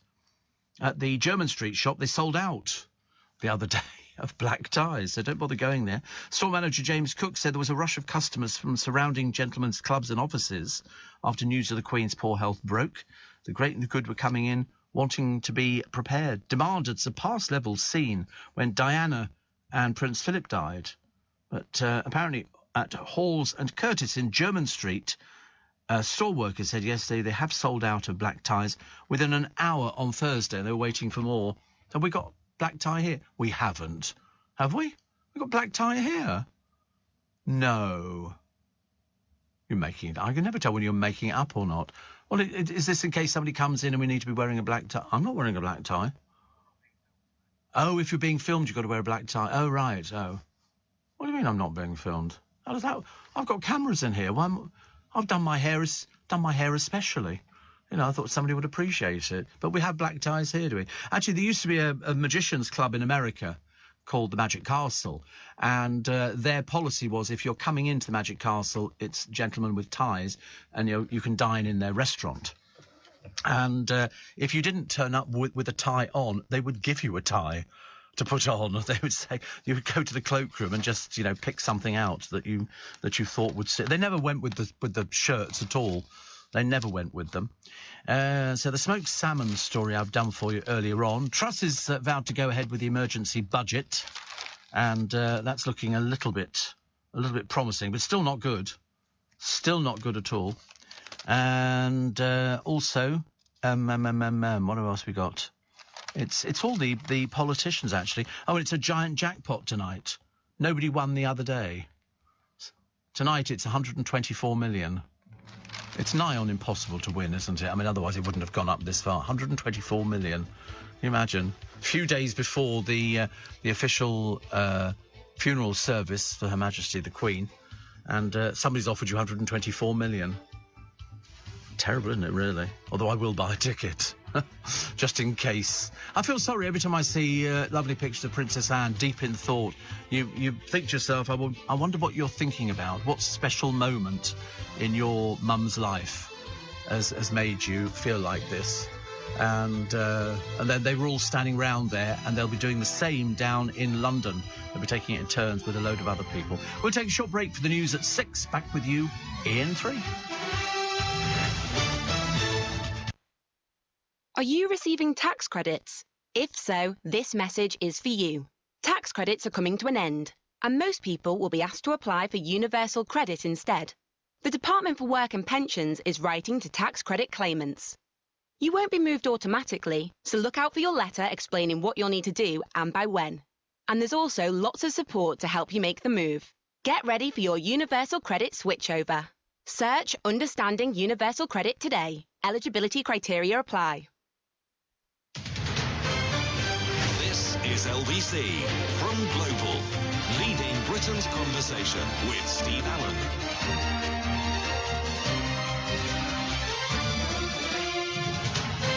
You should also be prepared that on Monday, lots of supermarkets and shops are going to be closed. The vast majority, I can only say the vast majority because we don't know exactly which ones are closing. The vast majority of Waitrose branches will close. A small number may remain open on the funeral route to serve the thousands of people. They make it feel as though they're doing you a favour, don't they, really? We're very lucky there. Sainsbury's have confirmed that all stores will close, with some very limited exceptions. So there won't be all stores closing then, it will be limited. And they say convenience stores and petrol filling stations open from 5 p.m. to 10 p.m. pick up essential items. It's always amazing how many essential items people need, isn't it, really? Aldi have said they'll close all their stores during the bank holiday. Tesco, Asda and Morrison's will close for around 4 hours during the funeral. Marks and Spencer's clothing stores will close on Monday, and the business are looking at ways of closing down more of its food stores or limited opening hours, but some of theirs are in garages. Poundland said all of their stores will close for the day, and the staff who are scheduled to work will still receive their pay in full. B&Q stores closed across the country, whilst home delivery services will be suspended. Dreams said all areas of its business will be suspended. What's that? What's Dreams? Is that beds? Of course. Harrods will also close as a way of paying respects. And Primark, they will close all their flagship stores on the day of the funeral. They'll be back to normal on Tuesday. John Lewis have said the stores will be closed on Monday. Seriously, there'll be quite a lot. I think you'll probably find local shops will be open. And sort of garages will be open, for example, for petrol and stuff like that. And then Tuesday, it's sort of magically, it's all forgotten, and we sort of go back to normal. But other aspects of daily life are put on hold for the date of the state funeral. Businesses and organisations choosing to close or halt their operations. The Royal Mail has announced its postal services will be suspended for the day, whilst a large number of leisure centres, libraries, venues and spas will be closed. Well, that's a shame. I was just about to book myself in for a spa. So that'll be closed as well. Isn't that? I mean, so I'm assuming swimming pools will be closed as well. I mean, only guessing, I should imagine. And President Joe Biden has confirmed that he and his wife Jill will be attending the funeral. All 2,000 seats in Westminster Abbey will be filled when the state funeral is held. For the funeral, each country is limited to one representative and their spouse or partner as their +1. And among those due to attend, the Prime Ministers of Commonwealth nations, such as Canada's Justin Trudeau, New Zealand's Jacinda Ardern, and Australia's Anthony Albanese. And the German President, Frank-Walter Steinmeier, the Italian President, Sergio Mattarella, the French President, Emmanuel Macron, the Turkish President, The Brazilian president as well also be attending. Spain's King Felipe, Japan's Emperor Naruhito among the royals that are reportedly planning to fly to the UK for the funeral. Members of the royal families of Belgium, Denmark, the Netherlands, Norway and Sweden are also expected to travel to London, but they haven't named the representatives. And the Ukraine President Zelensky is not expected to attend amid the Russian invasion of his country. He's a little bit tied up at the moment. And that's it. You're also going to get the Queen's grandchildren, William, Harry, Peter Phillips, Zara Tindall, Princess Beatrice and Eugenie. Lady Louise Windsor and James Viscount Severn will be present. Also, the cousins will be there. Duke of Kent, Princess Michael of Kent, Princess Alexandra and Prince Richard, Duke of Gloucester. Also Liz Truss, Labour Party leader Keir Starmer. And in addition, the Queen's ladies in waiting and her closest staff will likely be there as well. So it's a fairly full house. In fact, I don't think you can get any fuller. And Halinka says a lovely photograph of our beloved Queen taken by Julian Calder on the Balmoral estate amongst the heather, one of my favourite. It's beautiful, isn't it? I mean, when you think she had to traipse all the way out there and then they had to sort of, dress her and put her in. Is that beautiful? Look at that beautiful scenery, the heather and everything else. Absolutely amazing. It doesn't look real. It really doesn't look real. It's just absolute. When I first saw it, I didn't think that it was that it was real at all. And another one here. I was in Wetherspoons, Montague Pike in Piccadilly on Saturday night, Steve, says Graham, and a pint of Doom Bar was £3.15. I don't even know what that is. Is that a lager or something? It was very good value. The Montague Pike in Soho, not Piccadilly, was the former home to the famous Marquee Club. Oh, I know the Marquee Club. I went there only on a couple of occasions, actually. And this lovely poem. Yes, I have seen the poem. We have used the poem. We like it a lot. It's on Charing Cross Road, Montague Pike. But I did go there. So there's loads to take in. Just remember to heed all the advice on if you're going to be queuing for ages and ages and ages. The one thing you don't want to do is get there and then go, I'm sorry, you're inappropriately dressed. I don't think they're expecting people to turn up in shorts, put it that way. But then, dress as if you were going to anybody else's funeral. Because also it depends whether you're going to be staying there to actually, see the funeral in on the Monday. Pete the Pool Man says, I'm open on Monday. He says, these pools are very temperamental. No peace for the wicked. And Liz says, on a cheery and happier note, Steve, Pammy and I, we're booked for lunch at Joe Allen's on the 28th of October. The 28th of October. Fancy even thinking that far ahead. I quite like that, actually. Also, the new Prince of Wales will play a key role during his father's reign, but one of his close friends will not be by his side. Apparently, the Marquis of Cholmondeley has lost his job as Lord Great Chamberlain. That's the person who has to walk backwards for the king. So he's lost his job. Yesterday, Rupert Carrington carried out the first duties as he greeted the King and Queen Consort. So this is the 7th Lord Carrington, whose late father served as Foreign Secretary under Margaret Thatcher. Jerry Horner's cancelled her lavish 50th birthday party this weekend. An ardent royalist. Her tribute to the Queen was broadcast as part of the party at the Palace. So she shares her Oxfordshire home with the Formula One team boss Christian Horner. But the guests were due to include Victoria Beckham. I'm not sure whether the Beckhams have been invited to Westminster. I really don't know. We haven't seen the cast list of celebrities, because I don't know really whether or not the Queen would be aware of who the Beckhams were, or whether she'd even met them or anything. Perhaps she'd had a kick around with Dave, sort of on the pitch or something like that. Did she ever do that, or did she just plant trees? Did she ever? I don't remember seeing, even in her younger days. I've seen her on the deck of Britannia running around playing tag and all that kind of thing, but I've never seen her kicking a football. I know in later life it was that they had this silver spade, and they would literally dig this sort of hole for her, and all she had to do was put some earth in on the top after they planted a tree, which I thought was particularly a nice thing to do. But I don't remember ever seeing her playing football. That's why she held a foot. Yes, she did. Oh, she's holding a football. Interesting. Do you know, her outfits are absolutely legendary. It all just works, doesn't it? They obviously decided that, you know, whatever you put her in suited her. But I said to you before, the reason she always wore bright colours on most of the occasions, unless she was attending a funeral herself, it was so that people could see her. In the middle of a crowd, you would see orange or yellow or blue or whatever it happened to be, or cream or white, and you'd go, there she is. She's there. So lovely. Jack says, I haven't stopped since the announcement of the Queen's sad passing. Must give thanks to all in radio who flicked into gear and got the tone so right. He's on his way to read the news in Leeds at the moment. He's in Hull. I used to live near Hull. I mean, well, say live near it and live in it. We only went to it one time. I'd never been to Hull before. City of Granite, I think they called it. I didn't think it was the most exciting place I'd ever been to, I have to be honest. It was all these sort of dark buildings. That's all I seem to remember. I'm sure it was lovely. Mind you, I went to Glasgow. Dale and I went to Glasgow when it had been deemed European City of Culture, and it changed remarkably. Oh, is this Hull? Oh, it's quite pretty, isn't it, really? Why did we go to the grubby bit? Oh, I quite like it, actually. Lit fountains. I bought an umbrella. Do you remember I told you that I was trying to find an umbrella that lights up? And I desperately wanted one. I used to have quite a number of them. I bought them on Amazon, and they were very nice. But Hull looks quite pleasing. A little bit of mud in the river. I'm sure they can sort that out for us. But I bought this umbrella, and it arrived the other day. I didn't know it was for me. And it's a black umbrella, and woven into it, fibre optic lights.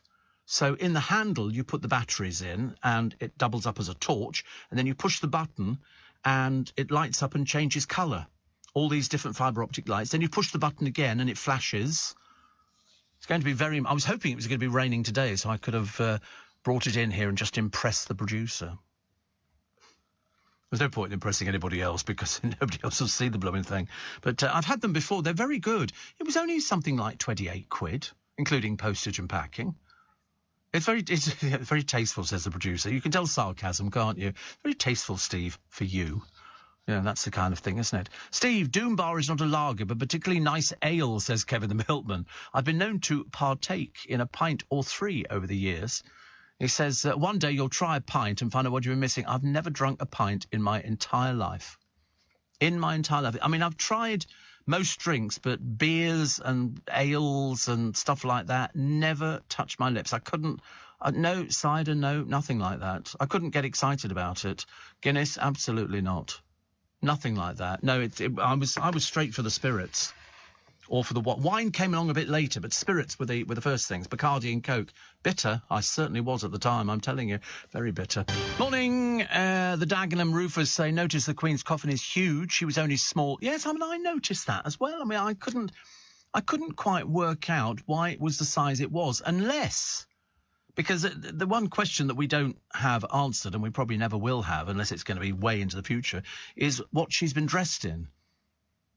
You know, if she's been dressed in a big dress, well, then that probably would account for it. But it really is a large coffin, unless it was the only one that was available. Because I don't think they made something specifically for her, because you're right, she was not a big person compared to, you know, when you look at the pictures, and as she got older, she appeared to shrink. Which was very interesting. Viv in Suffolk says, beautiful coverage of Her Majesty and all the events. Can you ask Pete the pool man if ever he gets to Suffolk, closing my pond next week, I'll make him a cuppa. I think he's had enough of water. Steve, who would the new monarch be if the Queen never had children? That would be Margaret's David Armstrong Jones, Earl of Snowdon. That's who that would be. That's, I mean, highly unlikely, though, because the whole idea was the moment the Queen got married, we were in the baby-making business. And off we took. I've seen all the pictures of Charles and Anne when they were babies and everybody coming along. And it's just, you know, that's what you do. They have asked the public not to leave toys as tributes. And also, no candles, please. If you're going to Buckingham Palace today or you're out there, in a statement, they don't want teddy bears or balloons. Very nice of you, but they really don't want them. And they've also said, can you remove the wrapping from flowers, which makes the tributes more environmentally friendly? Because if you remember when Diana died, all the flowers in front of Kensington Palace, they were left in the plastic. Nobody knew what to do with them because we weren't talking about the environment. And they just rotted.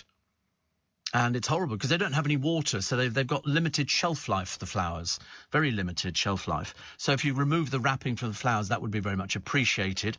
And the Paddington Bears and balloons, definitely a big no-no. They don't want balloons all over the place. They don't mind the flowers. They love them. But Paddington Bears' official Twitter account paid tribute to the Queen on Thursday, posting, "Thank you, ma'am, for everything." I mean, that's the one bit that people remember, the Queen meets Paddington Bear. But what they're going to do with all the toys afterwards, I've got no idea. People must have spent, up to about 20 quid for these Paddingtons. They're not cheap at all. But please remove the wrappings from the flowers, and it will assist in the subsequent longevity of them. They think, for the coffin lying in state, 750,000 people. You're going to be, I tell you what you're going to be seeing. You're going to be seeing on the news, on the television, because it has to be a visual picture, the drone up in the air showing you how far the queue goes back. That's what they're going to be showing. You can guarantee that'll be the news story. Thousands queuing already overnight to get ready. People in tents by the side of the Thames waiting for the funeral on Monday. And but I thought it was lovely. And we're going to get the Auburn sceptre down here. They got the Scottish crown. Can't believe it went back to that year. But it's a challenge for the authorities here for security. They're going to have thousands and thousands of people out there. Bob Broadhurst, who served as a Gold Commander for the wedding of William and Kate, said it's an absolute headache, ranging from terror threats to protest to crowd collapse. They think 200,000 visited Westminster Hall to pay their respects to the Queen Mother. They reckon 750,000 this time round. The security plan would have been prepared years in advance, though, like everything else. That's why we do it so well. They're constantly rehearsing. And this morning, as you now know through listening to LBC, they've been out rehearsing. They did the gun carriage rehearsal the other day, so they just do it well. Charles was inspecting the Guard of Honour at the ceremony of the Keys at the Palace of Holyrood House. And civil liberties campaigners say protesters' arrests are cause for alarm. It's noticed, actually, I was sort of reading through it. Normally by this time you've got Chakrabarti sticking sixpenneth in the ring, complaining about, people not being allowed to protest. People can protest. It's just that, remember, it's a funeral. This isn't some sort of funfair ride. And another one here. The Queen's coffin is lined with lead, says Marnie. Well, even so, I mean, lead's not that. I know what lead coffins look like. And I thought the outer coffin was lead, not the inner coffin. I'll have to check on that one, actually. We shall check on it. I know it will be eventually lead-lined, but I thought that would be at Windsor, and then they would put this coffin into the lead-lined coffin, not having a wooden coffin, because that's going to fall apart, isn't it, in time? And I think that would not be, the way that things should be going. What else have we got? I keep seeing all these people getting veggie boxes delivered. Have you seen these? We've had a number of people at home who sort of order these boxes, and they send them to you with vegetables in and little sort of seed pods and all sorts of things. So you can cook at home, and it means you can get quality restaurant food, but they've supplied it for you, so you haven't had to really do anything, which is quite a nice idea. What else have we got? And the public filing passed, and I think we're practically done, I think, in Edinburgh at the moment. I mean, we managed to get... It's about an hour and a half waiting time, we think, which is actually not too bad at all. Charles, as I say, is holding up very well. And Starmer's monarchy problem is a special edition in the papers today. And the King's message to Scotland, he wants to work together. I think it can be changed. I think everything can be changed. Whether or not, though, they were having a sort of discussion the other day this morning. And I think it was Philip Schofield and they were talking about they don't think Harry and William are going to get back together again. And very odd, somebody's written a story in the paper today saying Prince Andrew will wear military uniform during a vigil of the Queen's coffin. I don't think he will. I don't think he's allowed to. And he certainly didn't do it in Edinburgh, so I don't know why they think he's going to be doing it now. Working members of the royal family wear military uniforms, but he's been stripped of his royal titles. He will not be in military uniform for 4 of the events, but he will wear military dress during the final vigil at Westminster Hall as part of a mark of respect for the Queen. I don't really think that's a mark of respect for the Queen at all. I think that's basically saying I'll do what I want to do because I've always done that. Ridiculous. But apparently in January, ahead of his legal settlement, his mother, the Queen, stripped him of all his honorary military roles, including Colonel of the Grenadier Guards, and he gave up his HRH style. But apparently, Andrew, a former Royal Navy officer who served in the Falklands, retained his rank as Vice Admiral, followed a letter from more than 150 military veterans to the Queen to ask her to strip him of his honorary military roles amid what they describe as upset and anger. So I'd be very surprised if he turns up in uniform. I can see trouble on that one, definitely, because he's not allowed to wear it. He knows what the protocol is, and why would you want to upset the King? Unless that's what he was asking him at Edinburgh, saying, you know, can we do this? Also, businesses. It's nice to see so many businesses with a photograph or a picture of the Queen, and also all these outdoor sites of all the screens and all the rest of it. Lots of pictures of the Queen there. But it's interesting how mourning has changed. I mean, in Queen Victoria's day, it was compulsory, and it could go on for years. She mourned Albert for years, but didn't insist on black linen. And our 10-day show of grief is thankfully not required by law. But in the early days, it was. I mean, I don't think Queen Victoria ever sort of got over the death of Albert, ever. Also, St James's Palace on Saturday, crowds and soldiers cheering, and they're out there on the streets at the moment. And then there's another paper talking about actually 70 years of shifting fortunes, because, you know, there was all sorts of things that went on, actually, during the Queen's reign. And then there's this list of former prime ministers. I mean, there was nobody she didn't meet, actually. And I think she liked them all. I'm sure even deep down, if you quizzed her on whether she liked Thatcher, you know, she probably met Thatcher more times than most people. But when you went through that, I think 15 it was, wasn't it? But isn't it amazing how she clung on to the end and managed to see Boris out and Liz in? I mean, that in itself is some sort of achievement.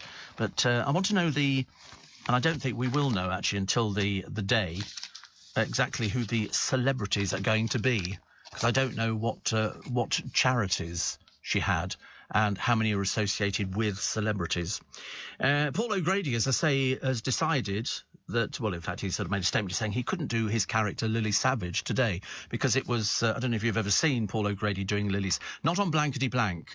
There's another Paul O'Grady who does Lily Savage, who's very blue. Do you know the Crankies went blue? The Crankies, seriously. They used to have an act that was blue. After people sort of seemed to want ruder and ruder things. But Lily Savage was definitely taking it about as far as it could have gone. But so clever. So clever. You know, Paul O'Grady, I think, has sort of hit it just right.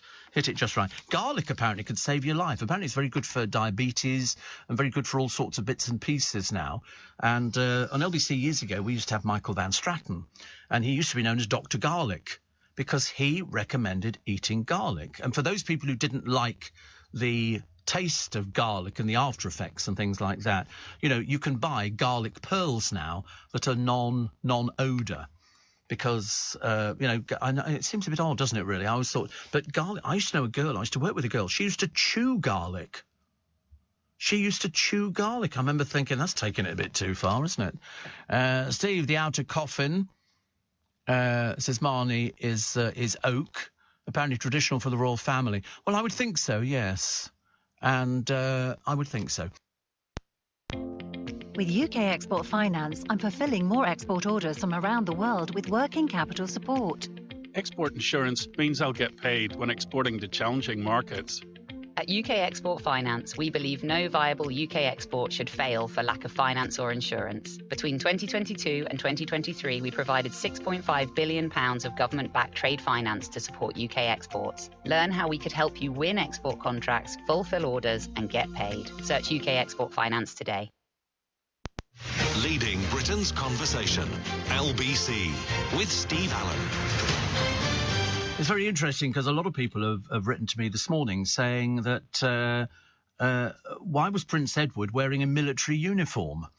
And it's been questioned before, actually. He left the Royal Marines, and Mr. Neil says, as far as I know, never served in any other service. But what are the medals for?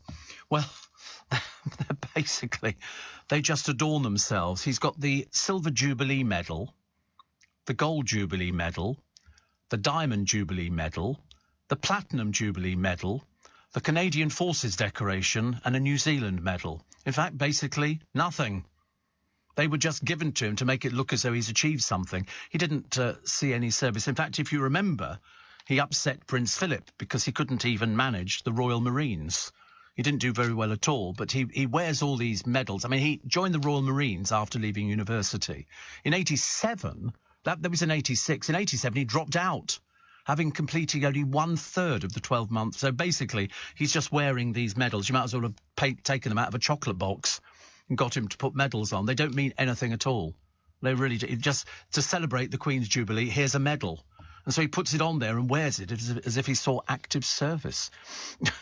The coffin, incidentally, is made of English oak lined with lead, which is a design choice for members of the royal family. Using lead apparently prevents air and moisture from building up, aiding preservation. Experts say airtight coffins are particularly important when they're laid to rest above ground because they're not buried.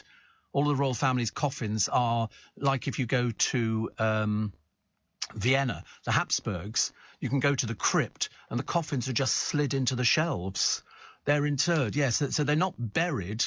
And these airtight coffins are particularly important when they're laid to rest above ground. Now, how it works in the whole process, I've got no idea. Pete says, can you imagine the amount of catering that's going on to be needed for all these dignitaries? Well, each one will have an embassy in London. So they will stay at the embassy or they'll stay at hotels, and that will all be catered for there. I don't think the royal family are going to be making sandwiches anytime soon or nipping down to Costco. Conrad said, I thought the Granite City was Aberdeen. It is, but I think Hull comes a very close second. I wonder if the embassies are on the bus route. I think they will be, actually. So what's happening today? Because there are people, even as I speak, who will be getting ready to come to London to stay here to make sure that they get a good position. You know, you don't want to be sort of 12 back in the crowd as they were in Edinburgh, because if you're going to be sitting there for sort of 48 hours, you need to make sure that you're a little bit comfortable. But the Queen is continuing to rest within St Giles's Cathedral in Edinburgh. Members of the public walked past the coffin to bid her farewell. And they were still up until a short while ago. Meanwhile, the King and Queen Consort will travel from Scotland to Northern Ireland, where they will attend a reception at Hillsborough Castle and a service of reflection at St Anne's Cathedral in Belfast. At 5 p.m. today, a hearse will take the Queen's coffin from Edinburgh Airport, arriving at 6 p.m. The Princess Royal will fly with the coffin in an RAF aircraft for the 55-minute flight to Northolt. Guards of Honour will salute the departure from Scotland and the arrival in England. And then the state hearse. I didn't even know there was such a thing as a state hearse. What does that look like? Is it one that they've used for everybody else's funerals then before? I don't know anything about it. That will then take the Queen's coffin to Buckingham Palace. And they've got a route that they're taking.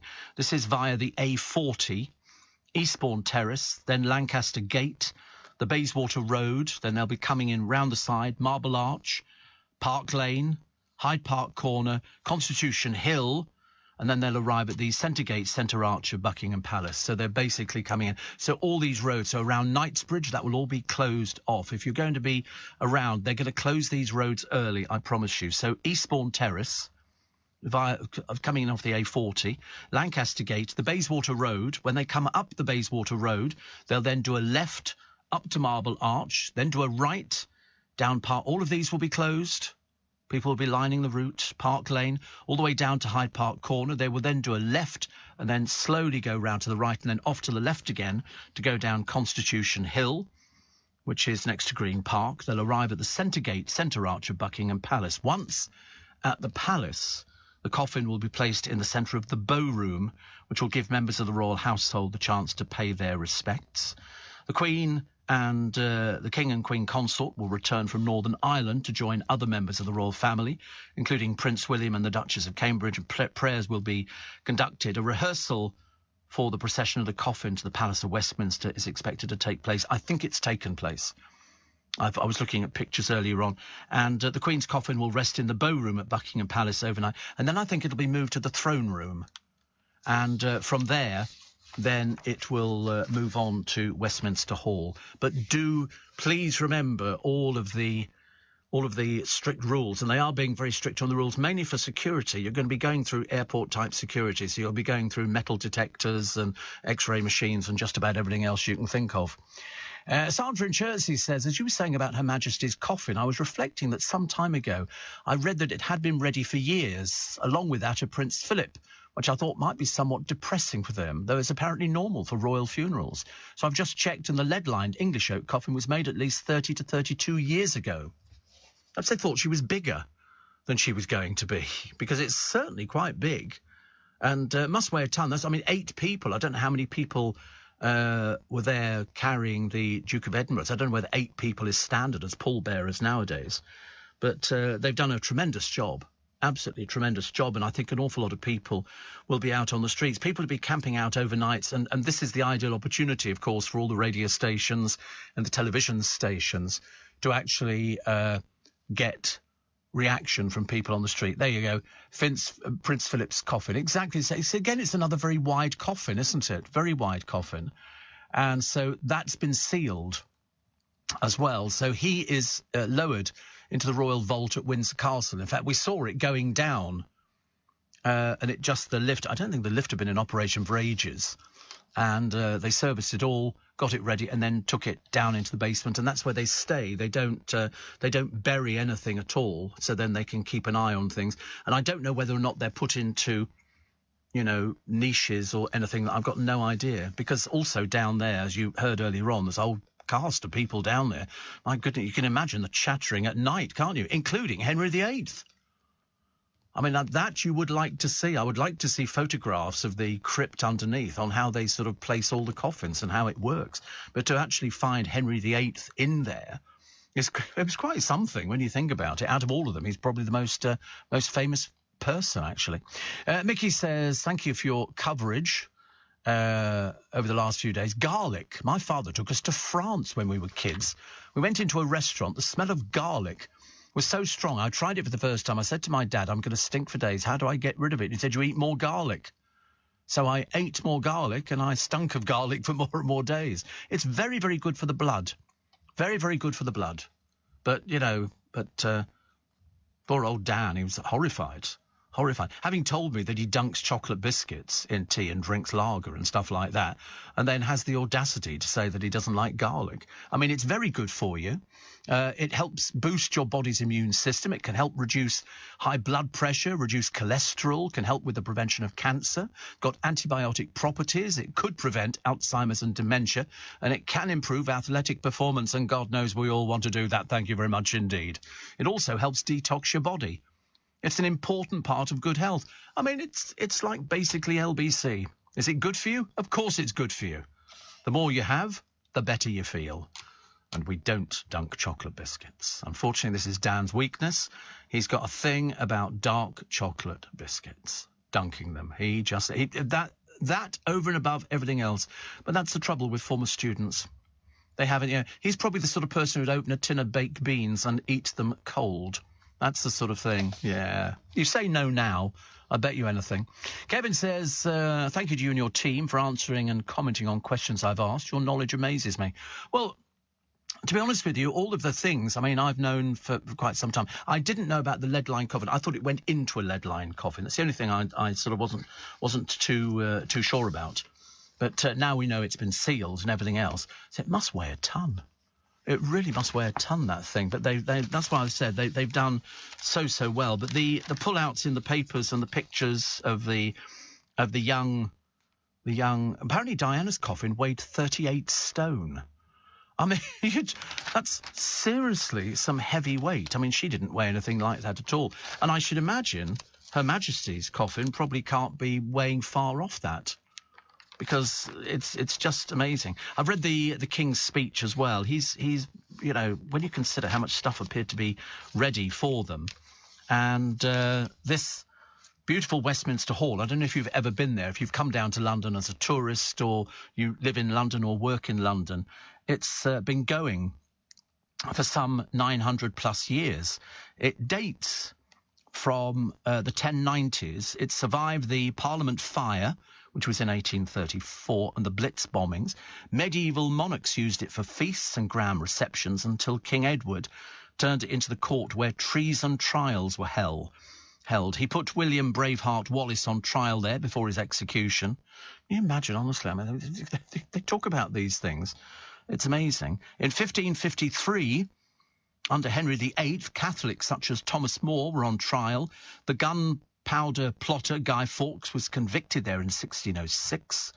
In 1649, King Charles I lost the Civil War. 1688... You don't have to remember these. We're not asking questions in a minute. Don't worry. Makes it sound like we're asking questions. In 1688, James II put 7 bishops on trial for refusing to bow to his will. They got off heralding the glorious revolution that established our modern constitution, the rules of law. And this week will be the first major public event in the hall since the Queen Mother lay in state in 2002. Morning. Well, I think we filled you in on everything that's taking place today. You know what everything is doing. We've given you as much information on what you can take and what you can't take into Westminster Hall. But it's such a historic building. When you go in there, if you're one of those lucky people who is queuing at the moment to go into it, you're in a place of history. I mean, seriously, when it's been going, since 1100s. And the amount of trials that took place there, subsequently leading to people's executions. And you think to yourself, and I'm standing in the same place. You only have to look up at the ceiling. Look up at the ceiling. By the way, the Mall and areas around there have all been closed. Actually, security is hugely important at the moment. And so you will find lots of road closures just to make sure nobody can go down there. And, in fact, they just had a lorry, I think, that came down. They were all trying to work out how he'd actually got into it because it's supposed to be a lockdown area, and it will be. And as it gets ever nearer Monday, there will be lockdowns and everything else. But remember, you can't take push chairs. I would think, actually, because this queue is forming already, because the Queen is going to be lying in state from tomorrow. I think we said 5 p.m, didn't we? I think they're going to sort of open the doors. And the queue, they say, could stretch back for ages and ages and ages. Alfred says, I own a pub. I was planning on closing for the funeral, but I'm getting mixed feedback from customers who feel that the pub is the place to gather and show their respects whilst raising a pint to the Queen. What are your thoughts? I think you should open. I mean, you're finding it tough as it is. You're finding it tough enough. I mean, it couldn't be any worse for publicans. I would think if you've got, it's entirely optional. They've said you don't have to close, and you're right. People congregate in a pub, and you can put a board outside saying full coverage of the funeral in here today, and then you can put it up on the televisions. Presumably, you're a pub with televisions, but I would say absolutely. You can't expect people who are struggling in an industry, mind you, you're not the only industry that's struggling, who is thinking, do we open? I mean, I love the way that the supermarkets have said, of course, we are going to be opening those along the route of the funeral procession. And you think, of course you are. You'll be selling sandwiches. I tell you what, I bet there's people working overtime making sandwiches even as we speak, so that people can buy sandwiches and drinks and coffee and things like that. If there's sort of 2 or 3 of you in the queue, then one person will be able to go out. And it's nice to give the staff the time off. Interestingly, Poundland have said that they're going to pay their staff if they were rotated to work on Monday, but they're not opening, so they're closing. But they're going to pay the staff, which actually nobody else has said. I'm assuming they might do, but I don't really know. But if you're a landlord, why wouldn't you open? That's the place where people go. People go to the pub to sort of sit down, and it's quite a nice thing. People can have a drink at the same time. Mind you, before the drink goes for about 30 quid a pint, isn't it? Is that what they're talking about? Drinks going up to 30 quid a pint? I couldn't believe it. They were saying a cup of coffee could cost £14. I said, well, that's ridiculous. Nobody's going to pay £14 for a cup of coffee. You'd have to take out a second mortgage. I mean, it's bad enough as it is at the moment. I do object to paying an awful lot of money. I went to the Bentall Centre in Kingston yesterday, and I wasn't particularly hungry, But I thought you go up the escalator and then you go up the first floor and then you go to the next one. And there's this new sort of restaurant type place open. So I sort of looked through this fairly expensive menu and there was only about 2 people in there. I couldn't really describe the food, but I ordered what I thought was going to be fairly okay. Scrambled egg on sourdough bread. I do hate this sourdough bread malarkey. It's just pretentious rubbish. Just give us some toast, okay? And it was scrambled egg. It was the worst scrambled egg I think I've ever had in my entire life. It had no taste to it. It had no nothing at all. It was bland. And in fact, the way it appeared to sort of crumble, I wasn't sure if it was actually proper eggs. It was really quite... And it was sort of something like £8 for this meagre amount of so-called egg. I was so disappointed. I didn't say anything. I really should have complained about it and said, I'm sorry, can you show me the eggs that you've made this with? Because I know what scrambled egg tastes like. Because, yeah, for egg on toast, £8 for egg on toast, scrambled egg on toast. Perhaps I should have asked for sort of, poached eggs so I could have seen what they look like. Steve, we're paying our staff. It's a bank holiday, says Karen. They take it off and get paid. Well, good for you. Good for you. I mean, it's going to cost people a lot if they close, but the supermarkets are sort of covering themselves. For stores like Harrods who are going to close, they'll lose an absolute fortune. But I don't think Harrods worry about the money too much, the same as some of these other big organisations. And I don't know, because nobody has checked in all the information that we found earlier on the coffee shops, the Starbucks, the Costa, the Nero's. Are they all closing or are they opening? I have a sneaking feeling they're going to be open, because what do people want? They want a cup of coffee. And if people are coming into London for the funeral, or they're coming into Kew to go to Westminster Hall, they're going to want a cup of coffee and a toasted sandwich or something like that. So I reckon the majority of those will be open as normal. No word from the big coffee. Unusual, that, isn't it? We've got word on all the big supermarkets, but nothing from the coffee shops. I shall have to do my own investigation on the Monday and find out exactly what's open and what's not open. But they're going to open for the people in the queue. Somebody says, Steve, sounds like those eggs were made for powder. It really was the most awful... I don't think I could ever describe it. And I don't normally complain about food in places, because there's normally something within the meal that you like or whatever else. This was bland and uninteresting. In fact, there was another couple who looked at the menu, and I was tempted to lean over and say to them as they were looking at this menu, don't bother, the food's atrocious. Because I just thought it was tasteless. I mean, eggs, surely somebody put something in there to make them sound more interesting. Steve, where were all these people in the queue, says Helen, go to the toilet. Oh, they've got all the portaloos in. You can't move for portaloos. We've got portaloos all over the place, and they will be allowed. They'll be given bans. So that they can leave the queue, go to their ablutions, and then come back and go into the same place in the queue. So fear not, there's enough toilets taking place. They have planned for everything. Believe you me, that everything is planned for. I've got an extra light on. I seem to have. I'm quite excited by it. Yes. Oh, no, this one here, is that always on? Is it? I don't know. It just always looked a bit odd, actually. I don't remember seeing that light on.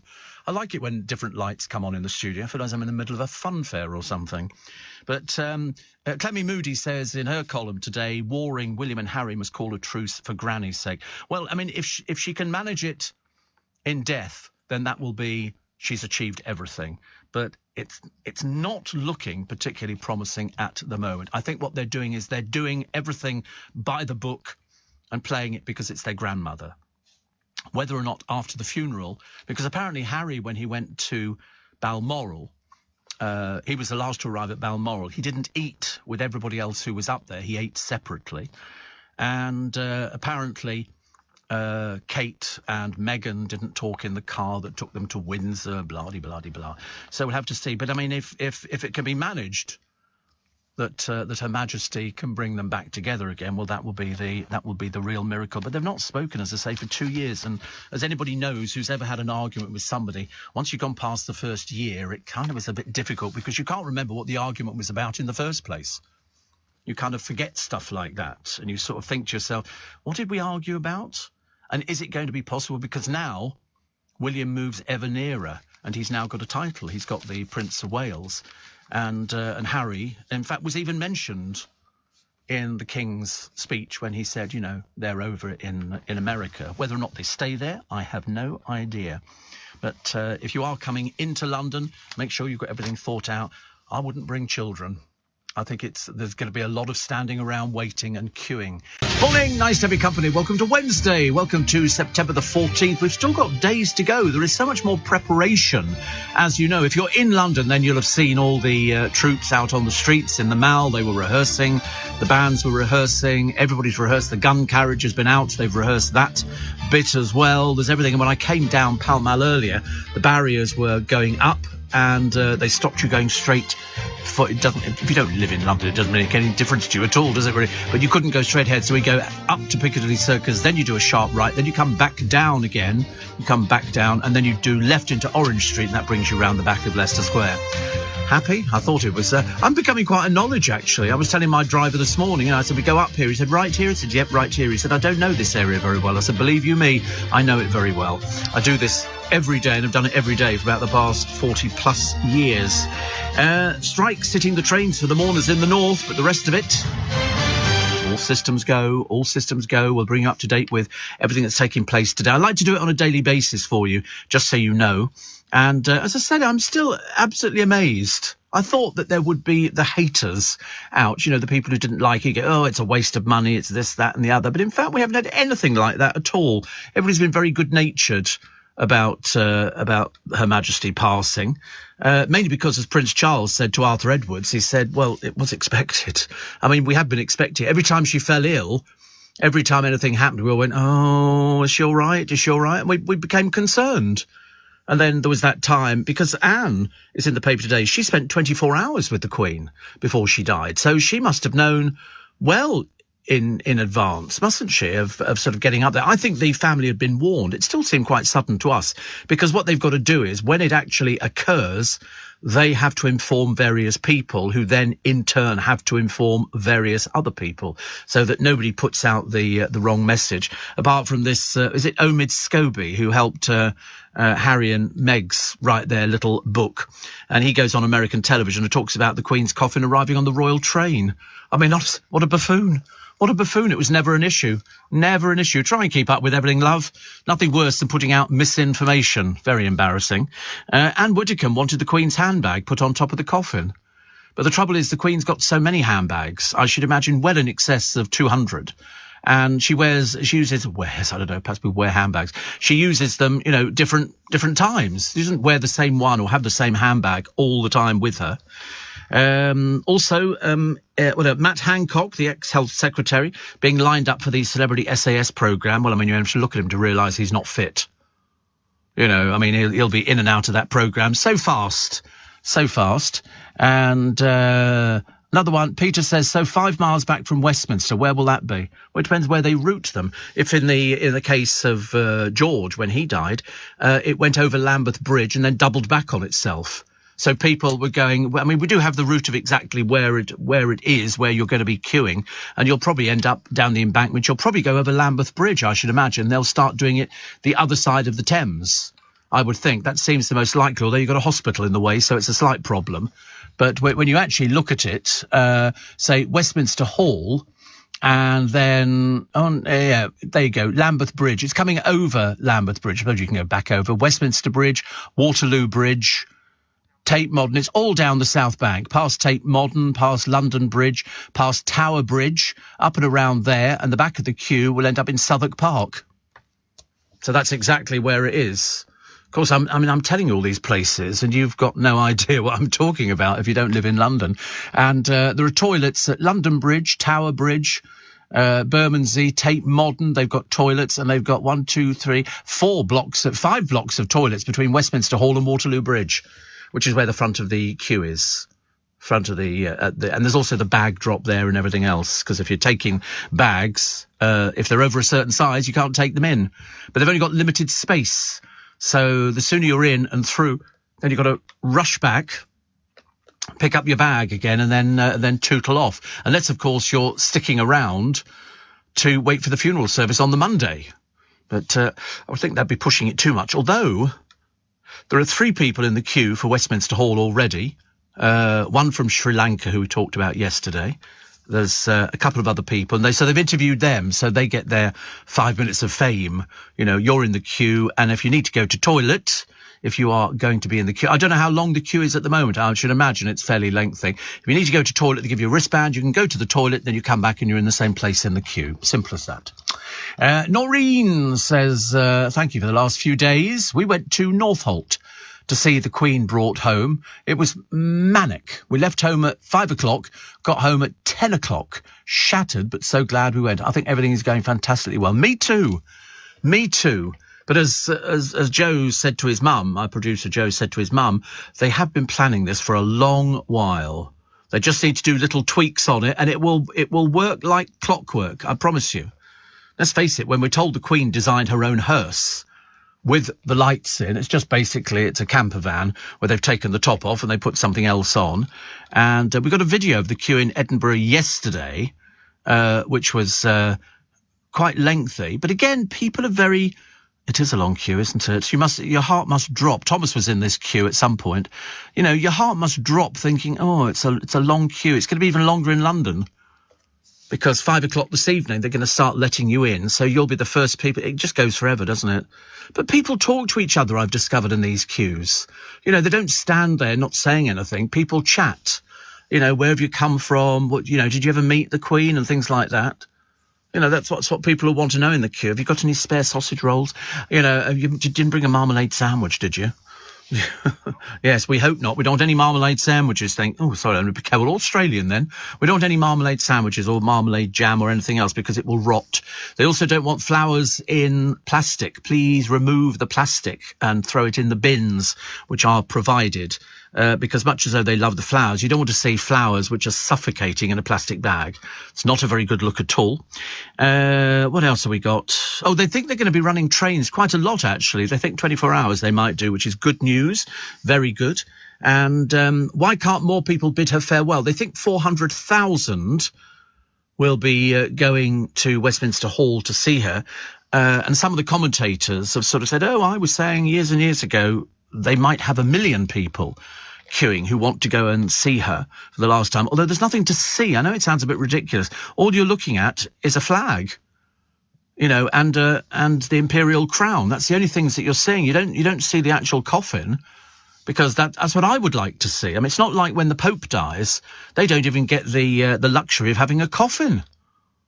They're just lying there on display. You know, and every day they sort of, you know, clean their shoes and everything else, and they're there for the duration until they eventually put them in a very simple coffin. There's nothing elaborate about the Pope's coffins, as far as I remember. And I remember looking at the images on the television, you know, I mean, be grateful we don't do open coffins or open anything else. Although somebody wrote to me yesterday and said, when will we be allowed to go to the grave? I said, there is no grave. It's an internment, which means that she'll be on the ground, under St George's Chapel, in her lead-lined coffin, probably next to Philip, I should imagine, and all the other people are in there. I mean, it must be quite busy. What if they go in there and do stock-taking?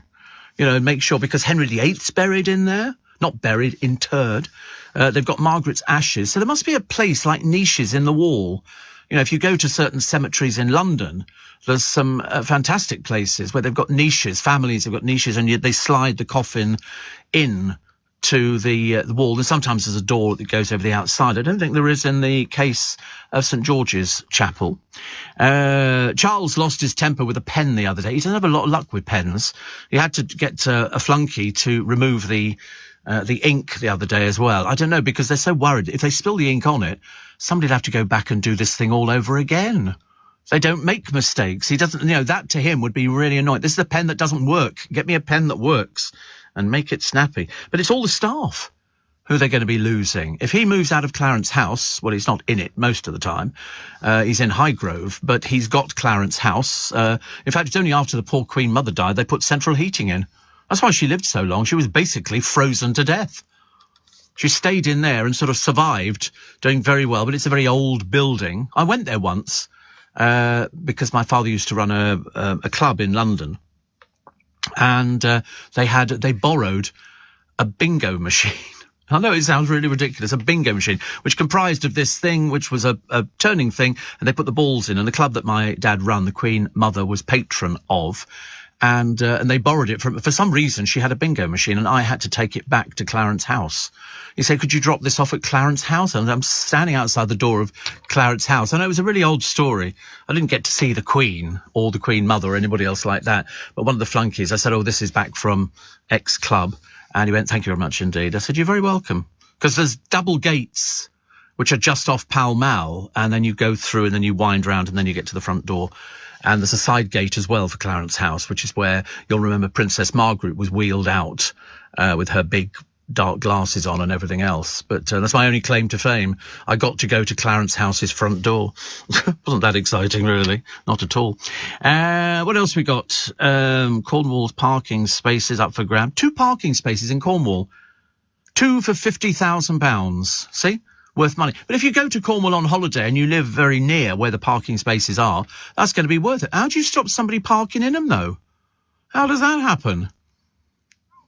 Well, I don't know where they are. I've got no idea. Dawn Neeson asks in her excellent column today, how do you deal with a problem like Andrew? Because he's rapidly becoming, he is the enfant terrible, the embarrassment for the royal family.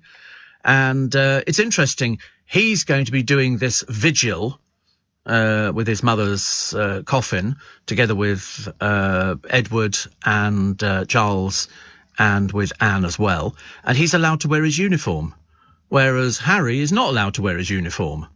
And to be honest with you, I can't quite work out what it is. I mean, the embarrassment is Prince Andrew. He really is. He's an embarrassment. Because he's standing there, though, and he's doing the vigil, he can wear his uniform. Harry is not allowed to wear it. I shouldn't imagine he's particularly bothered either way. You know, when you look at the medals, I noticed actually when we counted the medals on Prince Edward's chest the other day, they were basically handed out with jelly babies. And Prince Andrew has roughly the same medals. He's got the Commonwealth medals. He's got all those. He did serve, yeah, but he's only got a couple of those long service medal and a couple of other things. And the rest of them are all exactly the same as Edward's. As I say, you know, let's open a packet of crisps. Oh, look! Another medal. Pin it on your chest. Make it look as though you saw active service, Edward, which, of course, he didn't. What was the other one that I quite liked? Oh, yeah, the interesting story, the funeral snub to Russia. As if we were going to be inviting Russia over for the funeral. Yes, Putin will just drop in the middle of a war with the Ukraine, and we invite him. I don't think so. Definitely not. And Centre Parks doing their U-turn over plans to close on the funeral day. We don't have a problem with them closing on the funeral day, but you can't send everybody home from Centre Parks and then say, oh, by the way, you can come back later when it's all... What a stupid thing to do. Luckily, Centre Parks have done a U-turn on it. I mean, what buffoon made that decision? I mean, how stupid does that get? Really, very stupid. And you know, I was telling you about my hospital appointment on the Monday. Surprise, surprise. Yesterday, I get a phone call from Kingston Hospital saying it's been shelved and they'll be in contact with a new date very shortly. So, which is what we predicted. Everybody else was saying, oh, all the operations and everything else will be cancelled on the Monday. But I'm still getting my flu jab on the Saturday, which is, as far as I know, we're still getting up the Saturday. Isn't that unusual? I wonder why. I mean, it's the 14th today, and yet the government have just paid my pension. I mean, it's a bit early, isn't it? Couldn't they pay? I thought they used to pay nearly at the end of the month, but there you go. One of those sort of things, isn't it? Pete says, I planned my funeral. Seriously, I've made plans. There won't, however, be a queue. There won't be anybody. There won't be anybody. I always love it when people sort of say, I mean, I have known people before purchase their own coffin. And it's not the easiest thing to do because a lot of the places that make coffins will not sell them to you. They will only sell to funeral directors. So to actually get one that's custom... I mean, my mum planned her funeral. I mean, she knew what was going to happen. She left money to pay for it so they wouldn't have to wait for the will to be settled and probate to be granted. And she'd also organised the hotel and paid that in advance.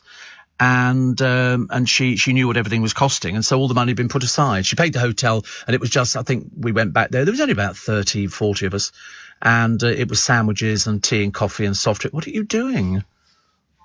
There's a little fly in there. Where's you, dear? It's you. What are you on about? Little fly, honestly. He's going, every so often I see his hands going like that. I think, oh, goodness me, he's being attacked by yes, he's either clapping me.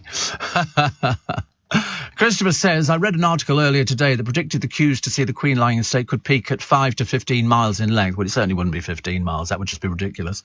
I mean, they might as well start queuing in Twickenham waiting for it. I mean, it's not going to be happening. I'm not a Londoner, so pardon my ignorance, but wouldn't that cause gridlock throughout London? No, we've got pavements here. We're very civilised. We've got street lighting and pavements. But he says, also very American. He says, but peanut butter and marmalade sandwiches are nice.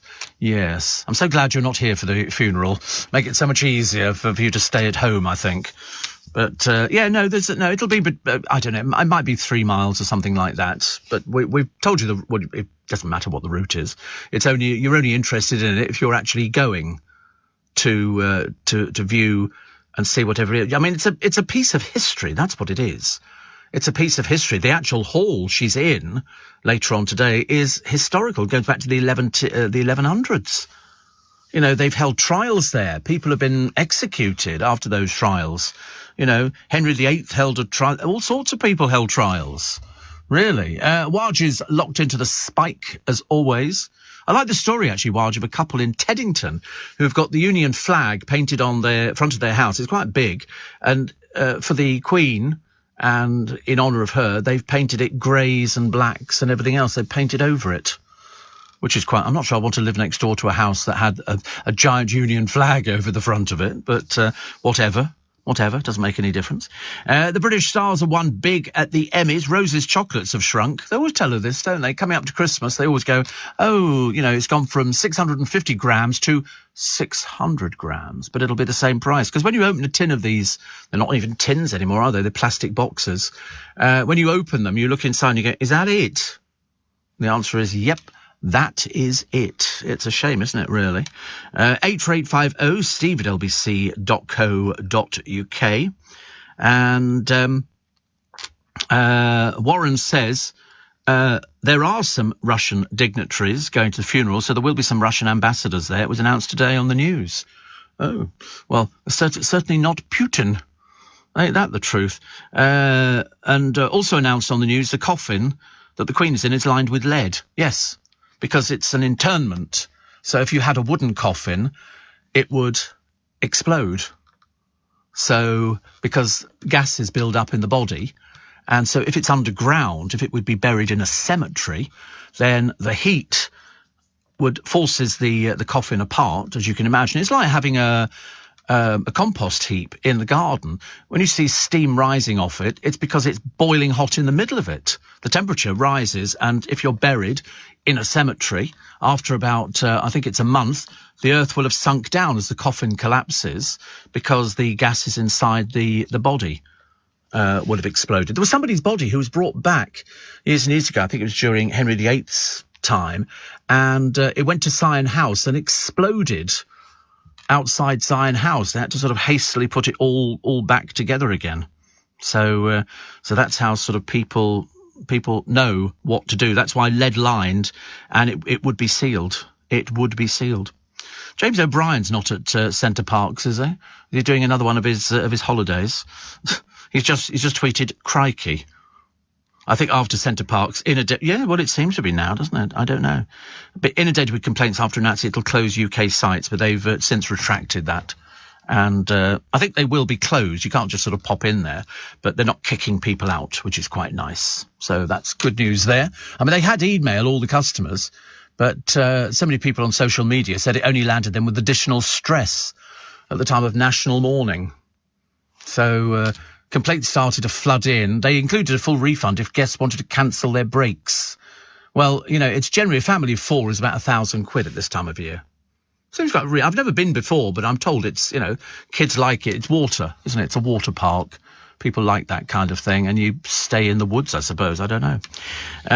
It is in the woods. You're in like chalets and things like that. It's a bit like going to Butlins, only more upmarket. It's like posh Butlins. It must be if it's £1,000. I mean, blimey, that's an awful lot of money, isn't it? I like the headline on the Sun: "Welcome home, ma'am," as the hearse pulls in. I like the idea that it's basically just a hearse, but with lights in the back of it. I don't know what part of it the Queen designed, but then you've got people leaving. Everybody was driven about all over the place. Then they've got a list of all the people who were there to welcome her back home again. I'm told it's amazing because all the people with cameras camera phones. They all light up and they all film it and everything else. And The Guardian for Mama's last great journey. And this is Anne escorting the Queen home. And Anne has also issued a statement, being Princess Royal. She says, I was fortunate to share the last 24 hours of my dear mother's life. It's been an honour and a privilege to accompany her in her final journey. Witnessing the love and respect shown by so many on these journeys has been both humbling and uplifting. We will all share unique memories. I offer my thanks to each and every one who share our sense of loss. We may have been reminded how much of her presence and contribution to our national identity we took for granted. I'm also so grateful for the support and understanding offered to my dear brother Charles as he accepts the added responsibility of the monarch. And to my mother, the Queen, Anne writes, thank you. I mean, couldn't be more perfect, could it? Could not be more perfect. She just hit the nail on the head. It was just delightful. And yes, I don't know whether James O'Brien sends out tweets at all times of the day. Perhaps he's that was earlier, was it? Oh, right. It was earlier he did it. I thought it was a bit odd that he'd be up at this time of the morning. I mean, generally because he does his toilet breaks at about sort of 3:30, 4 o'clock, something like that. Big spiker he is. And Rachel in West Byfleet says, watching the coffin being removed from the RAF aircraft by the bearer party into the state hearse was very moving. The skill and precision was outstanding. So proud of the armed forces. Yes, I should say, I don't think anybody's dropped a what's it at all. So it's just been perfect. And Sandra says, you're right. I've seen it reported in a couple of newspapers that cellophane should be removed so the flowers can easily compost, which can then be used on the royal parks. Oh, it's all usable. Oh, yeah. I mean, Diana, as I say, flowers were rotting in these big bags that they used to put them in, and you could see them. You couldn't actually see the flowers. There's so much condensation inside the bags. And they don't want it happening this time. And then what they'll do is they'll come round, they'll load them all up, they'll all be thrown onto lorries. They'll have to separate the Paddington Bears and other bits and pieces. Royal Parks will do that, and they will then take them to an area, and they've got one of these machines. You just drop the stuff in, and it shoots out the end, and it will then become compost, which they will use. It's all reusable, which I think is about the best that you could ever have. The best you could ever have. So the three people in the queue is a lady called Vanessa from Harrow, Anne from Cardiff, and a lady called Grace from South London. And Anne says, I'm giving up 2 nights of comfort. The Queen gave 70 years of tireless duty. Yeah, she never sat outside like this one, which is good. And also mourners setting up camp in the Mall. Yes, I wonder how many tents will be left behind. Probably quite a number, I should imagine. And John is also pictured. And but apparently the million mourners, they reckon, who'll be turning out, have got a 30-hour wait. 30-hour wait, and you've got to get to the toilet. We'll give you details of the toilets in a moment. And the screening sites, a number of large screens spread across London, one in Tottenham Court Road, one in Marble Arch, Hyde Park Corner, Paddington, of course, Oxford Circus and Bond Street. There will all be big screens up so you can watch from there. And they think the total length of the procession will last 38 minutes. That's including all the marching troops and everything else. But they say if you are going and you're going to be sitting in the Mall, just remember to bring suitable clothing and an umbrella. Little umbrella, just in case it tips it down, which is more than likely to do. Wear appropriate footwear, because there might be a lot of sort of standing around. Bring as well food and drinks. What you should not bring, thank you very much indeed, is alcohol, barbecues and equipment for fires. Oh, turn up with that, I've got no idea. Tents, gazebos or camping equipment. Oh, well, I'll have to cancel. I went the other day, actually. I drove up past Twickenham Green, and Zippo Circus were just erecting the tent, and it's now up, and they had all the side walls down so you could see them putting all the seats in. Yes, I'm surprised they haven't cancelled, but I mean, they've been booked in. They can't really do anything else apart from book in, and sort of how many performances they're doing, I have no idea, but I shouldn't imagine they'll be open on the Monday. But they're generally there for about a week, which is good. So if you get to see them, go and see them. It's lovely to see all the wagons and all the other bits. I mean, that really is nice. You see the big circus with Zippos written on the side of it, which I absolutely love. The short service for the Queen's funeral will be about 20 minutes. And then members of the royal family will depart by car and they will go back, presumably for tea and cakes or something at Buckingham Palace, and then they'll all disperse back to their relevant houses. And I'm assuming that the Duke and Duchess of Sussex will be flying back to America. I don't know. I don't know if the children are over here. Yeah, after the funeral, they probably will, actually. And the Queen Consort, Princess of Wales, Countess of Wessex and the Duchess of Sussex will travel to the hall by car. Imagine the logistics behind all of this. You've got to make sure all the cars are there. You've got to make sure everybody knows which car they're getting. You can't just get in this. I'm like, what are you doing? No, it's not your car. Out. Yeah, there'll be somebody holding up a sign with a number on it or something like that. Yes, Queen's retinue, I would think.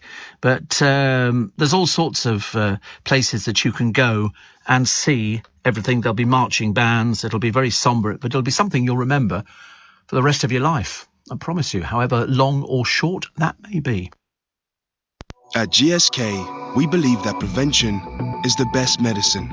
Prevention is pioneering new medicines to reduce HIV transmission, applying decades of experience in asthma control to limit long-term lung damage, or stopping chronic conditions from progressing to more serious complications. Because preventing disease is the best possible outcome for all of us, and is why GSK unites science, technology, and talent to get ahead of disease together. Visit gsk.com to learn more. Steve Allen on LBC. Text 84850. Morning, Steve Allen with you until 7 o'clock this morning. So today being Wednesday, September the 14th, still got another 5 days to go. I mean, there's a lot to get in. You can walk down the Mall. You just can't take cars anywhere near it. So if you're coming into London, don't bring your car in. There'll be nowhere to park. The restrictions will be in. Well, they're in already, actually, in a lot of places, certain places that you can't go to. Sitting on top of the coffin, if you're going to Westminster Hall, it'll be draped, as you know, in the Royal Standard, and the Imperial State Crown will sit on top. Now, the reason that the State Crown will be on top is because it's the Imperial State Crown, and this is the one which has got St Edward's sapphire, the Black Prince's ruby, which is right in the middle, and then the Cullinan II diamond, cut from the largest diamond in the world. How they got it, I've got no idea how it was paid for. But I remember when they were talking about the cutting of the Cullinan diamond and how, everybody was watching so carefully. It was very, very nerve-wracking. And then once in the Palace of Westminster, the sovereign's orb and sceptre will be laid on the coffin, the cross mounted on a globe symbolising the Christian world, and Cullinan I, which is the largest gem from the Cullinan diamond. So you've got two of them actually on top of the coffin, Cullinan I, Cullinan II. There's a gold rod and an enamelled rose thistle and a shamrock. But the Royal Standard, representing the sovereign and the UK, features 3 gold lions for England, a red lion for Scotland and a harp for Ireland. Don't the Welsh get anything on this one? Poor old Welsh. Why are they not on there? Goodness sake, honestly. Seeing as the second person in the queue is from Welsh Wales, you'd think that we could sort of honour them as well.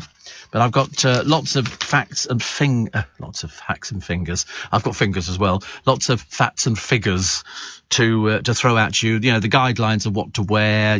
Do be mindful of the weather, because that can sort of affect an awful lot of things.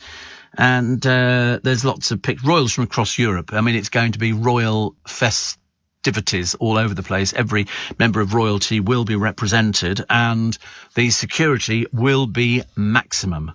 So expect serious security if you're going through. There'll be metal detectors you'll pass through and all sorts of other detections. Vladimir Putin was not invited, mainly, it is down to the war. And unfortunately, rain is forecast. So take a Mac, take an umbrella, little umbrella, and then you'll be fine. But they were waiting outside Buckingham Palace the other day, and it was raining there. All these poor reporters who had to go down there, they must be frozen to death, because in the early hours of the morning it's very cold. The cameraman's got to be there because somebody's got to, take the footage and then pass it on to television. The British politicians, everybody. Liz Truss will head the line-up, and it includes all the Queen's surviving former Prime Ministers who will be at Westminster on Monday: Boris Johnson, Theresa May, David Cameron, Gordon Brown, Tony Blair and Sir John Major, all believed to be certain to attend. The Labour leader, Sir Keir Starmer, also expected to be there, along with Scottish First Minister Nicola Sturgeon and the Welsh First Minister Mark Drakeford. So all those people will be there, plus the entire royal family. Her Majesty's children, Charles, Anne, Edward and Andrew, will be there along with their children. That list includes Prince William and Harry and their cousins, Peter and Zara Phillips, Beatrice and Eugenie, and Louise and James. It's not clear how many of the Queen's great-grandchildren, including Prince George, Princess Charlotte and Prince Louis, will be there, given the length and nature of the event. It's a lot of time to stand around, and they don't understand what it is. They just get very bored, I should imagine. Very bored. But there is also strict protocol in place for those attending Monday morning state funeral, and heads of state are not exempt. The only exception, I think, is Joe Biden. He'll be arriving in his Cadillac, dubbed the Beast, because it's, ready to withstand armour, assassinations and machine guns and all sorts of bits and pieces. But I remember the last time we had an American president in town, because we were walking in Regent's Park, the dog, and of course that's where they stay. Oh, the Beast still is flown over here. Yeah, it'll come in it'll probably go into the nearest RAF station or American station. I don't think they're going to be landing the plane in the Mall. Highly unlikely. And it'll be in there. It's like moving cars around the world anyway at the moment, which is what they do. And then it'll arrive here and there'll be a load of American vehicles, which I think are stationed here permanently. They've got them here and they just sort of top them up. But we were in Regent's Park when the helicopter landed for Obama, and it was like a scene out of Good Morning Vietnam. These massive Chinook helicopters, which were coming in and landing in the grounds of the American ambassador's place in Regent's Park. Yeah, they sort of came in. You could hear them, and then you saw them, and then they managed to get two on the lawn. Shows how big the garden is. Oh, I bet the gardener would be furious. Honestly, on the lawn. Yeah, they landed them there because it's a big deal. They put concrete blocks all around Regent's Park, so you couldn't get anywhere near the ambassador's residence, and the bit that was open was guarded with so many people. It was unreal. Also, please, no balloons. They don't want any balloons. Although I saw somebody the other day, and she's apparently a lady. She loves the Queen, and she's taken more pictures of her, about 100,000 pictures she had at home. And she gave her a balloon, and the Queen took it and looked at it, and then gave it to the lady in waiting, because they don't really want balloons. They don't mind the flowers, but yeah, just bring yourself. Your presence is present enough, I think. That's the way it goes, isn't it, really? Steve, listening in Spain, so an hour ahead. Liam says 32 degrees here. Ooh, lovely. And Mo says 1965, age 23. I queued for Winston Churchill's Lying in State. Very moving experience. This one will be equally moving. Equally moving. And what have we got here? Gary, who says, after a lovely Costco shepherd's pie last evening, we watched a movie starring Tom Hanks called A Beautiful Day in the Neighbourhood. Loved it. Funny, dark, heartwarming and thought-provoking. I'd like to hear what you think. Funny, dark, heartwarming and thought-provoking. I've not seen it. I'm a big fan of Tom Hanks, actually. This is I think it's a biographical film, isn't it? It's got Matthew Rhys in it, Chris Cooper, and it's about a guy called Lloyd Vogel, played by Rhys, a troubled journalist for Esquire, who's assigned to profile a television icon, Fred Rogers. What? Who Fred Rogers? I don't know who Fred Rogers is. I don't know. He's a reverend. Oh, right. He was known as Mr. Rogers, and he was an American television host, author, producer, and Presbyterian minister. The series ran from 1968 to 2001. Wow. Born in Latrobe, Pennsylvania, which is near Pittsburgh. He got an honours degree, blah, blah, blah, blah, graduated theological seminary, blah, blah, blah, blah, blah. But he's got loads of awards, loads of awards. He influenced many writers and producers of children's television shows, and his broadcasts have served as a sort of comfort during tragic events, even after his death. Wow. I've never heard of him either. But that's probably most of America we've never heard of. We're a bit slow in that department, I'm afraid. I wish we weren't. But we are, because there's loads of people in America that you love to see films about. What else have we got? So Matt Hancock lined up for the Celebrity SAS. I mean, he's 43. He's a bit past it, isn't he, really? This is he quit his cabinet job after The Sun revealed CCTV of him snogging an aide. Oh, dear me. Honestly, I remember it very, very well indeed. Loads of people have broken ribs on the programme.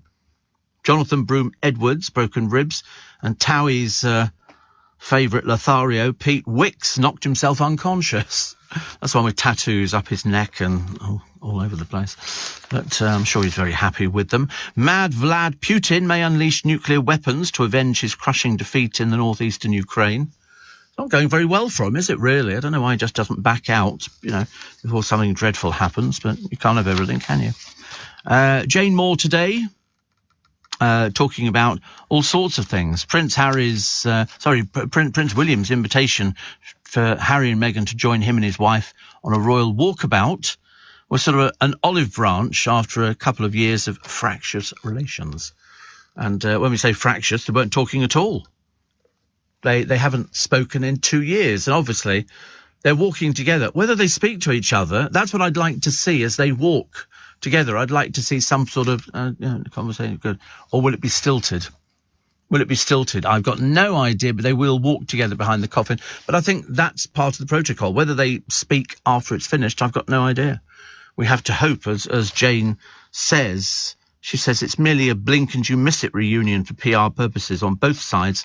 Remains to be seen whether they get back together again. I'd like to think that they would, but I'm not holding my breath at the moment. We need a little bit more persuading that they are definitely going to sort something out. Just going back briefly, actually, to these redundancy threats for Charles's Clarence House stuff, I don't think it's a threat. I think it's definitely going to happen. Because if he moves out of Clarence House, not that he's living in Clarence House, but it's his sort of official residence when he comes up from Highgrove, the staff there, I mean, they've got 30 people organising all the publicity, but they have been given notice. So there's up to 100. They've got notification that they could lose their jobs just as they were working round the clock to smooth his elevation to the throne. But as I've said to you before, the royal family and staff are not the way you think it is. You think that they're all buddy-buddy with everyone. No. The moment they leave, that's the last you ever hear of them. They disappear completely. That's why Paul Burrell's mixed it for as much as he can. For the simple reason he was just a servant. That's all he was. He was employed as a servant. Yes, ma'am. No, ma'am. Thank you very much indeed, ma'am. That's what he was. So he's managed to milk it afterwards. And, of course, the royal family were far too discreet to say anything about him, but I should imagine privately they must have had all sorts of things they were saying about him. But he was just a servant. That's all he was. He was a servant who opened his mouth and spilled the beans, and all this malarkey about she called me her rock. Nobody's ever found any evidence of this in any interview or anything else. She wouldn't say that. They were servants. The moment they leave their employ, that's it. They don't pop back at Christmas and go, thought we'd drop by for a small sherry and a mince pie. Doesn't happen. It doesn't happen. They, once I told you the story of Crawfie, who was the royal children's nanny. I mean, absolutely the most perfect person you could ever imagine. You need to read her story to realise how badly she was treated. And yet she was only selling, I'm not sure she got money for it, a nice story about the girls to say how marvellous they are and how wonderful. I mean, nowadays they bend over backwards to get publicity, don't they? Most of them do, anyway. Some can't bend over backwards, they're too old, but a lot of them have tried it. Circus life appearing again. And so she was then banished, and she went back up to Scotland, and that's where she ended her days. It was all very sad. I think she was absolutely horrified. Absolutely horrified that she'd do something which she thought was lovely. Absolutely lovely. Terry says, as a UK national living in China, I feel sad to be detached from the UK. Thanks to LBC for helping me to connect to the mood of the nation. Yeah, I mean, that's the good thing about LBC. It doesn't matter where you are. You can listen. And another one says, today we're going to climb Ben Nevis. Oh, well, that's it, isn't it? I mean, you've had your days now. That's it, climbing Ben Nevis in this weather. Dreadful weather for doing Ben Nevis. I wouldn't do it unless it was guaranteed sunshine. I don't want to go up there. But you do get a sense of what people are thinking if you hear LBC for any length of time. Only listen for an hour or half an hour and you'll get the gist of exactly what the public are saying, because it is the members of the public that the presenters on LBC talk to, except me. But then we have texts and emails, which is exactly the same kind of thing. It's just that you might have a speech impediment, or you might have a cold or something like that, and you can't, it wouldn't be possible to pick up the telephone, so we have texts and emails, and we get record numbers of texts. I mean, we really did. I forgot to check, actually. I was a bit angry yesterday, because when I got to the bus stop, the bus was late. And it was late arriving, which meant I missed my train, so I had to wait for a later train, which was okay. You know, I don't get too stressed over it much. Still no croissant, ham and cheese at Marks and Spencer's at Twickenham Station. I don't know why they bother opening. Actually, there's hardly any hot food at all. They've got a huge cabinet for hot food, and there's about 3 mangy-looking bacon rolls there. Very disappointing. Very disappointing. They'll be cutting the staff back soon, I should imagine. Morning, nice to have you company. Welcome to Wednesday, September the 14th. The day, each and every day, I say the same thing. I say this is another day in history that you will not be forgetting. The Queen is at the moment at Buckingham. We talk about her as if she's still with us. And as far as I'm concerned, she is. That's the way I look at it. You know, when the Sun put on their front page, "Welcome home, ma'am," it's the same picture that all of the papers seem to be running. And then they've got to get her, when the car goes through the gates, as it went through yesterday, up all those stairs. That's an awful lot of stairs, unless they've got a lift, which I'm not aware of. They would have practiced that, especially with the weight. As we discovered, was it Diana's coffin, lead-lined and all the rest of it? 38 stone, I think, we actually came up with. But anyway, employees of King Charles's staff given redundancy notice. That was during the church service for the Queen. Oh, by the way, you won't have a job. You know, people have been there for decades. They're working around the clock. Many staff assumed, I mean, although they should have known this from previous occurrences, they assumed they'd be amalgamated into the King's new household, claiming they were given no indication of what was coming until the letter from Sir Clive Alderton, the King's top aide, arrived, and one source said, everybody's livid. You know, everybody's been working late every night since Thursday to be met with this. And the letter, seen by The Guardian, it was written, as I say, by Sir Clive Alderton, said the change in role for our principals will also mean change for our household. The portfolio of work previously undertaken in this household, supporting the former Prince of Wales' personal interests, former activities and household operations, will no longer be carried out. But there is a new Prince of Wales. It's William and Kate, Prince and Princess of Wales. I mean, couldn't they be incorporated? Does that, you know? Well, they've got their staff, but then now they're moving up quite a few notches, and they say certain staff providing direct, close personal support and advice to Charles would remain in post, but the consultation period will begin after the state funeral. So you've had the state funeral without knowing really whether you've got a job or you haven't got a job. And there's also an enhanced redundancy payment. Staff who are made redundant are expected to be offered searches for alternative employment across all royal households. But you know, one minute you're with Charles, the next minute you're not with Charles. There's also the question of whether the King will retain the use of Windsor Castle for weekends, and Sandringham in Norfolk, which the late Queen visited over the Christmas period. They have a residence at Birkhall on the Balmoral estate, Highgrove in Gloucestershire, and a cottage in Wales. They're not short of places to go to. Not short of places to go to. And apparently, according to Clarence House's annual review, the King employed the full-time equivalent of 101 staff. That's including 31 in the private secretary's office, including private and assistant private secretaries, research, administrative and equerry staff. The 28 members of the household include 4 chefs, 5 house managers, 3 valets, dressers, couple of butlers. And according to the most recent Sovereign Grant report, the Queen employed how many full-time staff? Full-time staff? Just under 500. Just under 500 full-time staff. What in goodness name do they do? What do they do? It's an awful lot, isn't it? But apparently the new Prince and Princess of Wales have recently relocated to Windsor and moved into Adelaide Cottage, which is not the little cutesy chocolate boxy cottage you think it is. It's like a mansion, whilst retaining Kensington Palace apartment for official purposes. And when the Queen Mother died, the Duke of York took over Royal Lodge at Windsor, which is where she died, and she had 83 members of staff.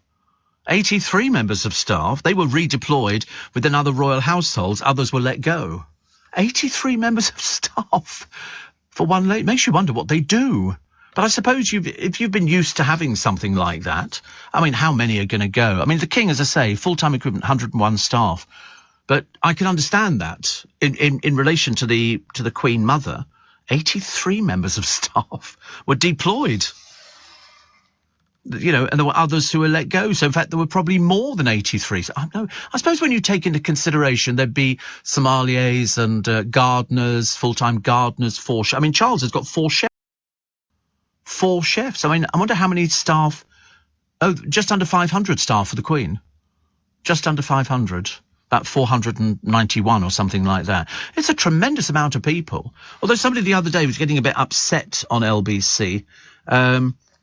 I forget who they were talking to, but it was a case of, why do we give the Queen so much money? And the answer is no, it doesn't work like that. She gives us loads of money in the form of income and everything else like that, and we give her back. So, in fact, she generates far more than she actually costs us. I think she only costs about 140 million a year or something, which, considering what revenue she brings into the country, you ask people coming into this country, they're not coming here to go to the theatre and have a McDonald's, thank you very much indeed. They're coming here to see if they can see the royal family.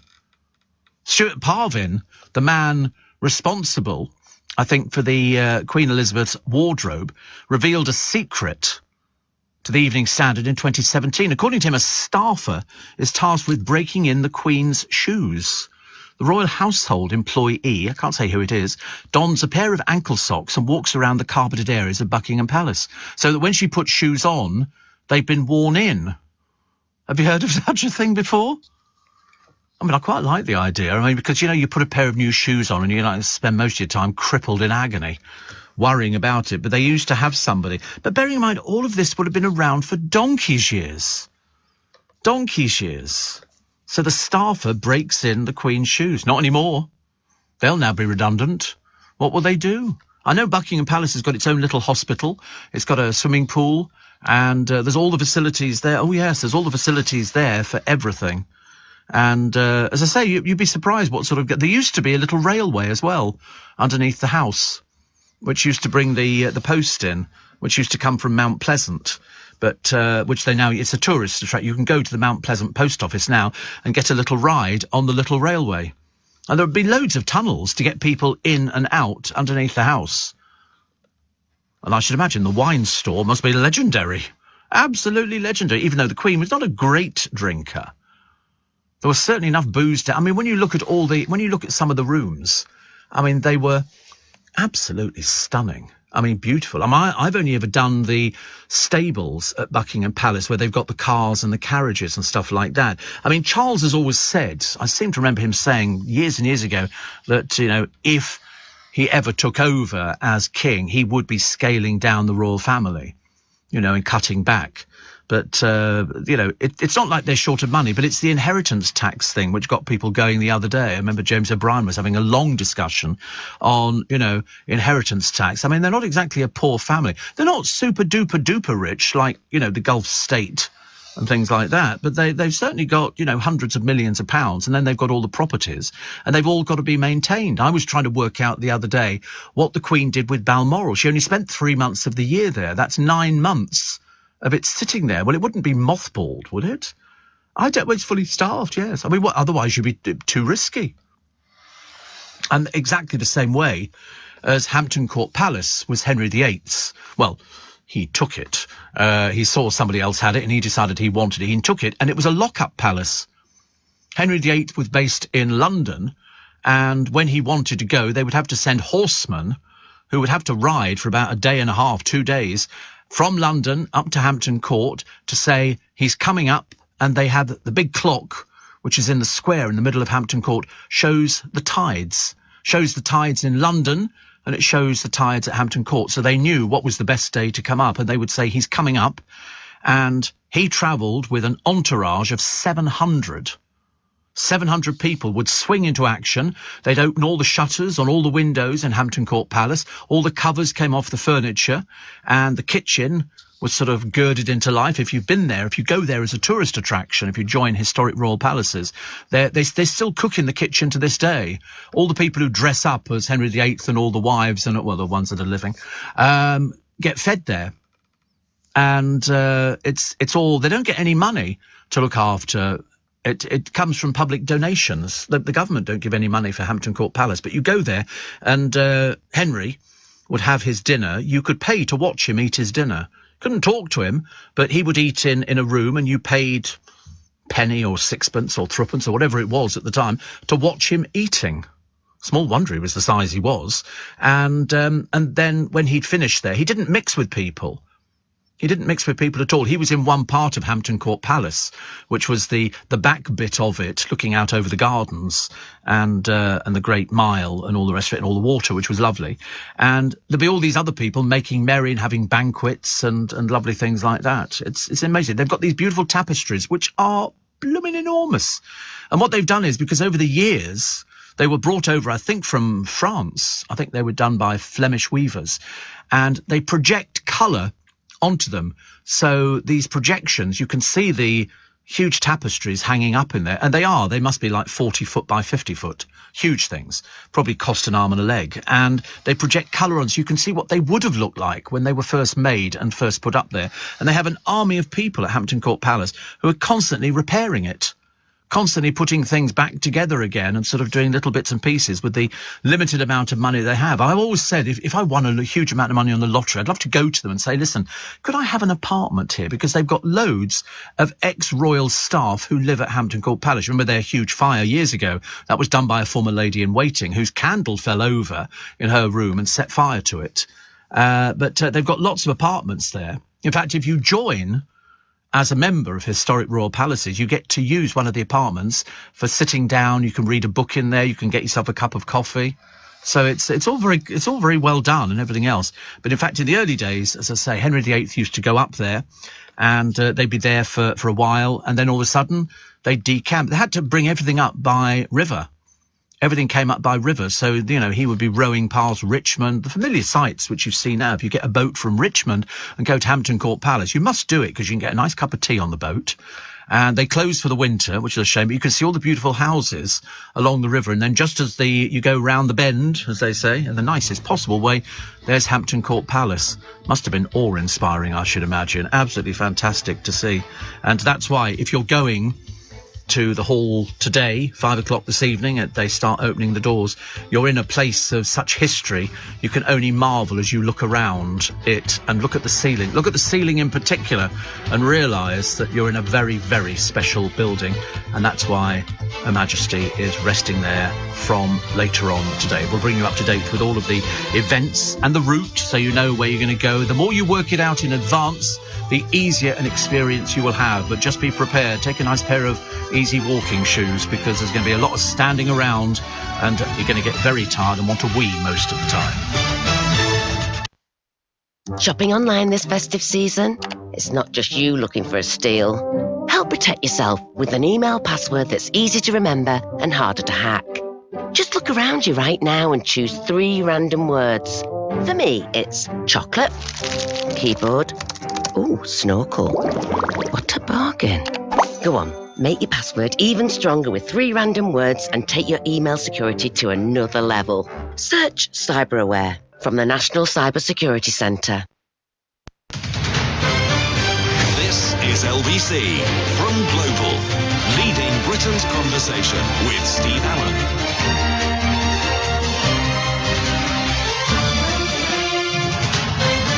Morning, everybody. It's nice to have your company. Welcome to Wednesday. Welcome to September the 14th. Welcome to, if you're in the queue for the hall for Her Majesty later on, good morning.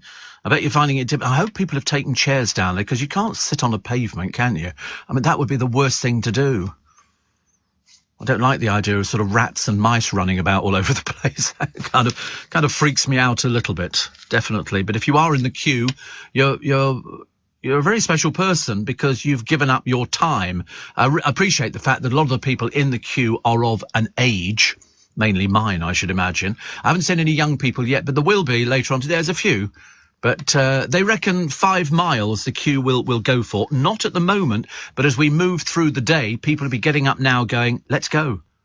Let's go. You know, there'll be those people saying, let's go to the local pub, watch everything on the television on the Monday. We've also got the travel arrangements on Monday, what's open, what's not open, and the public route to view the Queen's coffin at Westminster Hall.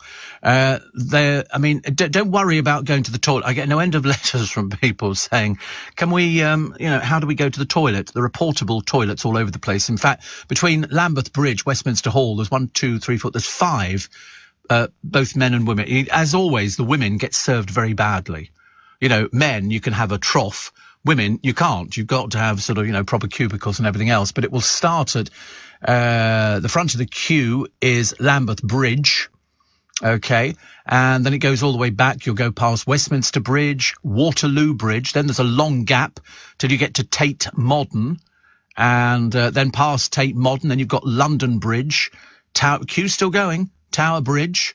And then you go all the way up and around a little inlet, and you end up in just to one side of Bermondsey, the back of the queue in Southwark Park, which I think is about 3.5, 4 miles. I think it's something like that. And that's it, depending on how far it goes. But I think there's going to be, if they reckon 400,000 people, and bearing in mind, it must be very difficult, you know, the moment they open the doors to Westminster Hall, that's when the queue starts shuffling. So you'll have to gird your loins, pick up your tent, pack it all up, and make sure you're ready to move for 5 o'clock, because you can't because people behind you are going to be getting, come on, move. You know, people are going to want to get in there. And already there's a fair number of people. I'm looking, you know, at where they are. I'm trying to work out exactly where they are at the moment, but they're overlooking the Thames. It's lovely, but they've got to sleep. And of course, with the rain coming down, I mean, you know, we're very mindful, aren't we, that we take tents and things like that. Are they waterproof, these tents? I don't know. They don't look strong enough to be waterproof. You must always remember are they opposite Parliament? Right. Oh, right. So they're opposite oh, right. Oh, blimey. Oh, well, that's not too bad. But we don't know how far it goes back. They'll all chat and everything. Some people have just got umbrellas. How are you going to sleep holding an umbrella? I do not know. Because you'll have to do it. But then after you've been and you've seen the Queen's coffin, and you've seen the Cullinan diamonds 1 and 2, and you've seen the orb and the sceptre and the imperial crown, then you'll come back. Just remember, you cannot take pictures. I don't know why. I mean, I know that, yeah, it's just not inside. Because, you know, you could take pictures in Edinburgh on the route. Everybody was taking pictures. And here, you know, at the time you really want, I mean, I bet people will try and think of a way around it, but they will confiscate. They will remove you. So don't put yourself in any danger of sort of losing your phone or something like that. You cannot take pictures inside. You can't take those bottles. I'm going to run through the whole rigmarole a little bit later on, just so you're aware of it. So I mean, you can't even take a pushchair in there unless it's collapsible. I mean, I can just see people go, and you can't take your tents in or stuff like that. I think people will just leave the tents, don't you? I think they'll leave them. But, you know, some people are deciding that they want to go to the Mall, so they're already camping by the side of the Mall. And this is for the Monday. This is for the Monday.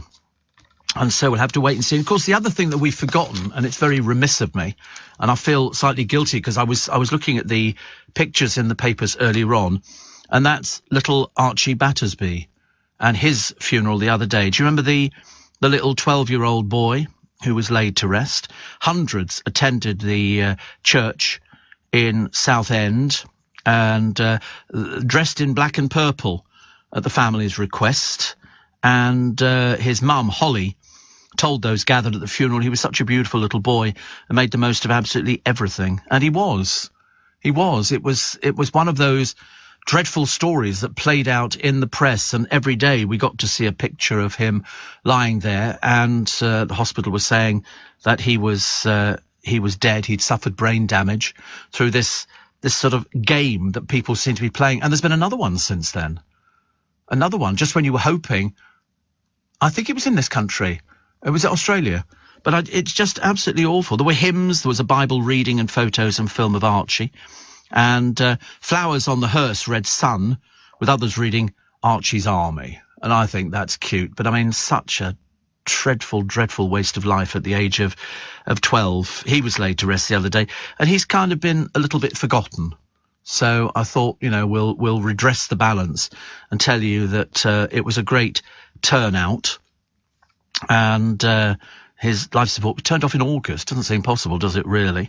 After his parents lost this lengthy legal battle to keep it on, his mum was totally convinced that he was going to come back, and the hospital were totally convinced that he wasn't.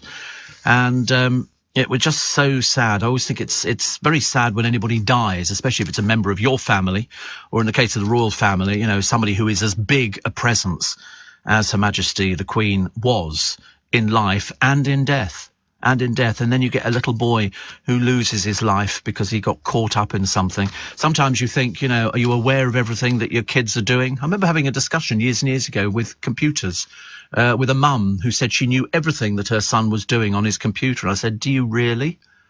Do you really? Because there's so many things on there. Once they've got the computer in the bedroom, then anything, and it's on their telephones. I didn't realise. I was talking to somebody the other day, which was a really bizarre conversation about DVD players, and somebody said, we don't have DVD players anymore. And I said, what? I said, I've got a DVD player. It's under my television. And they went, no, everybody downloads. I said, do they? I had no idea. I mean, lots of people stream. I'd never streamed since I had my prostate sorted out in the hospital. It's a very weak joke, I appreciate. Steve, a friend and I independently decided to go to London to walk past the Queen's coffin. On hearing it may take at least 12 hours, plus taking us 2 hours to get to London, says Susie, and being 85, sadly, we'll have to be content with signing a condolence book. Would have loved to have been part of this historic occasion. Yeah, but signing the condolence book is great. You'll see everything on the television. You can hear it all on the radio. People talk about it. People talk about their memories. People saying, what a wonderful person she was. Princess Anne, very touching with her fabulous memories. And she spent the last 24 hours of her mother's life. She was with her for that moment, because you've got to be with somebody. If you know that somebody is dying, if you've been told by the doctors, listen, it's going to happen and it's going to happen soon, then you get the family up there as quick as possible. And so people can be there. I don't think all of them were there at the Queen's passing, but Anne has got that memory. And, these people are in their 70s now. You don't really expect it. It just seems very strange that she's going to have to, she'll sit down and have a little cry, I should imagine, because on some of them she looked very teary, and Charles looked very teary as well, because they lost somebody that they all went to. I can't imagine how many dinners and royal occasions the family were all at together, and the walking out. I can always remember that other famous one on the balcony. They had a fly past and William was sitting down and the Queen went, William, stand up. And they had a lip reader in, because they used to love to film them on the balcony. And then if anything was said, the lip reader would say, she's just said it. And she said, William, stand up. So he stood up. He'd made a big mistake on that one.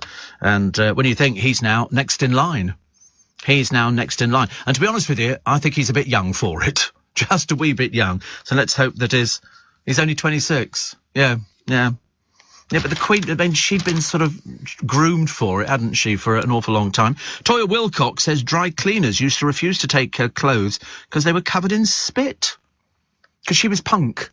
And apparently punk involved spitting. Don't ask me why. I was watching one of those 999 programmes the other day, and they pulled in a drunk who turned out not to be drunk. He was on drugs, and he was on rehabilitation, and the language was just unbelievable. And then he started spitting at the officers, so they put a spit hood on, because why would you want to be covered with somebody's spit? Thank you very much indeed.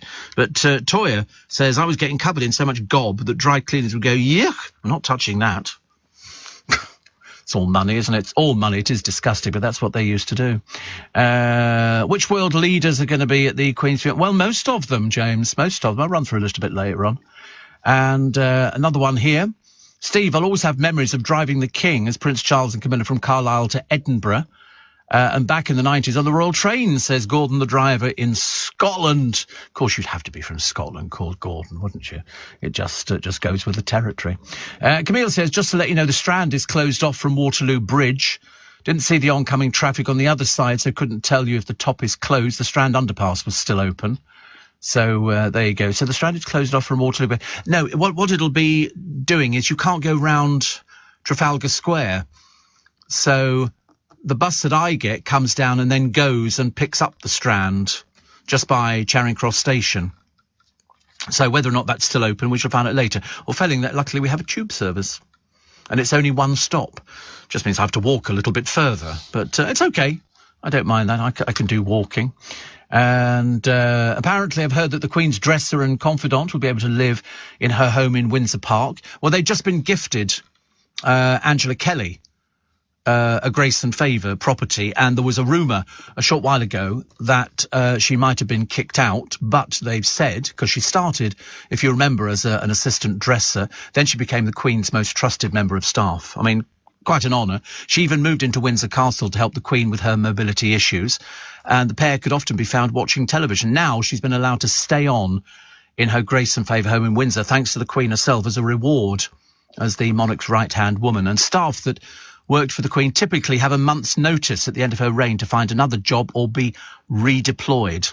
But everybody's been saying Miss Kelly can stay in her Grace and Favour home, and I think that's nice. They have lots of people in Windsor Castle who have Grace and Favour homes. I don't exactly know where Miss Kelly's home is, but it could be in Windsor Castle, in which case she'll be right over the road, because the Grace and Favours are all as you're going up the hill on the right-hand side opposite St George's Chapel, and St George's Chapel takes the other side. So she'll be within spitting distance, as they say, of the Queen, but that's where it is. Morning, everybody. It's nice to have your company. I was saying to my driver this morning, it's such a strange period of time, isn't it?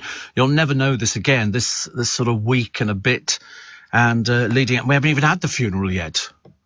We haven't even got near it. You've got another 5 days before we get to the funeral. But the road closures you've just heard with Joanne. So basically all around Whitehall, Trafalgar Square, closed. So where the buses are going, we're having a check on the Strand, actually, as to whether or not... Because otherwise, how do you get down to Waterloo Station? I don't know, perhaps they go all the way up and then come round and then nip over Waterloo Bridge. So if you want to go and see the Queen lying in state, you must bring, check the weather. I've said before, I think the forecast today and tomorrow is rain. In fact, actually, it must have rained something chronic overnight because the water butts filled up again. But I've stopped watering the plants now. I've decided now we have to start clearing out for the winter, which is good. But do take food and drink down, because, people forget about this. Bottles of water. Isn't it funny, years ago, nobody thought about taking a bottle of water out. The one thing I see more of at the station and people sitting on the trains is people with a backpack on with a bottle of water shoved in it. Everybody takes water, don't they? But the food and drink that you take will need to be consumed or thrown away before you get to the security checks. Do remember to bring any medication or equipment. There'll be somebody who forgets to take their medication. I can guarantee it. And a portable mobile phone charger, because phones seem to use up no end of charge at the moment. What can you take in, or what can't you take in? You can take in one small bag with a single opening or a zip.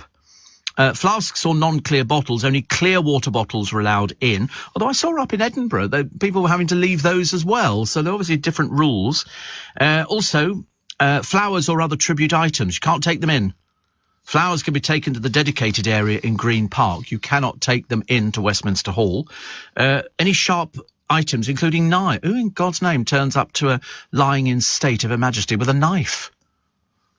Coolers, hampers, sleeping bags and other camping equipment you can't take in. Non-foldable pushchairs. I wasn't even sure something like that existed.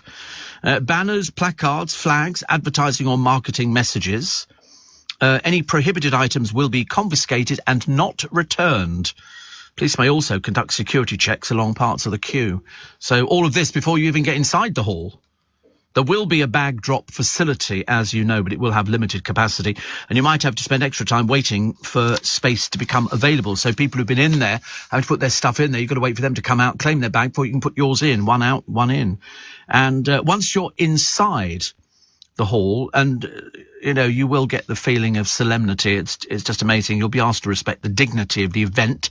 You should remain silent whilst inside the Palace of Westminster and dress appropriately. Anybody wearing clothes with political or offensive slogans will not be allowed in. They're going to be very hard on this. Mobile phones and other electrical devices turned off. What other electrical devices would you take? What other? I can't think of. iPad. Oh, right. iPads should put on silent mode. Once inside Westminster Hall, the queue will be divided to pass on either side of the catafalque, which is the raised area where the coffin lies. You're asked to keep moving forward at all times whilst in line until you've exited into Parliament Square. Can you take photographs? No, you can't. No filming, no photography, and the use of mobile phones or other devices not allowed in the security search area or once inside the Palace of Westminster. You'd think that they would incorporate, wouldn't you, that machine which blocks mobile signals. You just turn it on and it means that your phones will not operate. Somebody was saying the other day, I'd never heard anything like it in my life. They said that these scooters apparently can't come into Leicester Square. It goes over something and it means that the scooter doesn't go any further. I've seen loads of people in Leicester Square on scooters, so I don't know where that came from. Gary Barlow was very disgusted. Apparently, Joanne says if Steve's trying to get a bus from the Strand, he won't be able to. They've all been rerouted ahead of the closure. It's complicated, but the simple answer is he can't get a bus from the Strand. Oh. I shall get the tube train then. I shall have to go all the way down to Embankment. Presumably Embankment station is open. Otherwise, I've got no idea how I'm going to get home. This is... Yeah, tubes are fine. And it's just the roads. God, honestly, it causes chaos, doesn't it? This is, don't drive central. And this is 5 days ahead of the funeral. Wow. I wonder at what point will the tubes stop running? Do you think on the Monday? Or do you think the tubes will always run? Well, even on funeral day? You think so? Oh, OK. Producer says yes. Otherwise, he's paying for a cab home for me. Gary Barlow in all the papers today. Must have a book to flog. I think he has. So disgusted by his weight when he piled on the pounds, he removed all the mirrors from his house. How many has he got, for goodness sake? I mean, I've got about 30, but it doesn't matter. He ballooned to 17 stone as he was dropped as a solo artist by his record label just 3 years after Take That split. He said, I caught sight of myself and in the mirrors and thought, whoa. So he took down all the mirrors. Massive house, not one mirror. I had a little menu on any given day. Breakfast spliff, wake and bake. I don't even understand what that is. That's when you have a joint as soon as you wake up. Right. Oh, goodness. Oh, right. He was doing joints. Good Lord.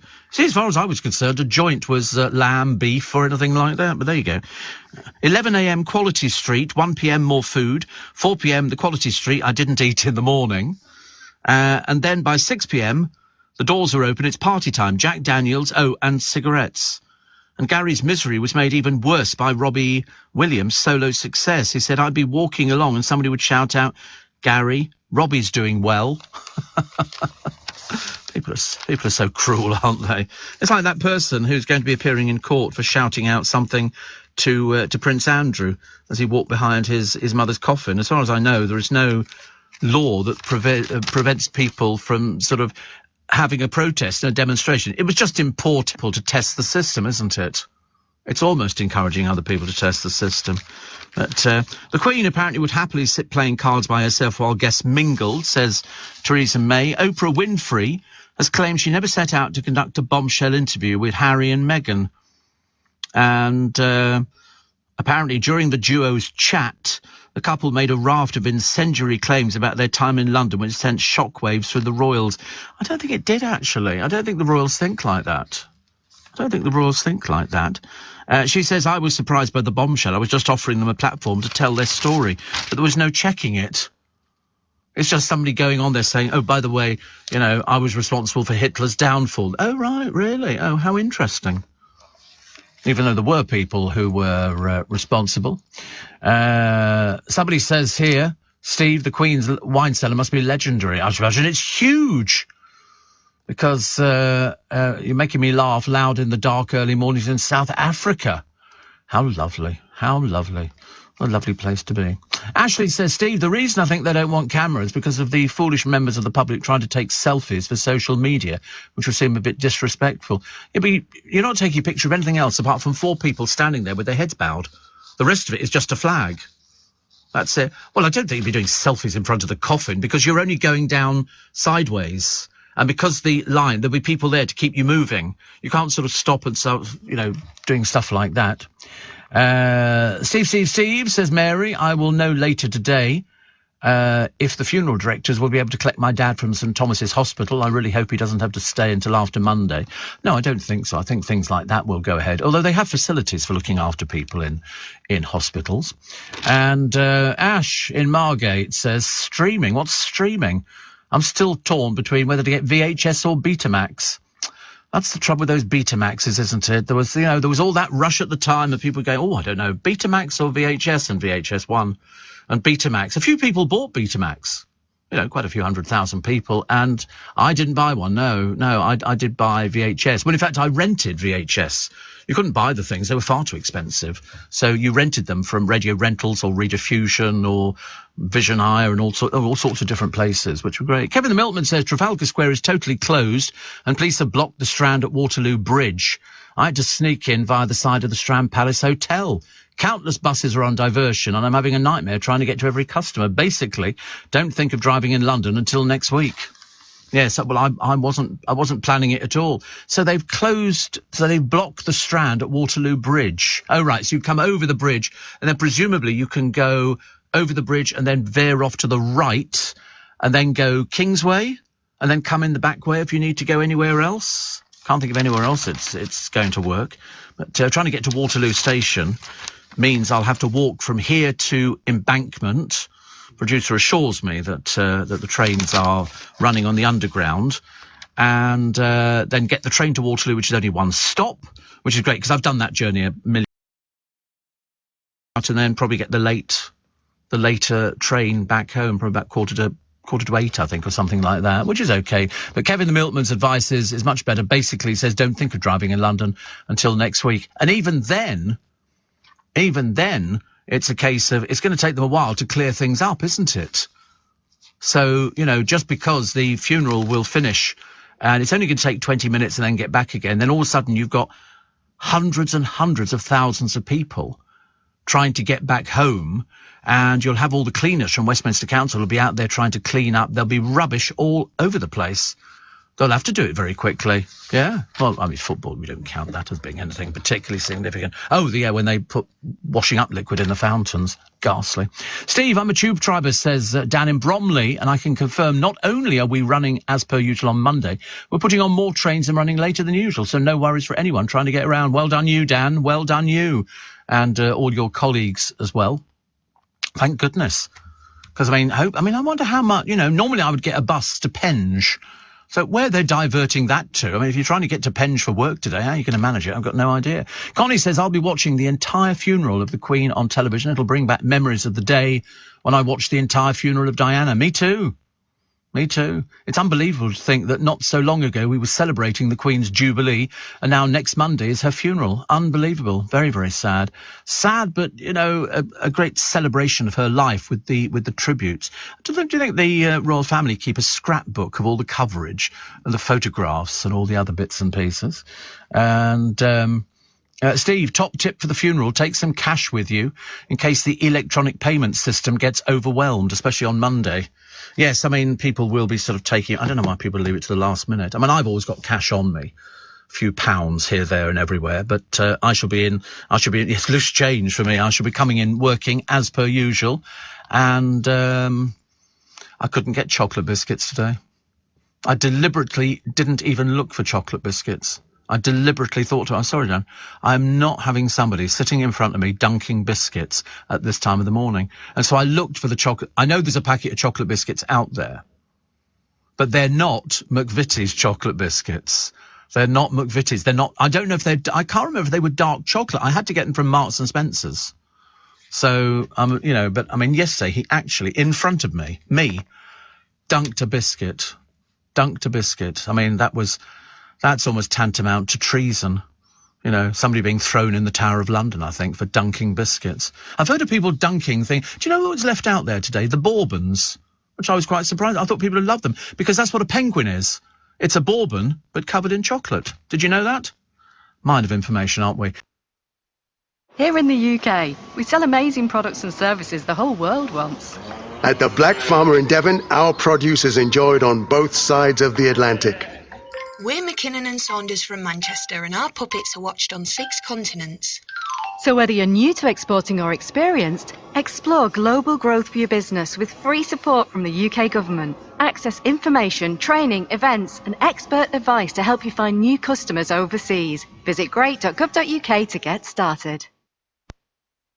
Leading Britain's conversation, LBC, with Steve Allen. Morning, everybody. Nice to have your company. It's Wednesday, September the 14th, and we get Evan. It's still another 5 days to go, though, before the funeral. But actually, I thought that was quite good advice from somebody, taking cash with you in case any one of the cash points runs out of money and you suddenly realise you've got no money to buy food or a drink or something like that. So take a little bit. Don't take a lot of cash.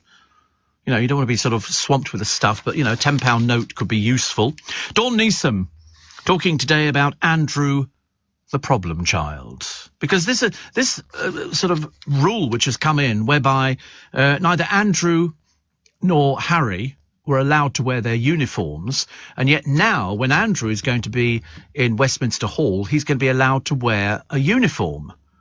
Whilst, you know, there'll be him and King Charles, and there'll be Anne, and there'll be Edward as well, standing, I think only for about 10 minutes. So, you know, if you're going to see the lying in state of the Queen, it's going to be quite impressive if you get down there and the people standing there are going to be members of the royal family. And I think they will do their vigil. And so Andrew's allowed to wear his military uniform, but Harry is not allowed to wear a military uniform because apparently they're not in the services anymore, and they're not members of the royal family. They're not working members of the royal family. But Dawn Neeson, in her excellent column, talks about how you deal with a problem like Andrew. She says you can't ban him from mourning his mother, but his continued and expensive silence over his mate Epstein and underage girls throws a shadow over his siblings. The bloke who heckled him in Edinburgh had every right to do so. Wrong place, wrong time. But we, thankfully, still have freedom of speech. And Dawn says, and I just don't get why Harry can't wear his military uniform, but Andrew can. Both served and both are no longer working royal. So what's the difference? One lives in America, the other will probably never dare visit it ever again. One has talked about his version of the truth way too much, the other not enough.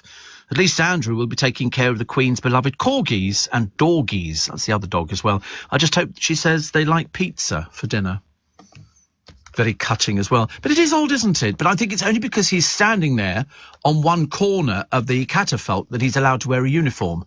But they brought in a body language expert. When he was walking behind the Queen's hearse in Edinburgh, they said that he was very upright and everything else. I mean, he must have been very self-conscious that people's eyes were on him, because we've not seen him for ages. Not that I think that's a bad thing. Not that I think that's a bad thing at all, but he must realise that, you know, somebody calling out to him is basically, you just don't do it at a funeral. You know, it's as Dawn Neeson says, wrong place, wrong time. You know, you're mourning the death of somebody. I mean, we know he's not pleasant in any way, shape or form, but it's a case of, it's somebody's funeral. You know, people being respectful. Try and remember things like that. Apparently, drunken texters. Have you ever tried to text? I sometimes miss text. Perhaps I've got big fingers or something. But I text a word and I look at it and I go, what rubbish is that I've written? No, I never text when I'm drunk. Can't find the phone. But apparently Apple users can now edit and unsend text sent over iMessage. Oh, right. Which is quite good. One said, oh, I can't tell you what it says because it was a bit rude. But mainly people text rude things. Dawn Neeson. Lovely Dawn. Black jacket today, I think, absolutely. Absolutely. I think everybody, Dawn, who's appearing on television at the moment, even on This Morning, black tie, black jackets. Yes, until after the funeral. But I think it doesn't cost anything to put on a black jacket, and I think that will go fine. I think that's you know, I think it's what should be done, actually. I'm the only one who's not wearing it, but there again, luckily I'm not on television. Thank the Lord for that. But Nick wears his dark suit in the morning with a black tie, you know, because he's got ministers coming in and different people to talk to. And so I think that's very right. Very, very right indeed. Although nobody ever says to somebody, you have to wear black. But can you imagine what an outcry there'd be if somebody turns up in a red jacket, perhaps with glittery shoulder pads or something? You can just imagine, can't you? Somebody going, did you see that? How disrespectful. And yet, you know, when you go to some people's funeral, they say, please don't wear black. Can you wear something that, you know, makes people feel happy, like yellow and greens and stuff like that? And yet, you know, it's if you're working in the industry, black you have to wear. Sarah Jane Dunn. You remember Sarah Jane Dunn? She got dropped from Hollyoaks because she decided she'd much rather get her boobs out for people and charge money than be an actress. For some peculiar reason, I could only assume it was money, because in fact she says now, I'm financially better off than I've ever been. So it's obviously money. She's obviously motivated by money. So she signed up. She's 40, and she said, I was doing photo shoots anyway, so yeah, but not those sort of photo shoots, dear. You know, I love the way that people try and justify everything they do. We don't care. We really don't care. If you want to get your boobs out for people for money, well, then you do it. That's your business. I couldn't care less. Oh, TfL have issued this advice. You can always tell. Oh, here we go. Tube services will be running as normal. However, some stations will be busier than usual, and some short-term safety measures such as queuing, closures, non-stopping or changes to the way customers enter or exit a station may be necessary. Customers are encouraged to avoid Green Park Tube Station due to the high number of customers parking through. Other tube stations like Victoria, Piccadilly Circus, St James's Park are within a short walking distance of Buckingham Palace. Other stations expected to be busier: Westminster, Charing Cross, Embankment, Victoria, Waterloo, St James's Park, Lancaster Gate, Hyde Park Corner and Marble Arch. Luckily, not at the time I'm getting the trains. I'm doing early. The Elizabeth Line will run a special service with 12 trains per hour on the central section, that's Paddington Abbey Wood, on Sunday the 18th, to provide further transport options for customers. Due to road closures, some buses will stop short of their destinations or will be on diversion until after the events. They may also run to reduce frequency. All rail and bus strikes that were planned to take place have now been called off. Some cycle routes will be impacted by road closures, such as C3. Santander Cycles will operate as normal, but some docking stations may be closed. London River Services will operate as normal. OK, so London River Services will operate as normal. So walking, tube and rail will be the best way to get around. You can use Journey Planner. You can download TfL Go. Check before you travel. They have a status updates page and allow more time for your journey. But as I say, I'll be 7:30 in the morning. Hopefully, it won't be too busy at Embankment Tube Station. But it's going to be a lot of disruptions so early, isn't it? I don't remember ever them sort of issuing statements saying it's going to be this busy at this time. But they say they're expecting 1 million people on the streets. So they're all going to be set. Do you know what? Actually, luckily, of course, I'm going the different way. I'm going against the flow. Nobody's going to be going to Waterloo, are they? They're all going to be sort of getting off to sort of get the best possible position in the Mall, and getting on the train at Embankment isn't going to be helping you any such way, because you can walk. You can walk down. Biscuits still? Oh no. What now? Oh my God, Father, what on earth is that? It's your dinner. Oh right. Looks lovely. Oh right. Right. I had pasta the other day, actually. I don't know why. I'm not a fan of pasta at all. I'm more of a fan of rice. But apparently I'm only supposed to eat basmati rice because it's better for you than all the other. You know, all the other rices have got all sorts of bits. But I quite like Ben's golden vegetable rice. Mainly because it's easy to cook. You just sort of peel a pack and pour it in and have a little bit of fun with it. Just going back to Sarah Jane Dunn. And she said, if there's a way of doing these and making money from it, and moving away from Instagram, that was the way forward. Well, as long as you're happy, darling, but don't drone on about it. Makes it sound very tedious. She regularly posts sexy snaps on the paid-for site. She says, as an actor, you don't really make very much money unless you make it big time. And let's face it, you didn't make it big time, did you? So you didn't make much money. You just made it as far as Hollyoaks. But a little bit sad that somebody bothered to train you in the first place. And you might as well have just got your boobs out to start with and cut out the middleman. You could start making money. One person on, what's it called? What's this site called? OnlyFans is apparently said to be making, wait for this, £800,000 a month. That's just under 10 million a year. It's me. And I'm going under my name, Giselle, and very popular. I mean, to be honest with you, anybody can try their luck at it, I suppose. I just think it's a bit tacky. You know, Kerry Katona's doing it. Her kids take the photographs, and it's sort of... They do take the photographs. She said she doesn't have photographers doing it. The kids take the photos. She didn't... Yeah, they're all there for her photo shoots. Well, I don't know what the explicit ones are, but as her daughter said, that's where we came from, so what's the difference? She did an interview in the papers the other day. I never make a mistake on Kerry Katona's stuff, believe you me. The former cokehead who sort of, you know, went back on it and then came off it and then went back on it again. No, she said the girls are quite happy with it. They're all grown up now. They're not little children. I mean, they were children when she told them about her cocaine habit, which I thought was very bizarre because they did it on her reality show. She actually sat down and said, I'm going to tell you about this, and then showed them all pictures. And I remember thinking, is this normal behaviour? The answer is yes, but she's bought a Lamborghini, apparently. Not that I think she'll ever get insurance for driving the blooming thing. Steve, I live 5 minutes away from the McVitie's factory at Aspie de la Zouche. The smell in the morning, oh my goodness, says Gary in Leicester. And Ashley says there are hundreds of stewards heading to work in Waterloo, and I mean hundreds. Where is that? I don't know where that is, actually.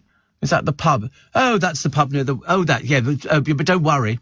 They're heading to work not in Waterloo. They're going there, and they're going over Waterloo Bridge. That's where they're going. So, yeah, security. Even on today. Because the security's got to be there, because they're moving the Queen to the hall. This is for the queues, yeah, which will begin... They're the other side of the bridge, aren't they? So anyway, Ash says, talk about cycling. The speed they use these bike lanes around London is dangerous. Should be a limit in built-up areas. Yeah, there should be. I've never... it's the cycling on the pavements that I think is particularly bad, and yet I've never seen anybody being stopped. And another one here. You were right, says Kevin the Milkman, about a diversion route to avoid the Strand. After delivering to the rest of Trafalgar Square, the east, I diverted up Aldwych, Southampton Road, through to Shaftesbury Avenue into Haymarket, bringing me out to my next call in Jermyn Street. He says, get me, sounding like a black cabbie. Yeah, I mean, the cabs won't be going anywhere today. There's nowhere that they can go. Somebody says, can you get me to Waterloo? I don't know how you're going to do that, because you can't go down Whitehall. You're going to have to do the biggest circle you've ever done, unless you can cross over Waterloo by coming in from the other side.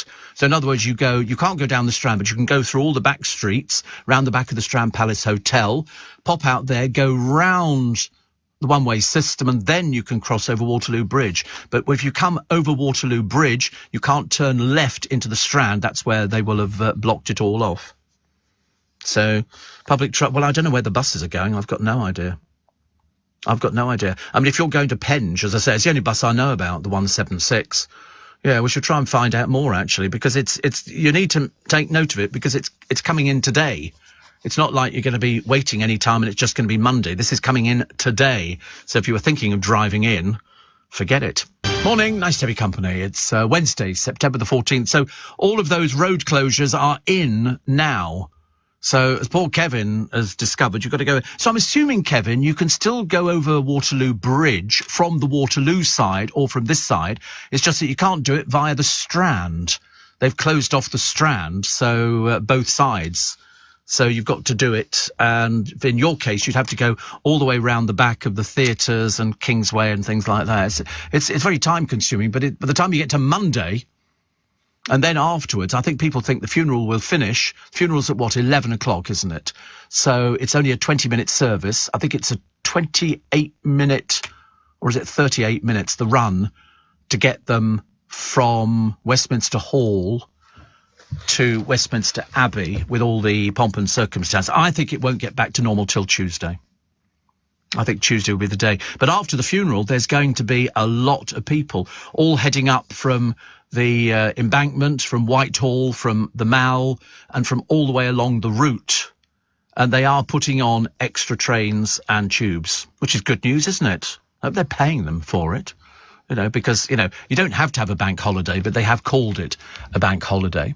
Mark in Lincoln says, I've planned Monday already, Steve, starting with the full English, then watching the coverage, followed by afternoon tea, and then a G&D to toast the Queen, followed by an afternoon with the family. I mean, you have to plan all these things out. But remember, nearly all the supermarkets are closing. So if you're thinking about getting food on the Monday morning, forget it. You're going to have to get it on Saturday or Sunday. And storage if you're buying sandwiches in and stuff like that. Steve, says Jennifer, I have an embarrassing confession. It was my 50th birthday on Saturday. I was confused as different DJs and didn't realise I was tuned into another radio station. So I'm going to be sick. What other radio station? And I texted LBC for my shout-out, but was listening to another. I'm back on track now. I'm pleased to hear your dulcet tones. I'm confused by your other station. I can't imagine what that is. I mean, I didn't think there was anything else, but there you go. I'll have to bow to your better judgment. Mark says, would you mind wishing my wife Amanda a happy 20th wedding anniversary? We're both avid listeners. I don't know, wedding anniversaries. I don't know. I'm not sure if I'm in the mood for doing wedding anniversaries at the moment, actually. I probably could be. Have you seen the video with Prince Charles and the leaking pen? Yes.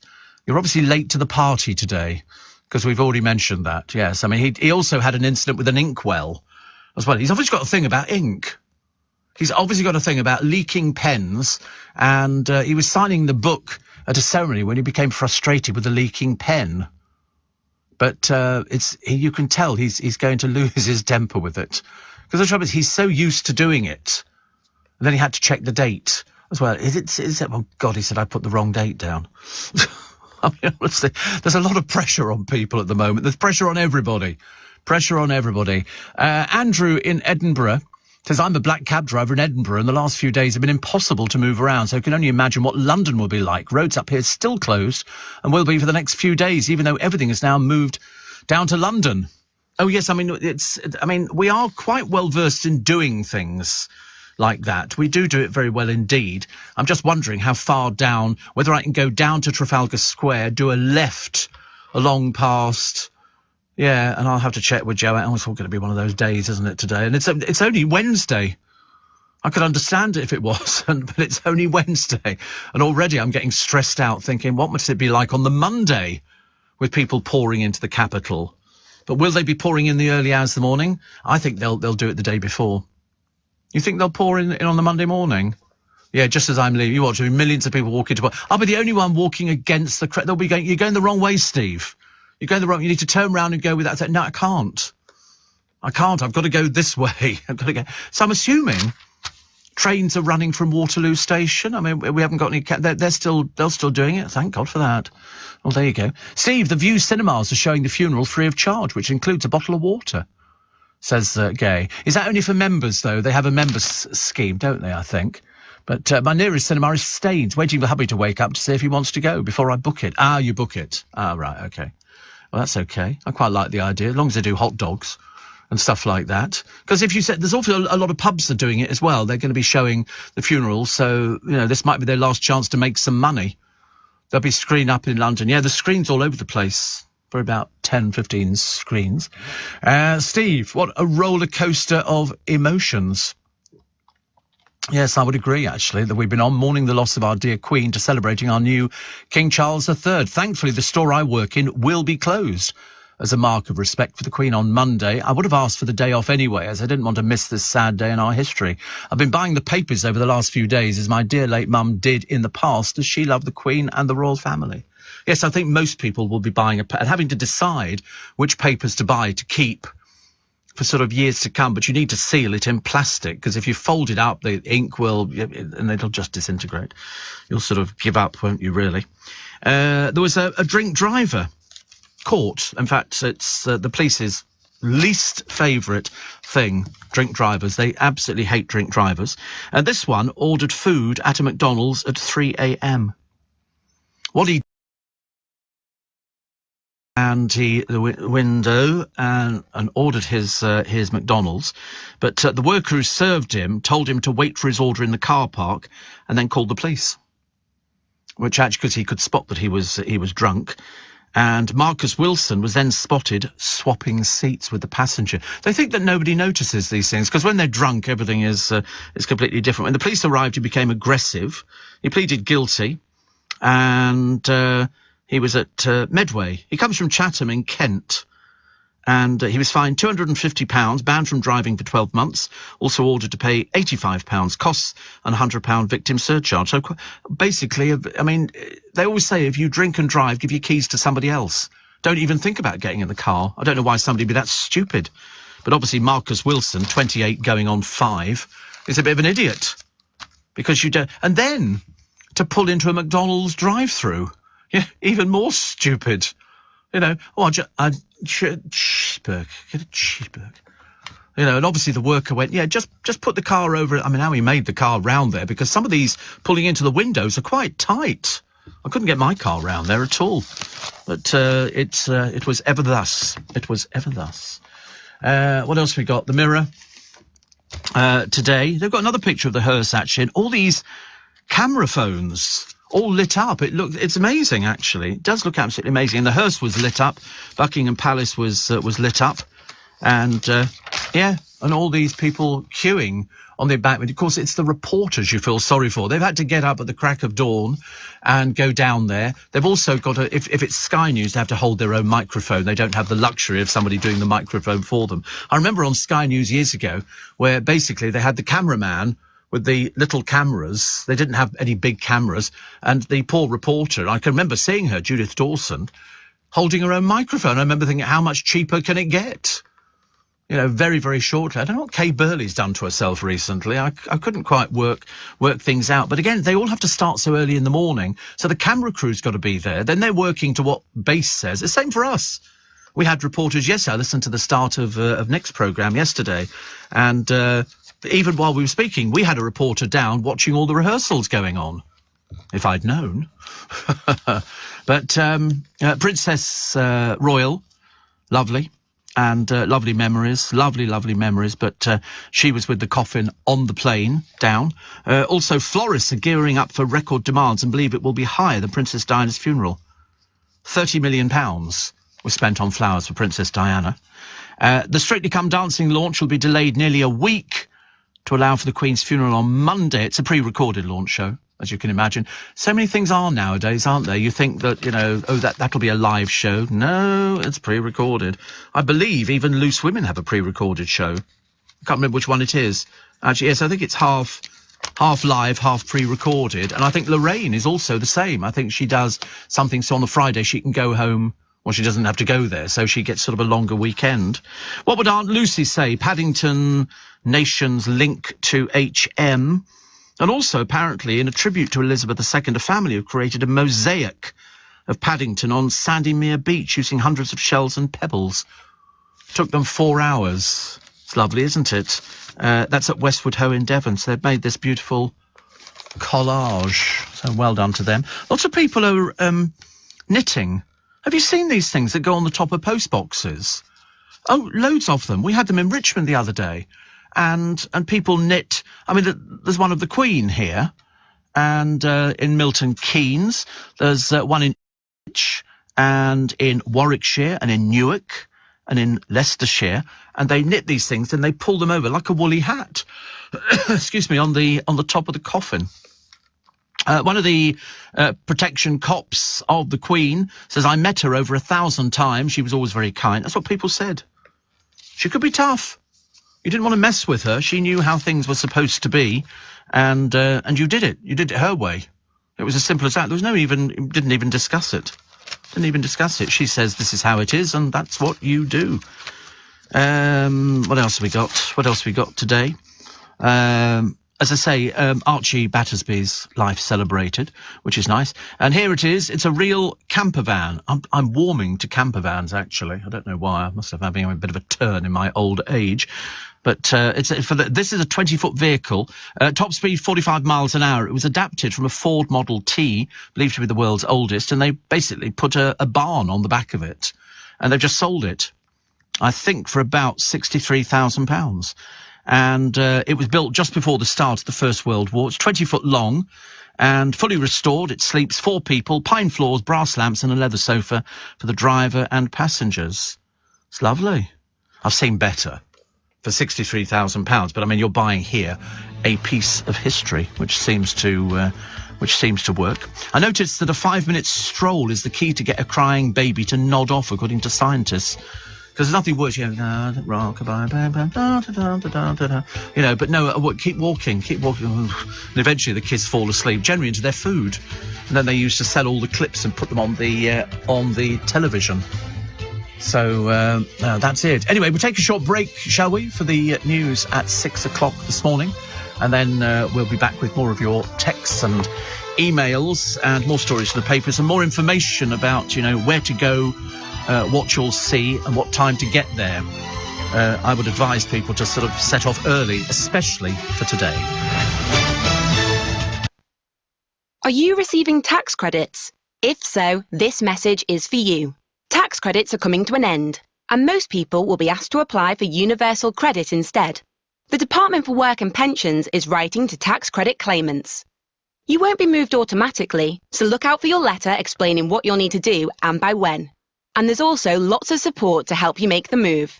Get ready for your Universal Credit switchover. Search Understanding Universal Credit today. Eligibility criteria apply. This is LBC from Global, leading Britain's conversation with Steve Allen. Morning, nice to have your company. It's Steve Allen's Early Breakfast on LBC. It's Wednesday, September the 14th. So the road closures are in London already. Round Whitehall, Trafalgar Square, Parliament Square, the Strand, all closed off. And it will remain like that for the next week. So there will be buses on diversion. Some buses will not be making their way to where they're going. They might fall short of it. You can't go down the Strand, so at all the stations. In fact, we had a statement from TfL, which I'll read out again for you, just so you're aware of where everything's closed, because you might be coming into town to actually go and see the Queen in state at Westminster Hall. If you're in London, we'll keep you informed and up to date with everything that's going on, and so you know exactly where to go. Probably have to wait before you can get into Westminster Hall, and the stipulations, which are laid down in tablets of stone at the moment, by the sound of it, of things you can do, things you can't do, what you can take, what you can't take. It's mainly what you can't take, which is photographs. You can take photographs outside, do anything you like. You can't take flowers in there. There's no leaving of any gifts or anything like that. And they're also asking to respect the dignity of the event. I mean, it should be actually fairly straightforward. People who've been before to go and see. People might have gone to see Churchill or things like that, and you'll know exactly what it is. I think actually the enormity of it will sink in when you go to Westminster Hall, if you're lucky enough to get down there. But getting there, just remember that most of the tube stations will be busier than usual. It should be. As I say, I'm going against it, but all the people coming in later on today will be sort of coming in the same way. I've got a card from Linda and John in Cranford. We all knew that this would happen one day. The Queen was wonderful. I was 5 years old, January 1952, when the Queen took the throne, and it's very interesting. So many times we wanted to write this year, but as I say, always good to hear you and keep well. So thank you, Linda and John, very much indeed. But it isn't it. We all knew the day was going to come. That was the silly thing. We just didn't expect it. We just didn't expect it. We thought she was going to go forever, and every time, as I said, a couple of hours ago, every time she fell ill and they went, the Queen's taken to her bed, she's not going to come down from Balmoral, we were all thinking, oh, is this it? Is this not it? And as it turned out, she was in the best place she could have been because she adored Balmoral. Balmoral was the best place for it. It was almost as if she knew, because, 2 days before she died, she was still working. She was seeing out one Prime Minister and seeing in one Prime Minister because she wasn't well enough to actually come down to London. So, what to know before you join the queue? Because the queue is building as you would expect it to. The lying in state begins at 1700 and will last 24 hours a day. So they're going to try and process as many people as they possibly can, and it will go until 6:30 on Monday. 6:30, you've missed it. Because I don't know why 6:30 actually. If the funeral's not till 11, and presumably they haven't. They've got to sort of arrange everything. Now you don't need a ticket. There's no tickets for this, but you will have to queue, and the queue could be very long. There are also details of what you can take into the hall and what you can't take it. Basically, I would take nothing. But if you've been one of those people who's camped out for quite a while, you've got a tent, you've got blankets, you've got your umbrella, you've got all these bits and pieces. The queue will start on the Albert Embankment behind the London Eye, and you will get wristbands, okay, as you enter the queue. Those queuing, which could be you, are asked not to attempt to save a place for somebody else or leave personal items unattended or put up tents. Too late, they've got tents up already. As the queue gets longer, it will spill onto the South Bank, where that will follow the River Thames past the National Theatre, Tate Modern, HMS Belfast through to Southwark Park.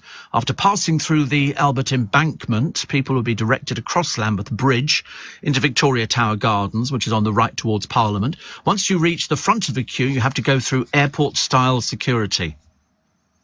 Now, people are being warned they'll need to stand for many hours. So if you're somebody who doesn't stand very well, you've got a slight problem here, possibly overnight, little opportunity to sit down as the queue will be constantly moving.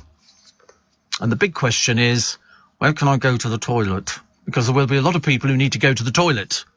There will be portable toilets at various points. Local venues and museums, including the South Bank Centre, National Theatre, BFI South Bank and Shakespeare's Globe will stay open for extended hours, and in some cases for 24 hours, so that people can use their facilities. Cafes and local businesses are expected to open for extended periods. And any decision to close the queue, because they're going to get to that point where they're going to, listen, we're not going to get anybody through past this point, will be posted on government social media accounts. That's why they've said if you're taking your mobile phone, A, you can't use it, or have it turned on. You'll have to put it on silent. There's going to be somebody who's going to forget, isn't there? You can just tell. It's just the way it goes when you get crowds of people. And you'll need to take a booster charger, just in case, because you will be on your phone most of the time. Transport bosses have confirmed, you heard it first on LBC, extra train services will be running. Transport for London says the Westminster area of London will be exceptionally busy. People being asked to avoid driving into London. I wouldn't bother driving into London at all, actually. Just it's not a case of, can we do it? No, don't even think about it. Some roads will be closed already, especially around Westminster itself, which will disrupt the bus services. Travel providers say the best way to get around central London by using the underground and rail services, although there may be temporary tube station closures at short notice, along with special queuing arrangements. I say there's all going to be these people pouring out of Embankment tube station. I'm going into it. I'll be the only one going in. I'll be the only one on there. But you are advised to plan ahead, check real-time travel information and consider walking instead. Of course, if you have problems walking, you've got a big problem. And avoid Green Park tube station unless you need step-free access. OK? So there's the hard and fast rules at the moment. Now, what's happening today, you can watch as Her Queens depart Buckingham Palace at 2:22 this afternoon. They're very precise on times because they know how long it takes to get from A to B. Don't ask me what I used to work at New Scotland Yard years and years ago, and they used to be planning the Queen's movement up there. They had a special department. If the Queen was moving throughout London, it was a purple movement. That's how they referred to it. So her coffin will depart from Buckingham Palace at 2:22. Bearing in mind, by the time they've gone down, then they'll have to, you can't just sort of offload it and stick it on a trolley. They will have to take the pallbearers as well. They've got to be down there.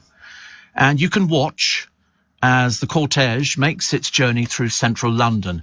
And it's going along Queen's Gardens, the Mall, and then it will cut through Horse Guards and Horse Guards Arch, which is when, if you remember, Diana went through the middle, and that's where they had a little pause. Out onto Whitehall, then Parliament Street, Parliament Square and New Palace Yard. The procession will include King Charles III and Princes William and Harry, as well as other senior royals, in a journey that will take about 38 minutes. It's only going from Buckingham Palace down there, but because of the speed at which it moves, it will be slow. So it's nearly 40 minutes. Best part of 40 minutes. Guns will be fired at Hyde Park and Big Ben, we're told. The coffin will be adorned with the Imperial State Crown. And they think that the crowds are expected to gather along the Mall to watch but they're there already.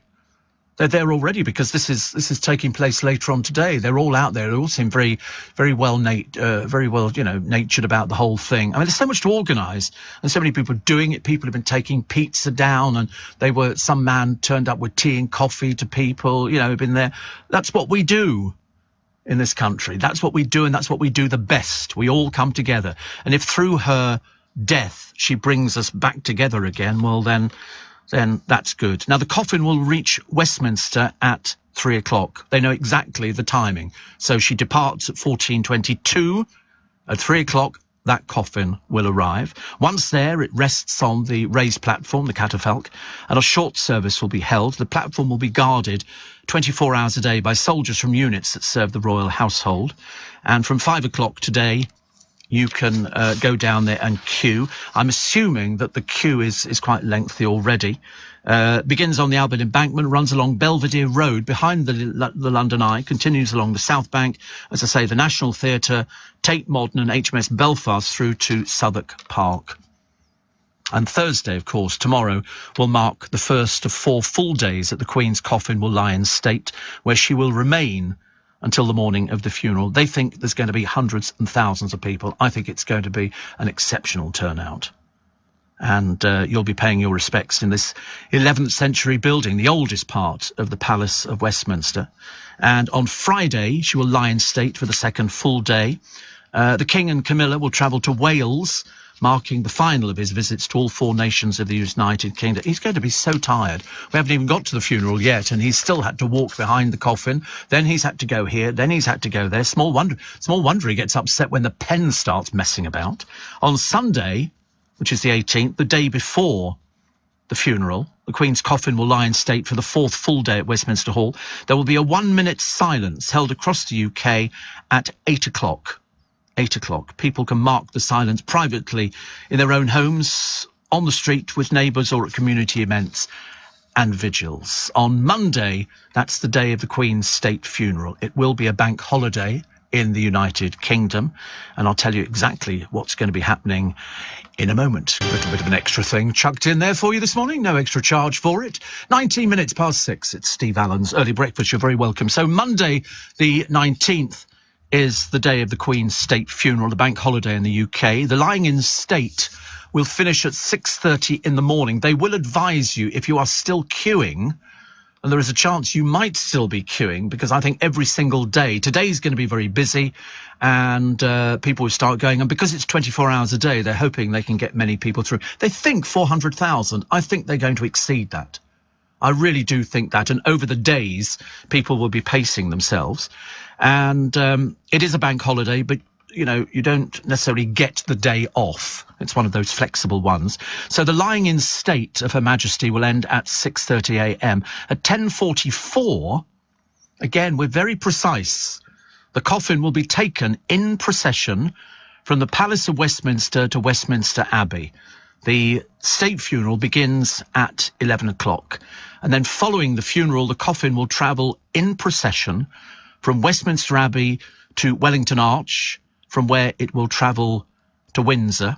The state hearse will then take the coffin along the Long Walk to St George's Chapel in Windsor Chapel, where a committal service will take place, and Her Majesty will be interred there. And then the day will be over. But for many of you who are getting up early in the morning and travelling, many of you hundreds and hundreds of miles to come and witness something that we've never seen before. Many young people listening will never have seen anything like this before. You know, London is already absolutely packed. When Her Majesty went home yesterday, home at last for the last time, the crowds were at least 10, 15 deep, just to wait to go back. And all you could see was the flashing of the cameras and everything else. The rain came down. Every reporter was standing there trying desperately not to look as though they were soaking wet and freezing cold, because it was such an historic event. And they built, I think Sky had built a studio down there. Everybody's got things. And it's something that we do very well.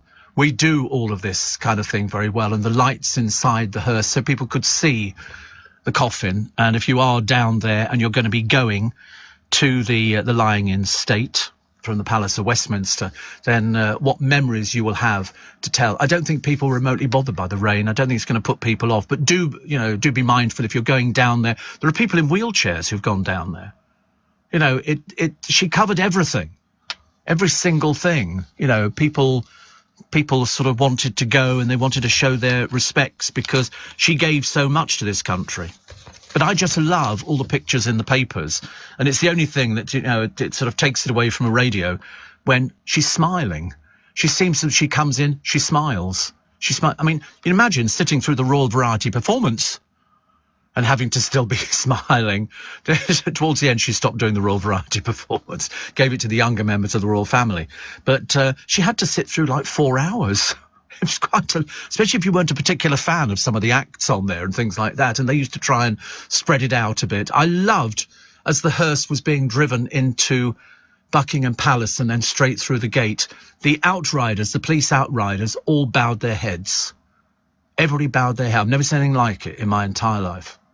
Never seen anything like it. And people clapped. And because that's the last time she'll be going back to her house. And people lowered their umbrellas. Very, very emotional. Very, very emotional. Steve, I woke, says Elizabeth, around 4 a.m. to listen to you. I'm all over the place at the moment. How do you think we feel? How do you think we feel? I'm all over the place as well. It comes in waves. It's very odd. Every presenter will tell you exactly the same thing if they're doing what we're doing, and I don't think, to be honest with you, everybody's doing what we're doing, because it's 24 hours and there's all different opinions from all the presenters. Everybody's got their thoughts on it, but it's this, to look at the pictures of her, and because you see footage of her walking about, you still imagine she's there. You still imagine she's there. You don't think about anything else. It's a very, very strange time in our lives, but something I wouldn't have missed for the world. I wouldn't have missed being involved in it and looking at the way that London turns itself upside down to make sure that everything's right. The bands will be superb. The gun carriage crew will be magnificent. Everybody will do the right thing. And if you're going to get into Westminster Hall when the royal family are there, basically looking after their mum, then that will be even more special. You wish then that you could get a photograph of it, but no photos, and they will check. There are people all the way lining all the way either side of the hall, but you can watch the procession as it goes down there, and then when it moves on the Monday. Pete the Pool Man. We have Pete the Pool Man on this programme. We have Kevin the Milkman, Pete the Pool Man, Noreen who goes through everything. She went to Northolt, the only person who, as I say, went to Northolt as far as we know at the moment. There's obviously loads of you. He says, I booked to see a screening of Jaws at the Everyman Cinema Easter on Saturday evening. Last time this happened with my dad in 1977. This time I take my son, Charlie James, who's 10. Always better on the big screen. It is always better. But, I mean, I went over to the place we made it, Universal, and they have a Jaws thing which comes up out of the water in Florida. Yeah, we went to the theme park, and it just looked like a plastic shark. And when you see it again back on the television when they show it as a film, it just looks like a plastic shark. Whereas I've seen the real things. The real things look even more frightening. But when you go on this tour, you're on a little train thing, and the bridge that you're on dips down. All of a sudden, it appears to break in two, and this thing appears out of the water. And as you drive off, you turn round and you can watch it sinking back below the water. And it doesn't seem half as frightening. Although, to be honest with you, I am fairly frightened of sharks. Fairly frightened of sharks. I just sort of watching people dealing with sharks in these shark cages. You can go and do this. You can go into a cage. They will lower you into the water and sharks will appear from nowhere. Now, that's the kind of... I'd worry about that, just in case they weren't as friendly as I like to think they are. But you have a nice time, Pete. Steve, strongly agree with you about people knowing when they're going to pass. I've been a carer for around 20 years to my husband due to declining health. He was never alone over the past 6 years, but last Sunday, due to circumstances beyond control, he was left alone for 4 hours. And within those 4 hours, he passed away. Monday is, or would have been, our wedding anniversary. Not been able to watch anything to do with the Queen. Everything's so surreal. Spent 90 minutes yesterday in a queue trying to get through to the DWP. I shall try again today, but thank you for keeping me up to date with the outside world. Well, that's the way it goes, isn't it? That's the way it goes. I mean, all I remember thinking after my mum died was all the bits and pieces you have to do. You have to go and get death certificates because you've got to give one to the bank. You've got to give one to the... And did you know that you can't just phone up a newspaper and place the obituary? It has to come through a solicitor because people might put a fake obituary in a paper and upset people. So it has. I thought you just phoned up and said, "Can you please put this in?" And we put it in our local paper. As a lot of people, not everybody does that, but we did it. But we couldn't do it ourselves. We had to get the solicitor to do it. so that it became official. And there's so many things, your mind, you barely have a chance to sit down and get a cup of tea or coffee because there's always something to do. Have I done this? Have I done that? Have we booked this? Have we booked that? And so you can imagine when you're doing it for the Queen, then, you're looking on something in such a scale that you can't even get your head around it. And as I say, Charles, he's in his 70s, for goodness sake. No matter whether you like him or you don't like him, and he was mad for ages because he talked to his plants and all this kind of thing, and then Camilla went through the hate thing. At the moment, it's Harry going through the hate stuff, and Andrew, but I think that'll be there for forever. And it's a case of what a dysfunctional family. What a dysfunctional family. As somebody said, to have one marriage break up, little bit careless, 2 marriages, but they've had quite a few marriages, because I suppose the pressure is on. If you remember, some of Harry's previous girlfriends didn't want to go out with him because the pressure of, you can't just go out and think, oh, we're going to do some shopping, go and, get something from Benetton or something like. You can't do that, because when you go out, you've got to go out with the bodyguards, and they've got to go and vet a place first of all. That's why during the war, the Queen was a little bit naughty as a young girl. She and Margaret Rose would sneak out to be with the crowds. And of course, nobody would have expected to see them there, so they got away with it. They were they would be in London, basically, kicking off their heels and just seeing what life was like on the outside world. VE Day, they snuck out, and they went back and talked about it. That they were able to get, because if you were standing somewhere and you looked at somewhere, it just looks like the Queen, or as she was then, Elizabeth, and you go, no, it wouldn't. Of course it wouldn't be. Don't be so silly. Don't be so silly. Yesterday, so many people, says Margaret from Hyde, Steve, were tracking the RAF plane. Yes, there were millions. I think something like 8 million people were tracking the plane, which I thought was very interesting, which was carrying Queen Elizabeth's coffin from Edinburgh to London. That Radar 24 went on meltdown. It was wonderful for the people of the north, as we could see the plane as it flew over our houses.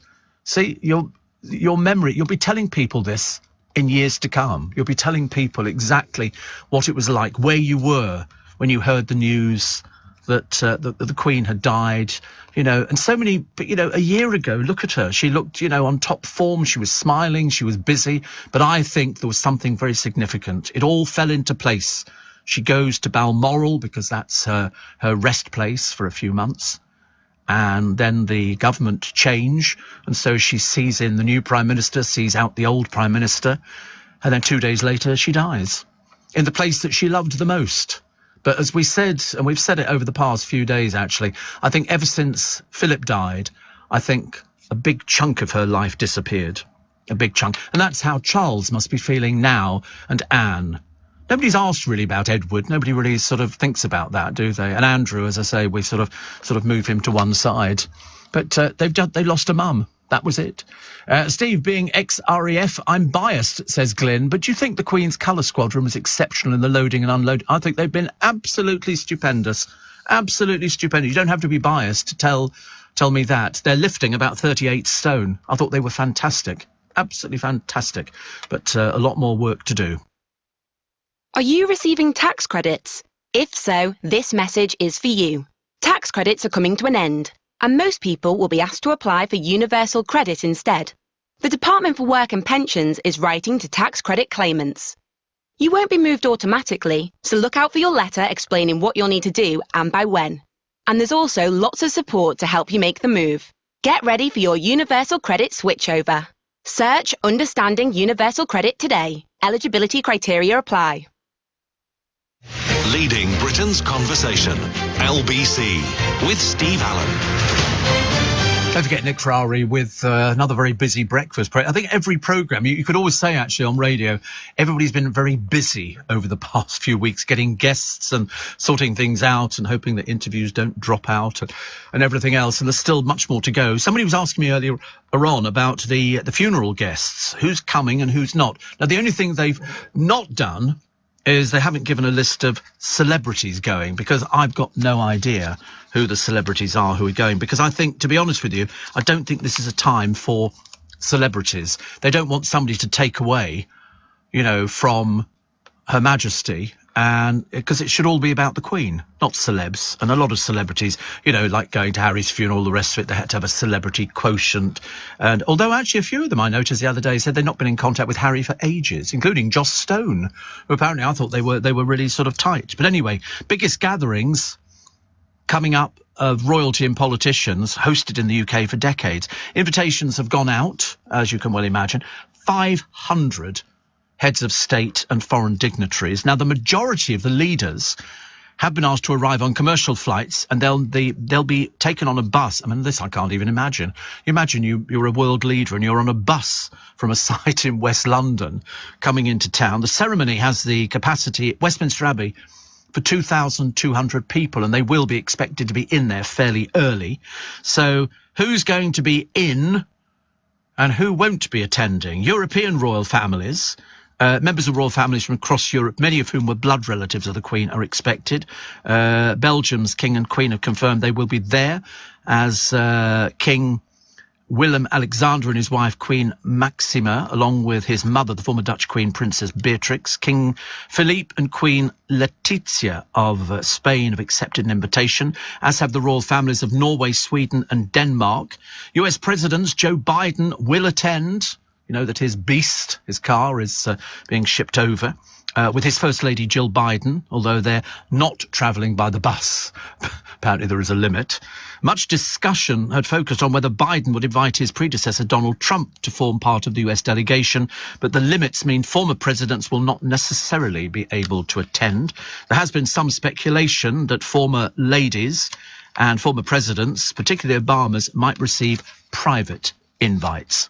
On the Commonwealth, Australian Prime Minister, New Zealand Prime Minister, Canadian Prime Minister will all be attending. A number of Governor-Generals who serve as the representatives of the monarchy in the Commonwealth realm are expected to attend with their country's leaders.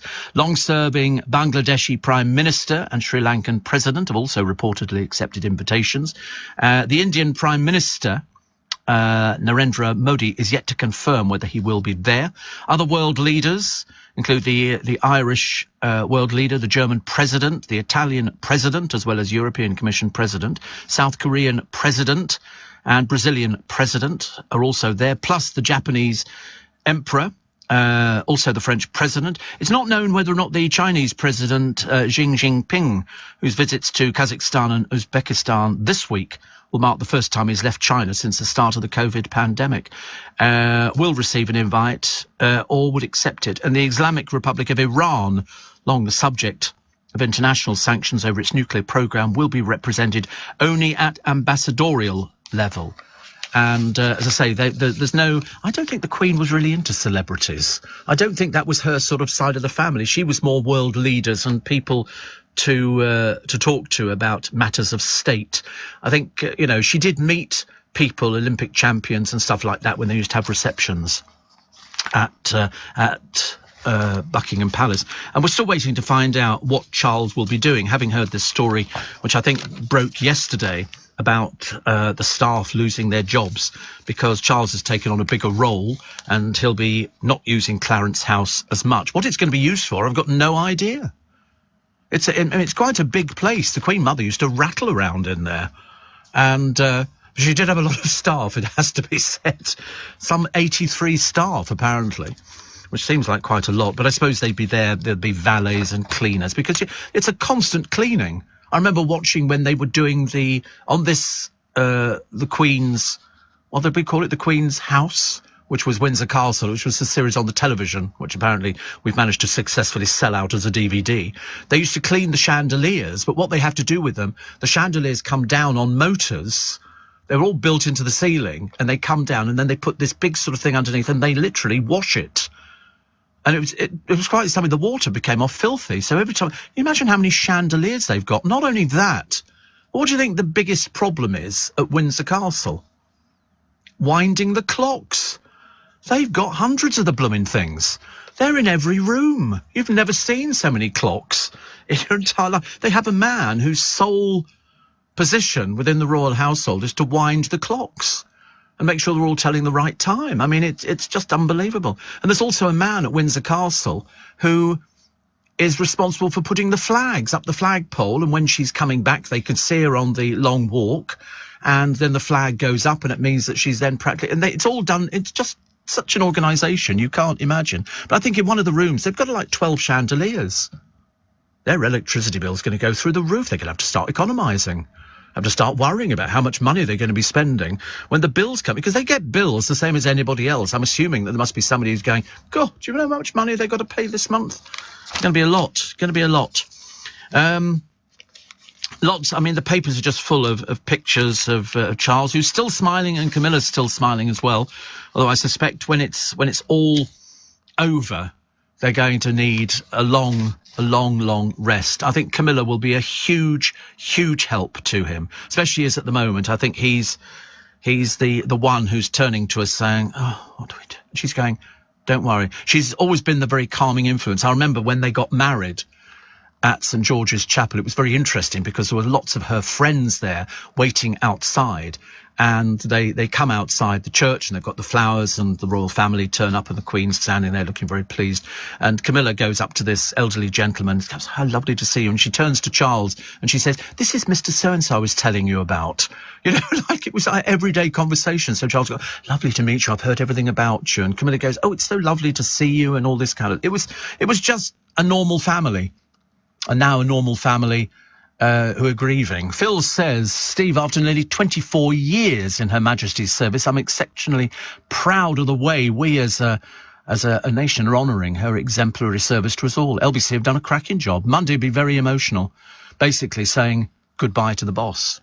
Yes, I think that's the way that they see it as well. How many staff are going to lose their jobs? I've got no idea. People that just specifically looked after the Queen's houses, I don't know. But I think Anne will also be one of Charles's rocks. I think she'll be there, and I think they will need each other. Because, you know, as Kim in Battersea says, the afternoon the Queen died, we were at my nephew's wedding, just starting the reception. There were tears, then we raised a glass with God Bless Our Queen and danced the night away. It's strange times, aren't they? Shazzy in Surrey says, "Today's my daughter's graduation at the Royal Festival Hall. Wish her luck. She's rather nervous." Oh, good luck. Good luck. Mind you, I did say the other day, and I mentioned it at the beginning of the programme, I was saying how unusual to get a hospital appointment on Monday. I said, I mean, typical, isn't it? I get a text through saying, "You've got an appointment on Monday at 10 o'clock at Kingston Hospital." And everybody was saying to me, "That'll never go ahead." Blow me down yesterday. I get a telephone message from Kingston Hospital, you know, "We're going to have to postpone it just for a little while. We'll send you a new date very shortly." And I thought, isn't it typical? I mean, I did think it was slightly odd, but I don't think the computer realised that Monday was going to be such a special day. So I've been cancelled. I'm hoping I'll still get my flu jab on Saturday. I booked in very early for it. You could pick your own time on these things. It's very specific. Everything's done on computer. Push button 1 for 8:25. For 8:27, push button, and so it goes on. I think Clive Bull was talking about how many buttons you have to push now on a telephone to get through and speak to a real human being. It's very confusing, actually. A few years ago, says Phil in Slough, my friend struck up a conversation with an old lady in Windsor Great Park, walking the dogs. My friend said, "Oh, the Queen had corgis too," without batting an eyelid. The old lady said, "Yes, I do, don't I?" I don't know. I don't think she walked around on her own, actually. I don't think she ever walked around. She went riding, but always with somebody else. Never did it by herself, and she certainly would have been walking in Windsor Great Park. Absolutely not with the dogs. I don't think the dogs ever went to Windsor Great Park. I think they stayed within the confines. But sweet story, sweet story. Reunited, but the rift will be far from healed. This is Carol Malone, the Express columnist, talking about Harry and Meghan and William and Kate. It's kind of got to that stage where I think they're together at the moment because of a funeral. I think that's the only reason. And they'll both walk behind the coffin, so nobody will be saying anything. I think they try and avoid conversation. I don't know why. I suppose because it's been 2 years. And they have to sort of, you know, get around things like that. I mean, I think the Queen would have loved them to patch things up. I think they kept an awful lot from the Queen. I don't think they would have discussed things like this, you know. She just knew Harry is organising this and the Invicta Games and everything else. I don't think they really knew about the Queen wouldn't be interested in things like that. That would be small talk, you know. So have you spoken to Harry? No, she wouldn't say things like that. Definitely not. Jonathan says there's another royal passing today. Princess Grace of Monaco died in a car crash on this day 40 years ago. Lummy. There's a limit how far you can go back, isn't there? I remember it very well, actually. I remember it very, very well. But 40 years ago, crikey, that makes us feel old, doesn't it? Morning, nice to have your company. Wednesday, September the 14th. That Harry memoir, which was delayed for a little while, they think will be coming out as planned. Despite the death of the Queen, neither the publisher nor the Duke have confirmed their intentions. And but it will be coming out. What it says, I don't know. I mean, it would be very inappropriate to bring it out now, wouldn't it, no matter what you are thinking. And we still don't know what's going to happen after the funeral. Does Harry then go back to Buckingham Palace, or will he and Meghan be going to the airport and jetting off back home? I don't even know where the children are. I don't know whether the children are here or with the nanny. The papers are full of the protesters. There was somebody by Westminster Hall and a picture of the man who heckled Andrew and anti-royalists. There's no law against protesting. You can protest. There's just a time and a place for it. You know, there's somebody, you know, I mean, there's somebody standing outside Buckingham Palace with a little sign reading, "Abolish the monarchy." I mean, it's a rather pathetic looking person. And you sort of think to yourself, don't you have any decency? Don't you have any decency at all? Ridiculous. Steve, I wanted to send a message to praise LBC for their respectful, dignified and honourable coverage of recent events, from presenters to the backroom staff. Oh, you've no idea how the backroom staff work. You have no idea. Seriously, they're the ones who get it in the neck if things don't happen.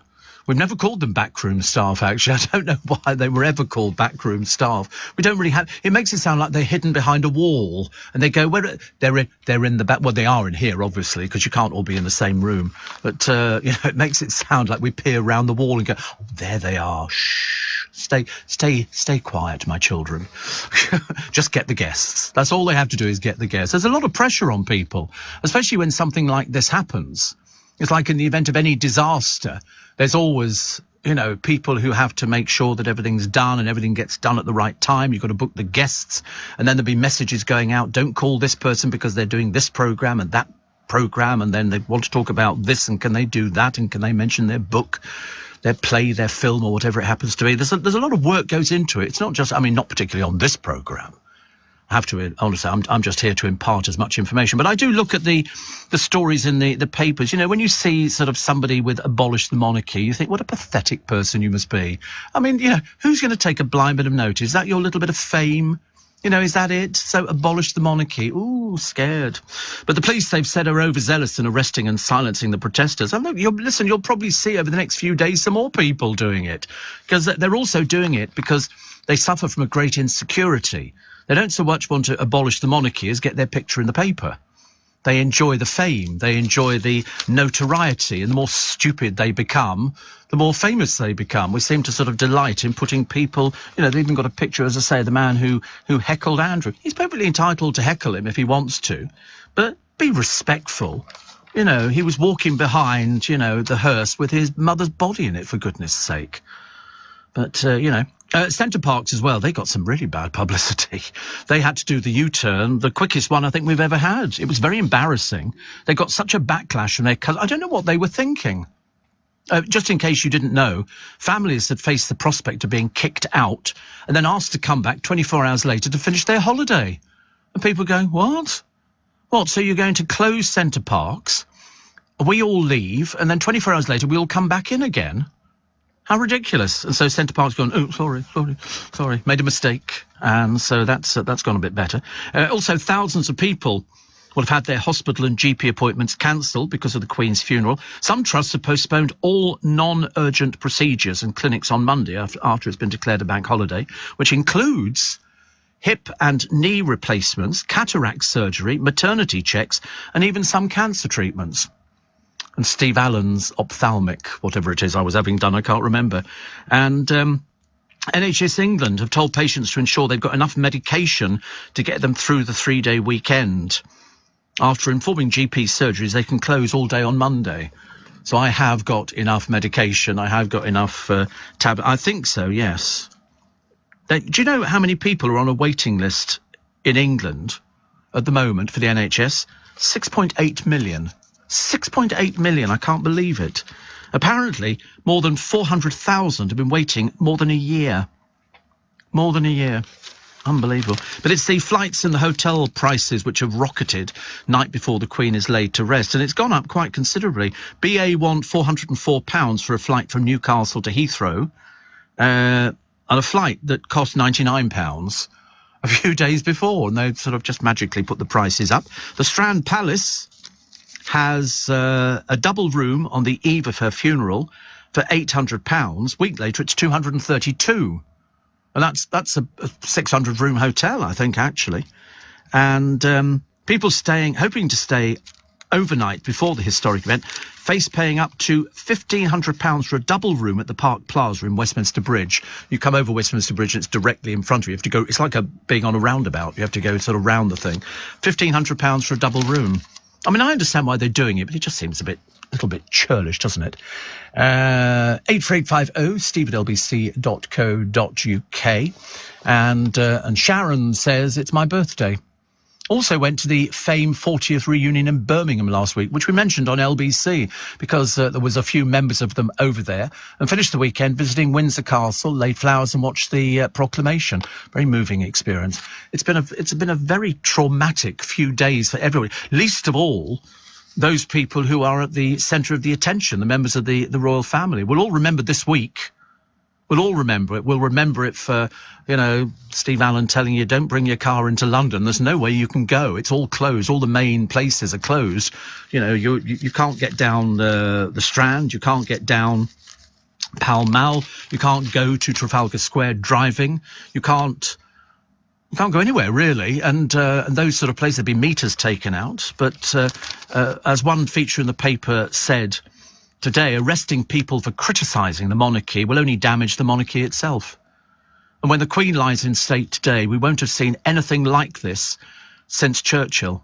That would be the last time. And that video is on YouTube. Just type in Churchill's funeral, and it's got the music on there, and it was a very grey, sombre day. It was very, very sad, very, very sad.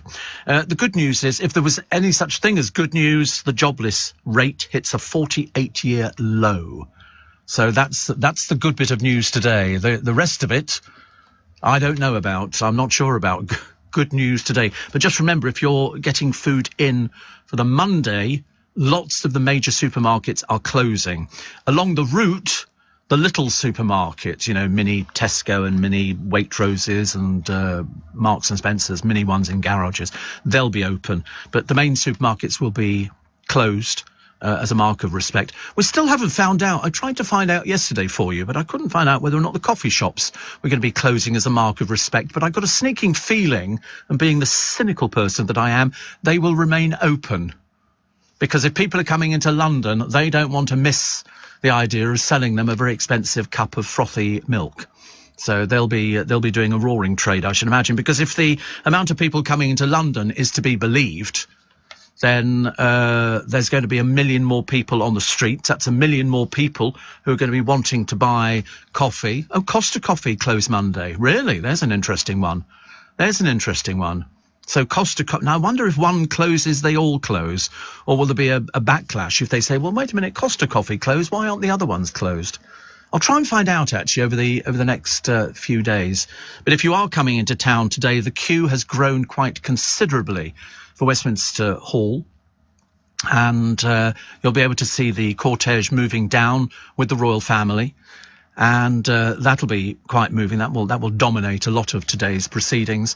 And then at 5 o'clock this evening, the first people will be allowed in, and it'll be 24 hours a day. So they'll try and process as much as possible, but heed all the advice about your mobile phones and what you can take in and what you can't take in. And then, because the amount of people who've got tents out on the embankment already is quite amazing. You won't be able to walk around Westminster Hall with those.